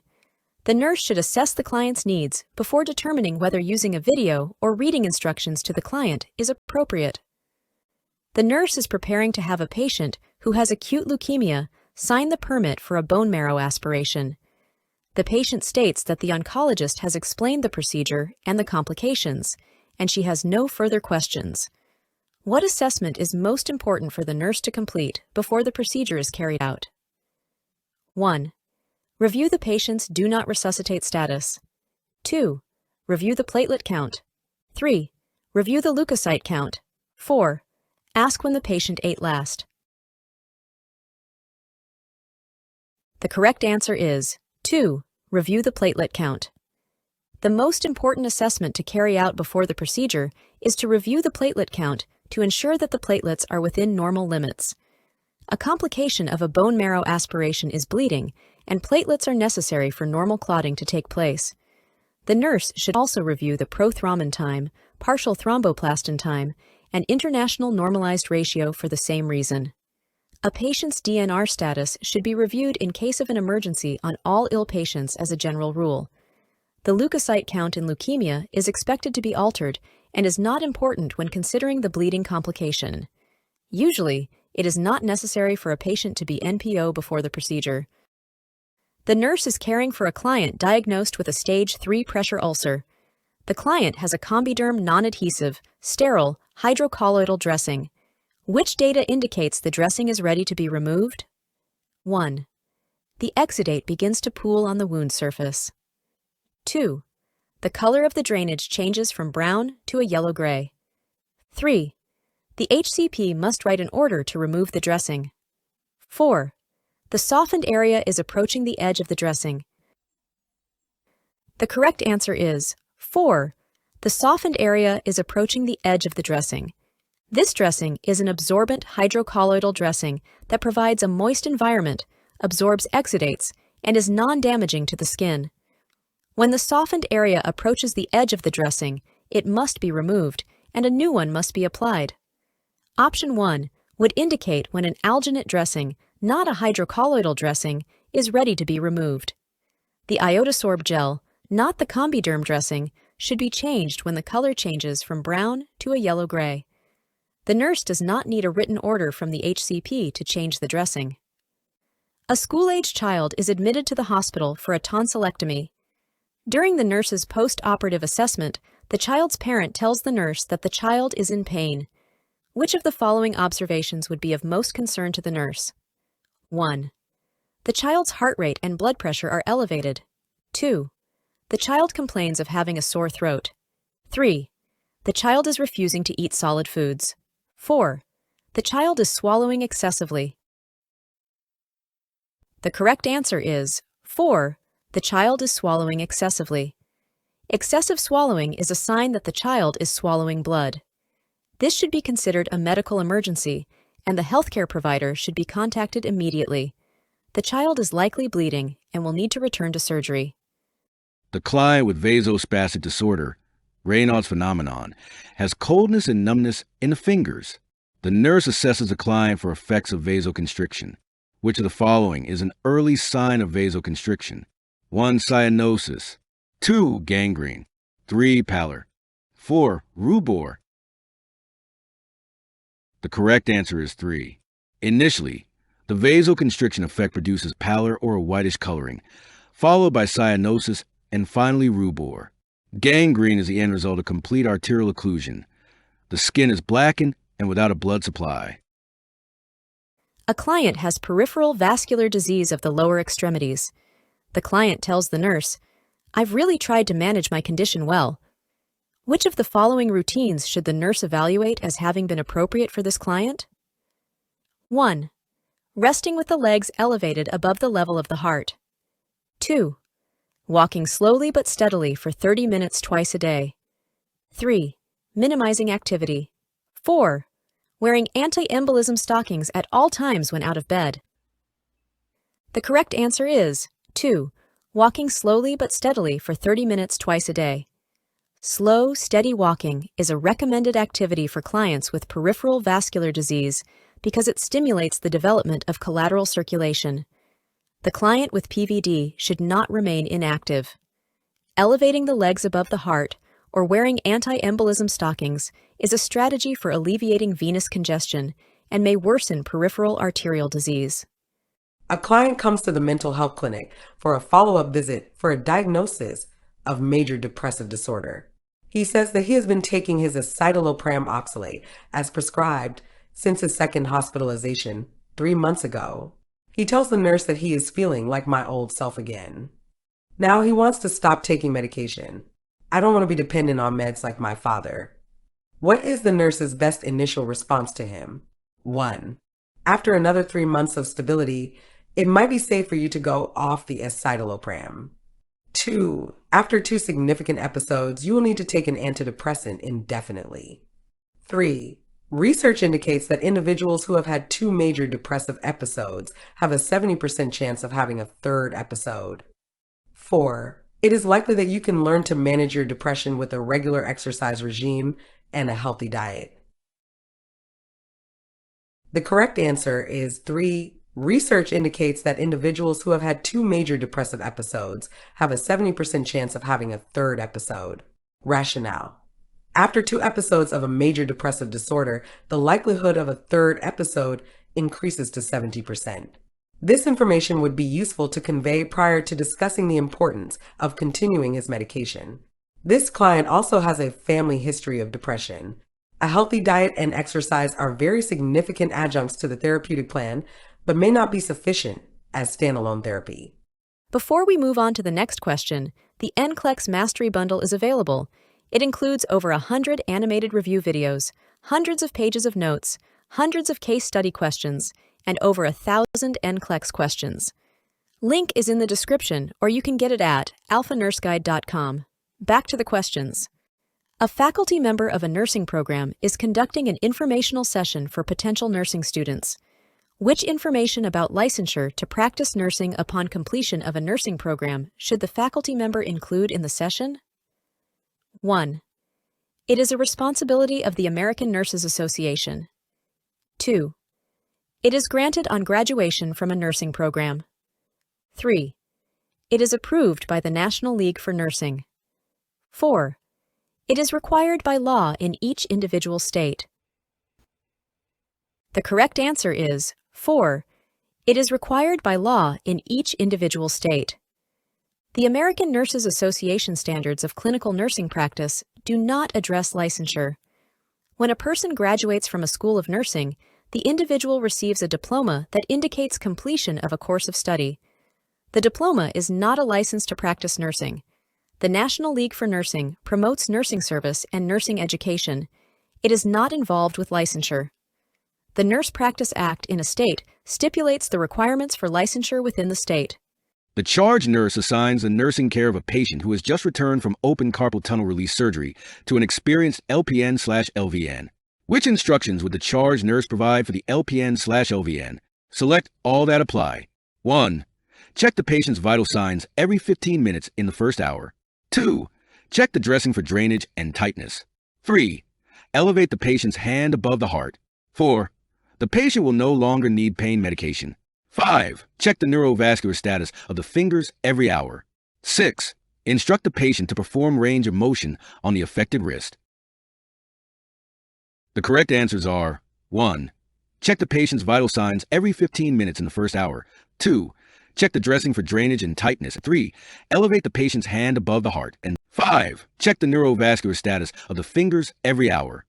Rationale.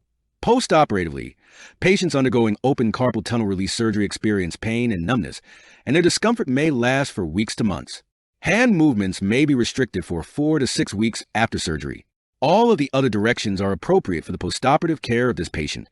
It is important to monitor for drainage, tightness, and neurovascular changes. Raising the hand and wrist above the heart reduces the swelling from surgery, and this is often done for several days. The nurse is changing the dressing of a client after an abdominal hysterectomy. Which of the following nursing measures would be most appropriate if the dressing adheres to the client's incisional area? 1. Pull off the dressing quickly and then apply slight pressure over the area. 2. Lift an easily moved portion of the dressing and then remove it slowly. 3. Moisten the dressing with sterile normal saline solution and then remove it. 4. Remove part of the dressing and then remove the remainder gradually over a period of several minutes.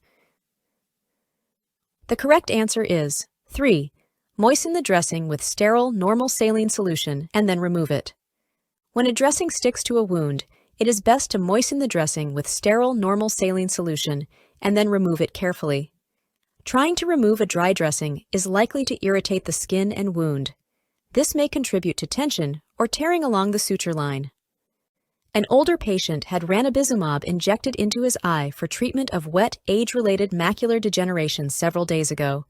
He is now experiencing redness, light sensitivity, and pain. Which advice would the nurse give to the patient? 1. These are common side effects that should pass after a few more days. 2. Contact the healthcare provider immediately for possible eye infection. 3. Rest eyes as much as possible and wear sunglasses if lights are too bright. 4. Inform the HCP before the next treatment so that the dosage can be adjusted. The correct answer is 2. Contact the healthcare provider immediately for possible eye infection. Ranibizumab is an angiogenesis inhibitor that is directly injected into the vitreous humor of the eye.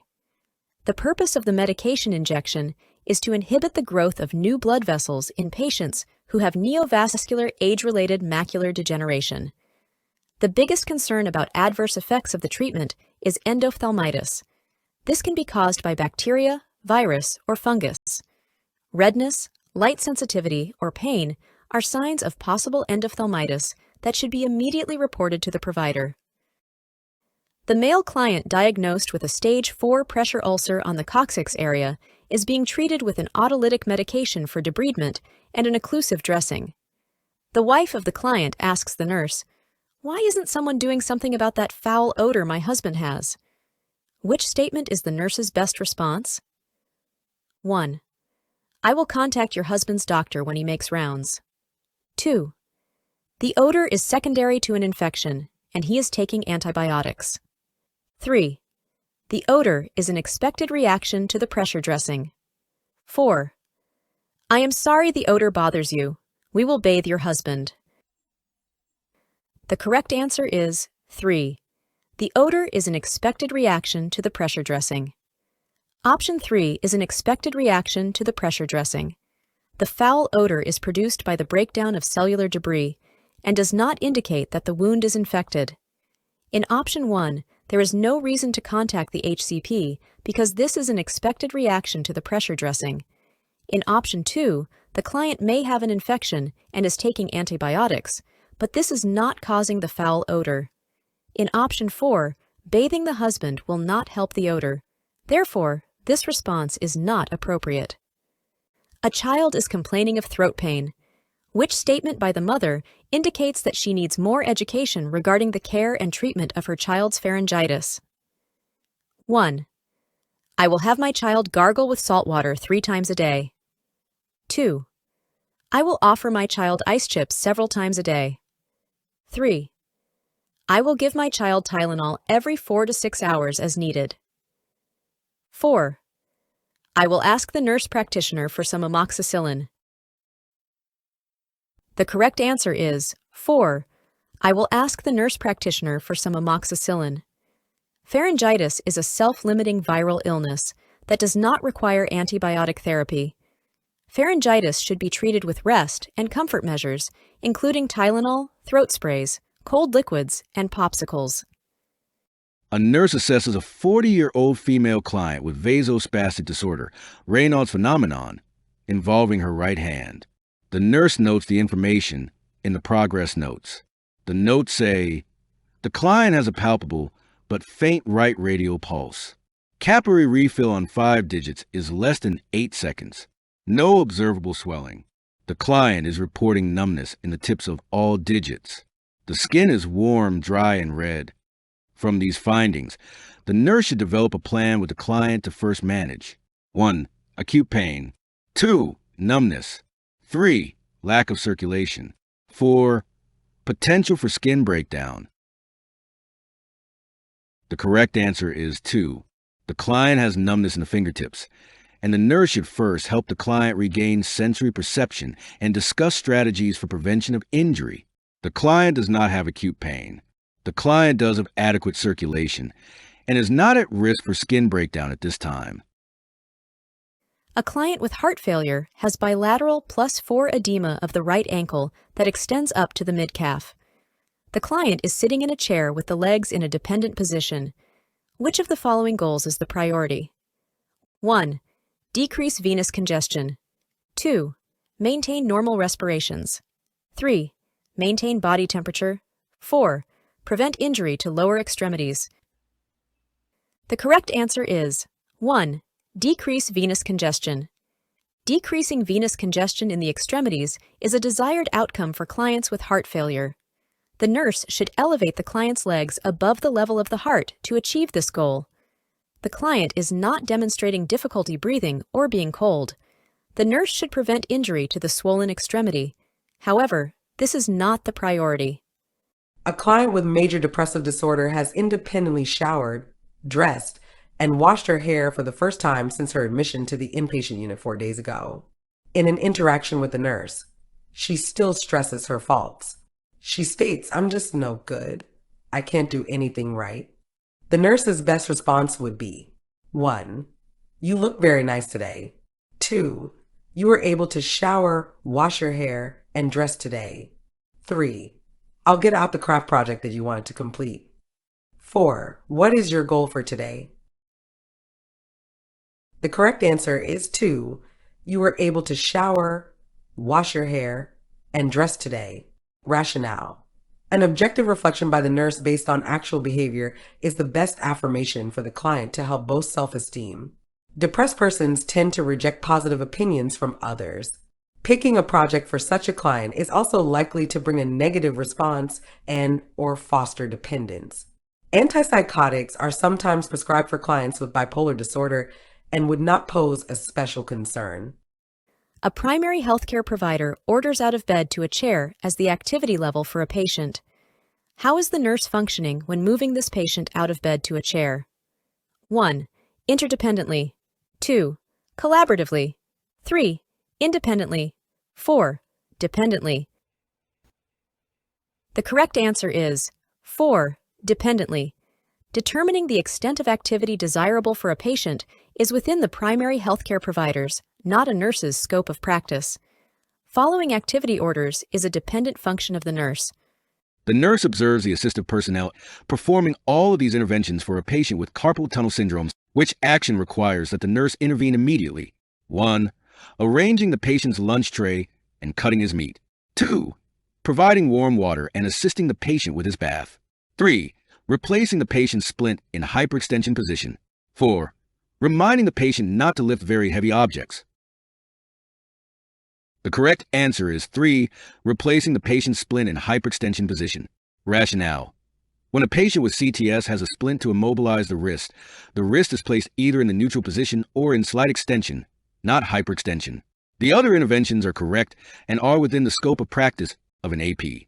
APs may remind patients about elements of their care plans that have already been taught, such as avoiding heavy lifting. Which nursing measure would most likely relieve post-operative gas pains after abdominal hysterectomy? 1. Offering the client a hot beverage. 2. Providing extra warmth. 3. Applying a snugly fitting abdominal binder. 4. Helping the client walk. The correct answer is 4. Helping the client walk. The discomfort associated with gas pains is likely to be relieved when the client ambulates. The gas will be more easily expelled with exercise. The anesthesia, analgesics, and immobility have altered normal peristalsis. Peristalsis will be stimulated by exercise. Offering a hot beverage, providing extra warmth, and applying an abdominal binder are not recommended and could aggravate the discomfort of post-operative gas pains. The nurse is supervising a new nurse who has just finished assessing a patient for redness and discomfort to the right eye. The new nurse documents Visual Acuity NA. Which action would the supervising nurse take? 1. Do nothing. The documentation is minimal but acceptable. 2. Ask her to explain the rationale for the documentation. 3. Reassess the patient's eye and vision to validate findings. 4. Suggest contacting the clinical educator for documentation tips. The correct answer is 2. Ask her to explain the rationale for the documentation. Asking the nurse to explain the documentation is a way of assessing her knowledge of documentation, her understanding of how the patient's report guides the focused assessment, and her understanding of the use of abbreviations. The nurse may have a good reason for charting NA, but a reader could misunderstand. For example, Visual Acuity NA could be interpreted as the nurse making a clinical judgment that assessing vision was not applicable for this patient.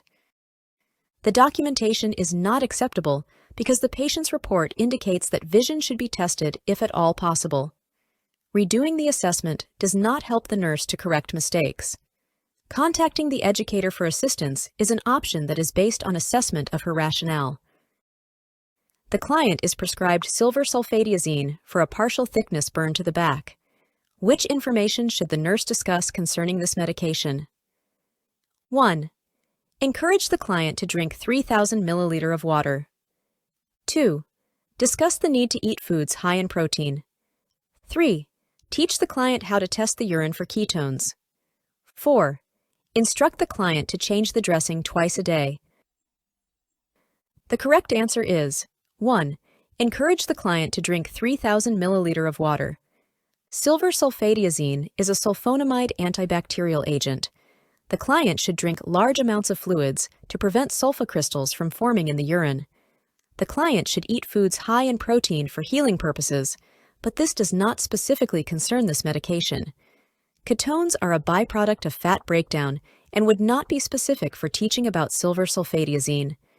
The client should change the dressing twice a day, but this is not part of teaching about the medication silver sulfadiazine. A school-aged child has been diagnosed with nasopharyngitis.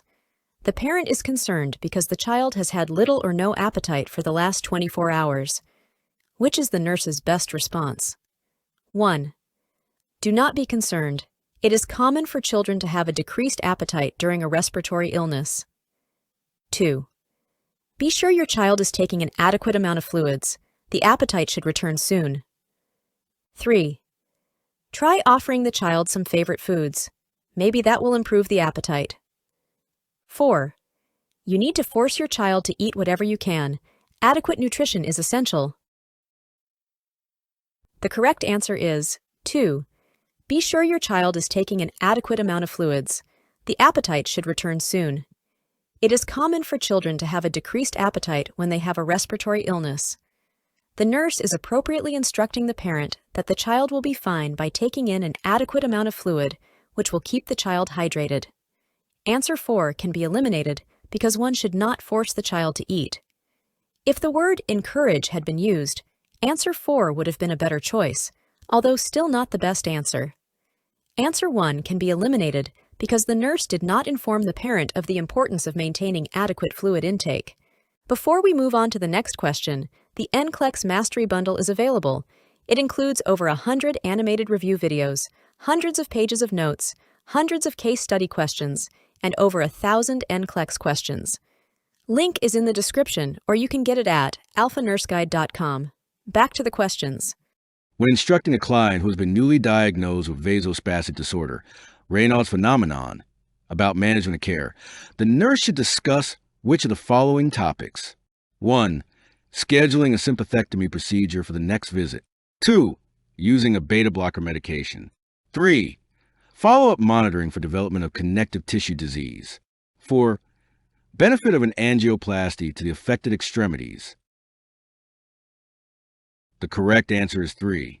Clients with Raynaud's phenomenon should receive routine follow-up to monitor symptoms and to assess the development of connective tissue or autoimmune diseases associated with Raynaud's. Beta blockers are not considered first-line drug therapy. A sympathectomy is considered only in advanced cases. There is no benefit to an angioplasty, which is used for atherosclerotic vascular disease. When assessing an individual with peripheral vascular disease, which clinical manifestation would indicate complete arterial obstruction in the lower left leg? 1. Aching pain in the left calf. 2. Burning pain in the left calf. 3. Numbness and tingling in the left leg. 4. Coldness of the left foot and ankle. The correct answer is 4. Coldness of the left foot and ankle. Coldness in the left foot and ankle is consistent with complete arterial obstruction. Other expected findings would include paralysis and pallor. Aching pain, a burning sensation, or numbness and tingling are earlier signs of tissue hypoxia and ischemia, and are commonly associated with incomplete obstruction. The client with depression has been consistent with taking 12.5 milligrams of paroxetine, Paxil, extended release daily. The nurse judges the client to be benefiting from this drug therapy when the client demonstrates which of the following behaviors? Select all that apply. 1. Takes 2-hour evening naps daily. 2. Completes homework assignments. 3. Decreases pacing. 4. Increases somatization. 5. Verbalizes feelings. The correct answers are 2. Completes homework assignments. 3. Decreases pacing. And 5. Verbalizes feelings. Rationale. Symptoms of depression include depressed mood, appetite disturbance, sleep disturbance, psychomotor disturbance, fatigue, feelings of worthlessness, excessive or inappropriate guilt, and decreased concentration.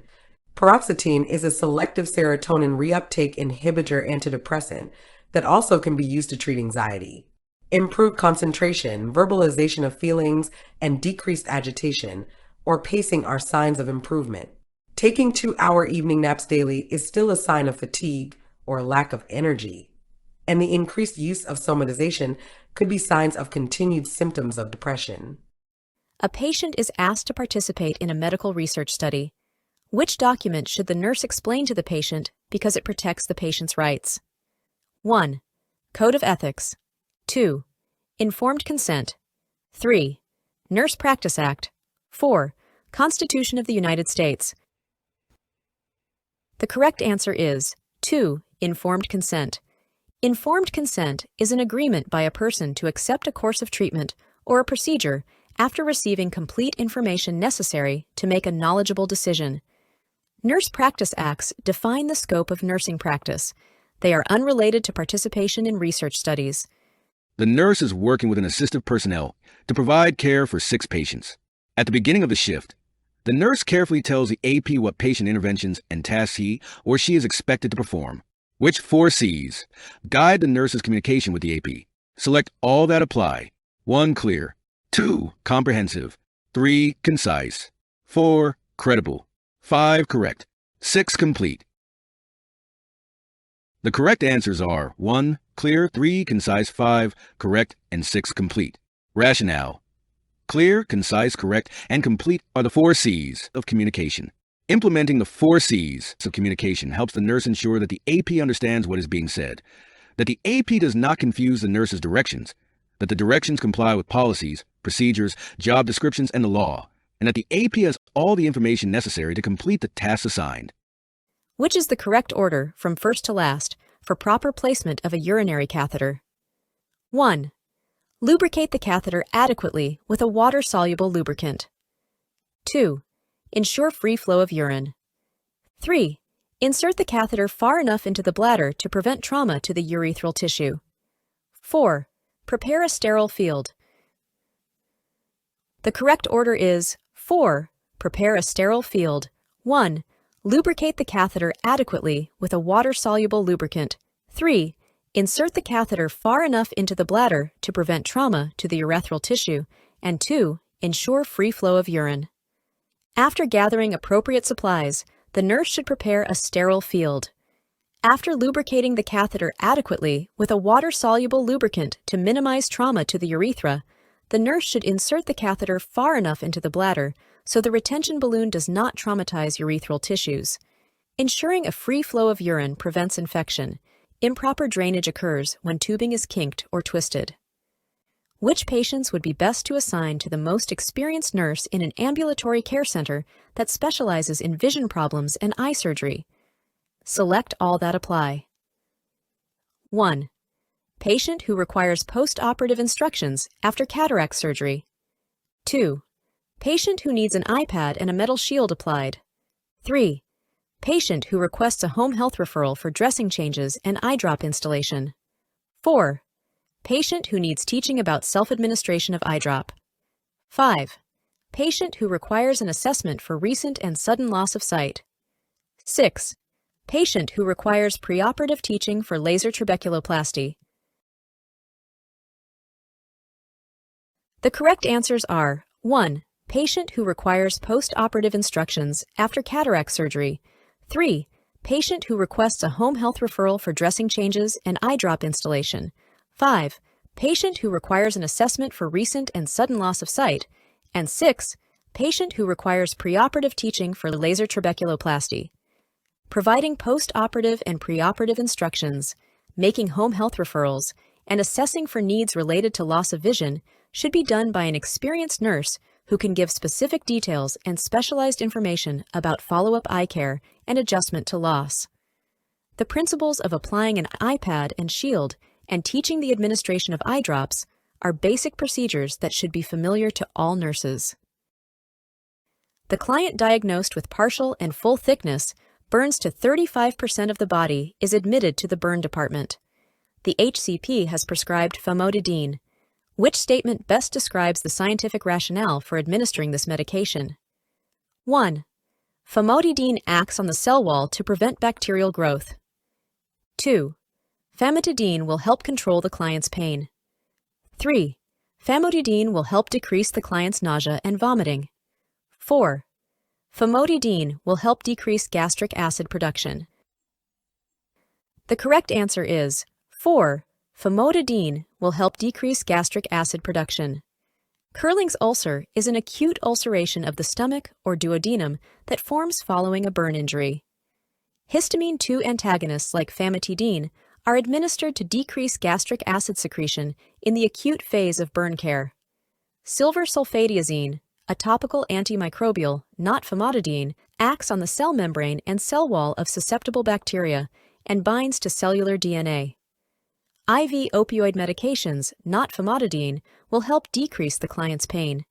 Antiemetics, not famotidine, will help prevent the client's nausea and vomiting.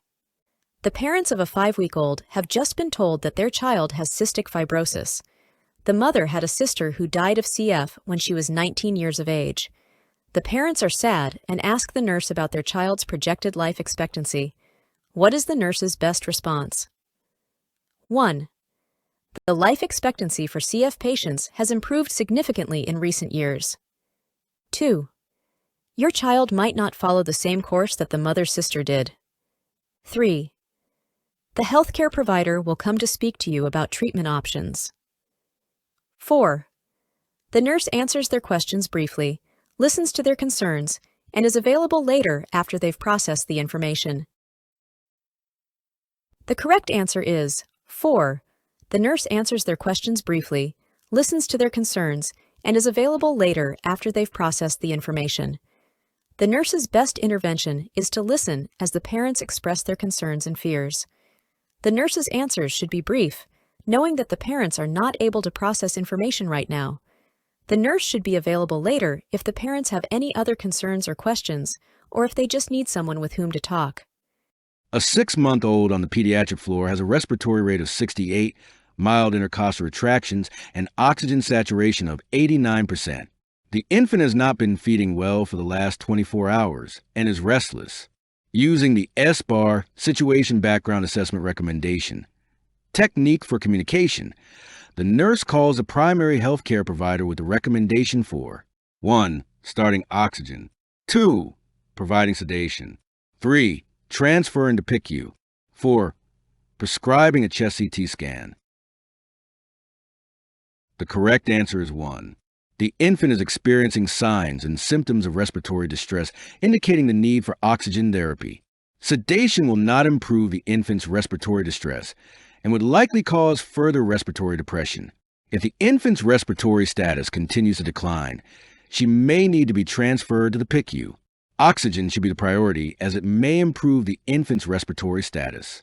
A chest CT is not indicated. However, a chest X-ray will be another appropriate recommendation for this infant. The nurse is witnessing the client's signature on the informed surgical consent for an abdominal hysterectomy. It is important to ascertain that the client understands that with this surgical procedure, she will have 1. Decreased libido, 2. Infertility, 3. Depression, 4. Weight gain. The correct answer is 2. Infertility. The client needs to understand that with removal of the uterus, she will no longer be able to bear children or have menstrual periods. The surgical procedure should not change her libido or sexual functioning. Research does not support the idea that hysterectomy contributes to depression or weight gain. Research demonstrates that women who have managed health problems for some time before the hysterectomy may actually have a more positive effect, with less worry about their health condition, contraception, or pregnancy. In the care of a patient who recently sustained blindness, which tasks would be delegated to assistive personnel? Select all that apply. 1. Counseling the patient to express grief or loss. 2. Assisting the patient with ambulating in the hall. 3. Orienting the patient to the surroundings. 4. Encouraging independence. 5. Obtaining supplies for hygienic care. 6. Storing personal items to reduce clutter. The correct answers are 2. Assisting the patient with ambulating in the hall, and 5. Obtaining supplies for hygienic care. Assisting the patient with ambulating in the hall and obtaining supplies are within the scope of practice of the AP. Counseling for emotional problems, orienting the patient to the room, and encouraging independence require formative evaluation to gauge readiness, and these activities should be the responsibility of the nurse. Storing items and rearranging furniture are inappropriate actions because the patient needs to be able to consistently locate objects in the immediate environment. Which client should the nurse use caution with when applying mafenide acetate to a burned area? 1. A client with a creatinine level of 0.8 milligrams per deciliter. 2. A client diagnosed with chronic obstructive pulmonary disease. 3. A client with a pulse oximeter reading of 95%. 4. A client diagnosed with type 2 diabetes who is taking insulin. The correct answer is 2. A client diagnosed with chronic obstructive pulmonary disease. Mafenide acetate is a topical antimicrobial. Mafenide acetate impairs the renal mechanism involved in the buffering of the blood, thereby increasing the excretion of bicarbonate in the urine. When this occurs, the pulmonary system effects a compensatory hyperventilatory status to maintain normal acid-base balance. If this compensation cannot take place as a result of pulmonary disease, the client develops metabolic acidosis. Mafenide acetate affects the acid-base balance in the body and should not be administered to clients diagnosed with renal disease. A 0.8 milligrams per deciliter serum creatinine level is within normal range of 0.5 to 1.5 milligrams per deciliter. Therefore, the nurse would not need to use caution with this client. This client has adequate respiratory status. Therefore, the nurse would not need to use caution with this client. There is no reason a client diagnosed with diabetes could not be prescribed mafenide acetate. The parent of a child with cystic fibrosis asks the nurse what will be done to relieve the child's constipation. Which is the nurse's best response? 1. Your child likely has an obstruction and will require surgery. 2. Your child will likely be given IV fluids. 3. Your child will likely be given Miralax. 4. Your child will be placed on a clear liquid diet. The correct answer is 3. Your child will likely be given Miralax. CF clients with constipation commonly receive a stool softener or an osmotic solution such as Miralax orally to relieve their constipation. Answers 1 and 2 can be eliminated because surgery and IV fluids are not indicated for constipation. The triage nurse in the emergency room must prioritize the children waiting to be seen. Which of the following children is in the greatest need of emergency medical treatment? 1. A 6-year-old with fever 104 degrees Fahrenheit, a muffled voice, no spontaneous cough, and drooling. 2. A 3-year-old with fever 100 degrees Fahrenheit, a barky cough, and mild intercostal retractions. 3. A 4-year-old with fever 101 degrees Fahrenheit, a hoarse cough, inspiratory stridor, and restlessness. 4. A 13-year-old with fever 104 degrees Fahrenheit, chills, and a cough with thick yellow secretions. The correct answer is 1. This child is exhibiting signs and symptoms of epiglottitis, which is a medical emergency due to the risk of complete airway obstruction. The 3- and 4-year-olds are exhibiting signs and symptoms of croup. Symptoms often diminish after the child has been taken out in the cool night air. If symptoms do not improve, the child may need a single dose of dexamethasone. Fever should also be treated with antipyretics. The 13-year-old is exhibiting signs and symptoms of bronchitis. Treatment includes rest, antipyretics, and hydration. Before we move on to the next question, the NCLEX Mastery Bundle is available. It includes over 100 animated review videos, hundreds of pages of notes, hundreds of case study questions, and over 1,000 NCLEX questions. Link is in the description, or you can get it at alphanurseguide.com. Back to the questions. The client will have an abdominal hysterectomy tomorrow. Which of the following information will be most important for the nurse to give to the client prior to admission to the hospital? 1. What to wear to the hospital. 2. What she can eat and drink before admission. 3. The type of pain medication that will be prescribed post-operatively. 4. The amount of activity she can have after surgery.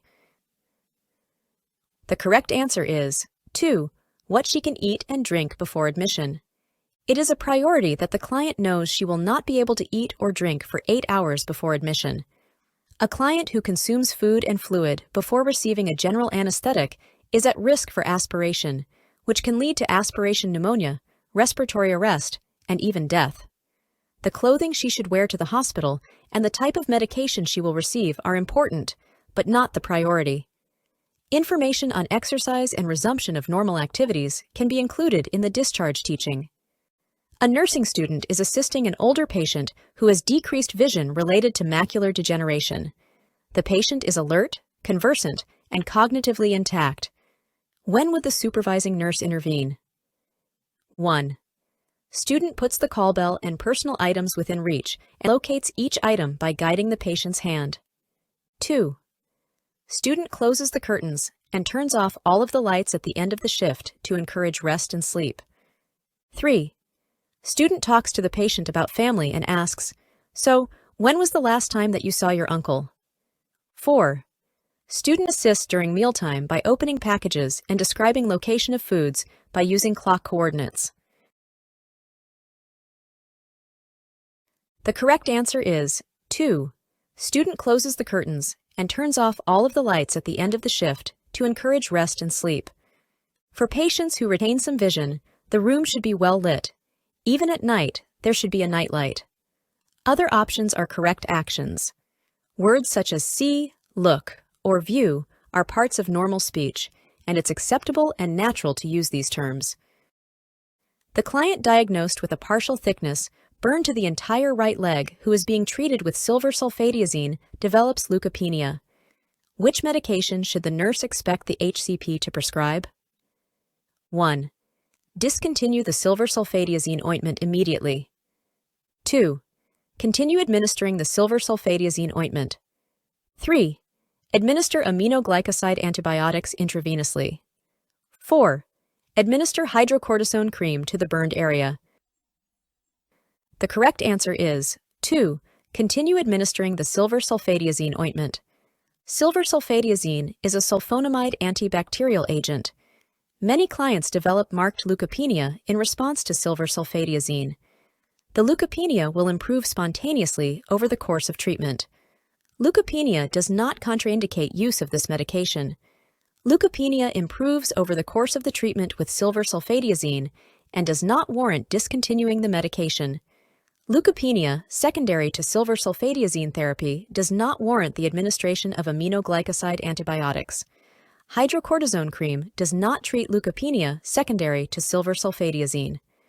A 2-year-old has just been diagnosed with cystic fibrosis. The parents ask the nurse what early respiratory symptoms they should expect to see in their child. Which is the nurse's best response? 1. You can expect your child to develop a barrel-shaped chest. 2. You can expect your child to develop a chronic productive cough. 3. You can expect your child to develop bronchiectasis. 4. You can expect your child to develop wheezing respirations. The correct answer is 4. You can expect your child to develop wheezing respirations. Wheezing respirations and a dry, non-productive cough are common early symptoms in CF. Answer 2 can be eliminated because of the word chronic. Chronic implies that the disease process is advanced rather than in the initial stages. Answers 1 and 3 can be eliminated if you know of the signs and symptoms of advanced lung disease. A 12-year-old with cystic fibrosis is being treated in the hospital for pneumonia. The primary care provider is calling in a telephone prescription for ampicillin. The nurse should do which of the following? Select all that apply. 1. Ask the unit clerk to listen on the speakerphone with the nurse and write down the prescription. 2. Ask the primary care provider to come to the hospital and write the prescription on the chart.